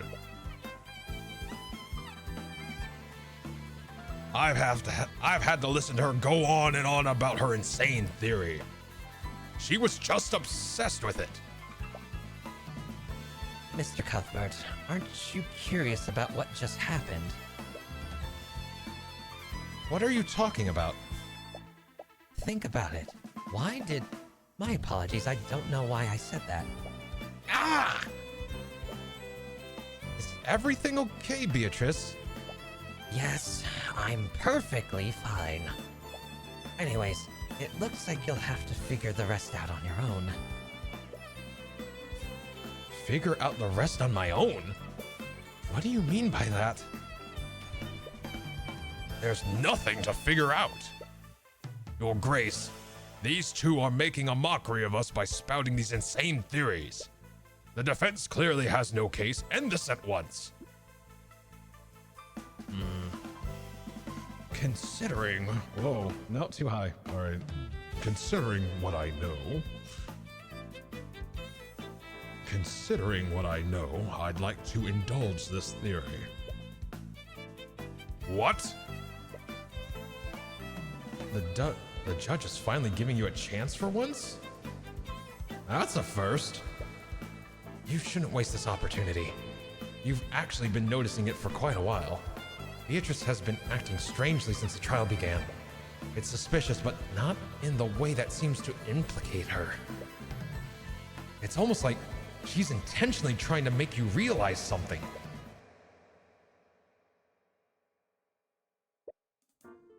Why don't you pull on this thread a little more? She just asked you if you were curious about what just happened. You're not sure why she stopped herself when you asked for elaboration. What event is Beatrice referring to? But whatever she's trying to draw your attention to must be significant. Let's see.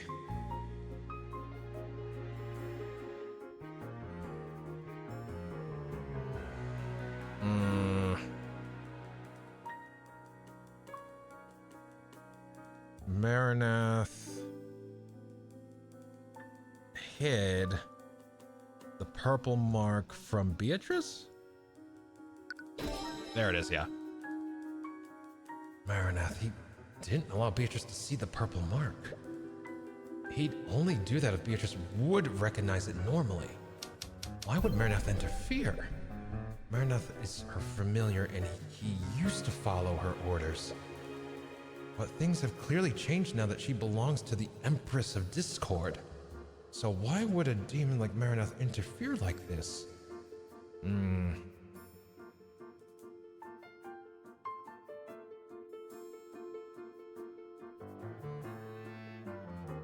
Purple mark.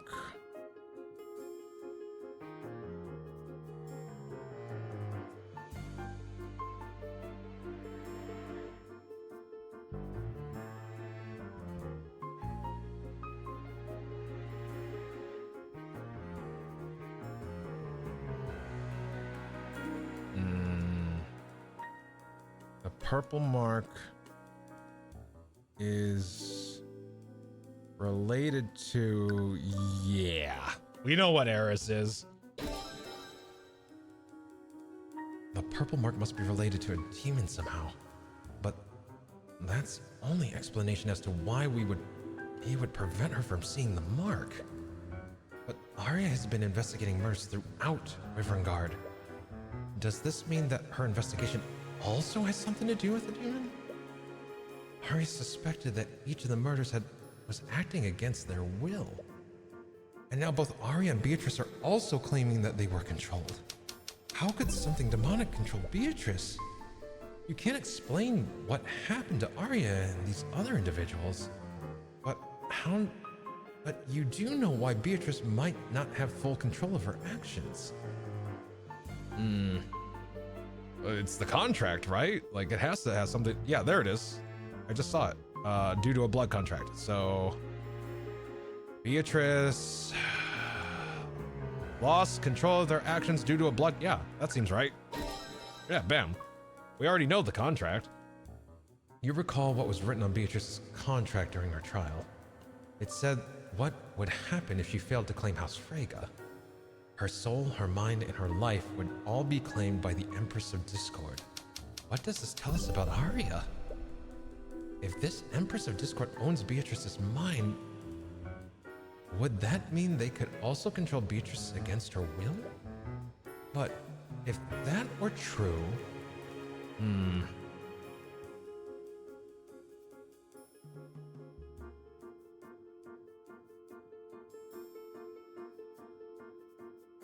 Arya lost control of their mind. I really hope that's not the case. Does Arya have a fucking... Oh, wait. Oh my god, that's what Father was talking about. That's what the eye gouger was talking about. He said Arya's good for it, remember? Oh, fuck. She agreed to something with them. Oh, fuck, fuckity, fuck. Are you serious right now? Arya, did you... Ooh, you stupid bitch. I swear to God, if you have a blood contract, I swear to God.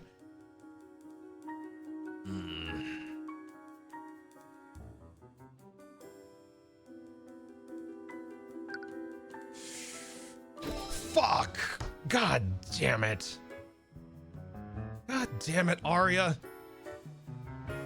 No, that can't be right, can it? Did Arya seriously sign a blood contract with a demon? But why would she ever do that? But it's the conclusion that makes the most sense. You can't think of any other way someone could control her against her will. And there is one way to find out for certain. The Divine Edict. That same ability you used against Beatrice during her trial. It was instinctual at the time, but you have some understanding of how it works. It creates a copy of a blood contract between a contract holder and the demon who created it. But for it to work, you need to know the name of the contract holder. In addition to that, you need the name of the demon who created the contract. Which demon did Arya make a blood contract with? Right. You're only relying on guesswork, but going off what you know, the demon who made the contract must be... I mean, right there. The so-called Empress of Discord. She was mentioned in Beatrice's blood contract, but you still have no idea what she is. However, she was mentioned in a blood contract created by Marinath. She must be his superior in some way. That might explain why Marinath doesn't want Beatrice to identify the purple mark. You're not sure if a pseudonym is enough, but it's the closest you can get with what you know so far. You've been awfully quiet, Mr. Cuthbert. What are you thinking about? He's probably imagining new ways to futilely stall for time. I think I've finally figured out why the witness and the defendant can't remember anything. And it would also explain why they didn't have control of their actions. Objection! Again with this. If you're so convinced of my daughter's conspiracy, why don't you prove it? I knew it. Even you don't believe in this nonsense you're spouting. Lord Steelwind, I want to be wrong about this. If I'm right, the implications don't bode well for anyone involved. So instead of telling you, I think it would be better to show you. Empress of Discord, wherever you may hide. Damn it. I knew you could do it. By the eye of Horus, I issue upon you a divine edict. Release thy guards and manifest your blood contract with Arya Steelwind.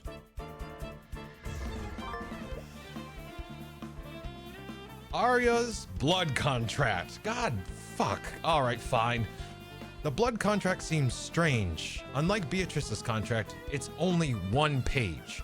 Even stranger, there's a large empty space at the top half of the page. There are only a few sentences at the bottom.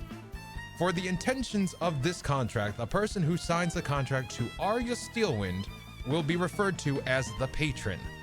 By signing this contract, Arya Steelwind surrenders her mind, body, and soul to the patron.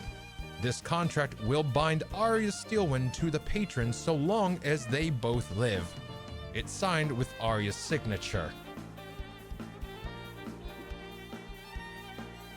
No. This can't be true. This is...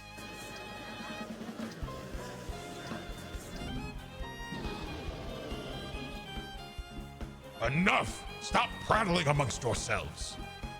Objection! No, this is a sham. This wretch has clearly created a convincing fabrication. It's genuine, Lucio. It's impossible to falsify something like this. You can't deny the truth anymore, Lord Steelwind. There is a way to control someone else's actions. Arya Steelwind wasn't affected by Mage Blight. She was controlled against her will. With this evidence, there's no doubt that Arya did sign a blood contract. But it still doesn't make sense. I agree. Even if Arya was the type of person to sign a contract with the demon, there isn't a single part of this contract that benefits her. Why would Arya sign this contract?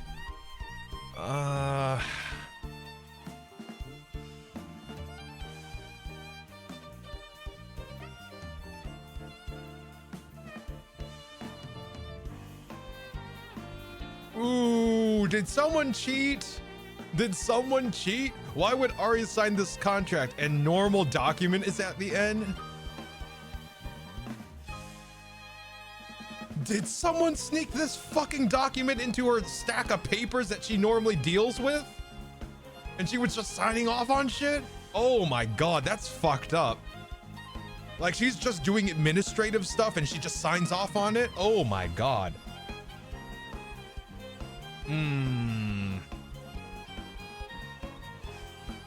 Hold up. That's fucked up. That is so fucked up. Gotta read everything. I don't know if that's the case though. That would be so fucked up, but I don't know if that's the case. All right, so a normal document. See, Arya signed the contract because it looked like a normal document. Oh my god. There's a large empty space above the terms of your daughter's contract. When I issue a divine edict, it creates a copy of the blood contract that I call for. I think when she was given this contract, it probably looked like something entirely different. Something else was written in this empty space to make it look like a normal legal document, which means that my client was not in control of her actions that day. Objection! Enough of this, all of you! Do you see now, Lord Steelwind? Arya was not responsible for what happened. That remains to be proven. What are you talking about? She has a blood contract that relinquishes control of her free will. Not having control and not being responsible are two very different things, Cuthbert. What? I'll admit, the defendant may not have had control of her actions when she murdered the victims. However, she did have full control of herself when she signed the contract. Are you serious? No one in their right mind would willingly sign a contract like this. And what of Beatrice Frege? Was she in her right mind when she made a contract with the demon Maranath? If we can't hold the defendant responsible, surely we should also acquit Lady Frege of the murder of her father. That's hardly the same thing. I, for one, fail to see the difference. A fool made a deal with a demon, and as a result, several esteemed members of the nobility were killed. She's your daughter, Lucio. And how does that change anything? Damn it. He seriously doesn't care if he convicts Arya. Honestly, this only places more responsibility on her for what happened. I could have accepted if she had been reckless and accidentally induced Mage Blight. But to sign a contract with the demon? That only further espouses the need to put her down. She was clearly tricked, Lucio. Is that so? As a fellow attorney, would you really sign a contract without fully inspecting it?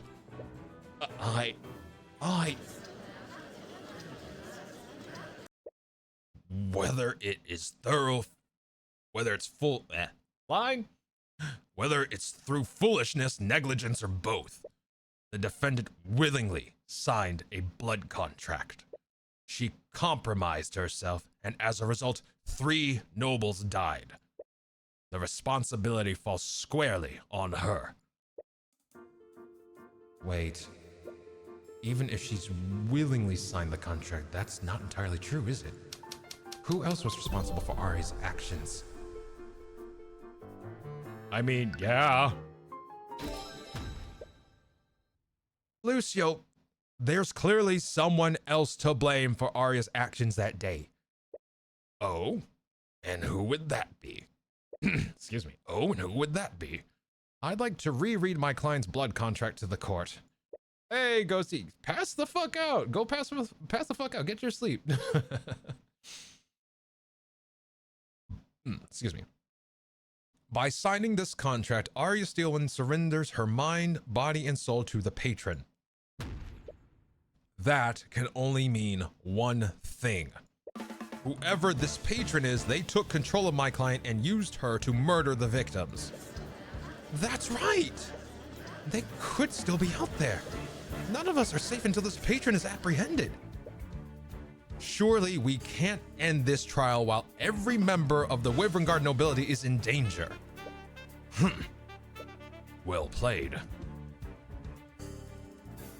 I'm compelled to agree with Mr. Cuthbert. Trickery or not, it's clear someone wished ill intent on the nobles. And until we know who this patron is, you can't pass judgment on my client. Not until we know the circumstances that she signed that blood contract under. And what would you have us do, Mr. Cuthbert? The contract has no stipulations about proximity or how this mind control works. For all we know, this patron could have murdered the victims all while sitting in their very home. There was a clear intent behind this attack. Even if the patron didn't directly participate in the murders, they definitely had a motive. If Arya was being controlled, then we can analyze her behavior to determine who was controlling her. I see. That does sound as good a plan as any. At the very least, we can't allow this patron to escape justice. Despite the question raised, we've clearly made some headway. I believe we should take a brief recess to process these revelations. Very well. Would you like to save your progress? Yes, I would. Oh my god, this case is knucking futz. This case is knucking futz. God damn it. I wasn't asleep that long, was I? You were asleep for about like an hour, maybe an hour and a half, roughly.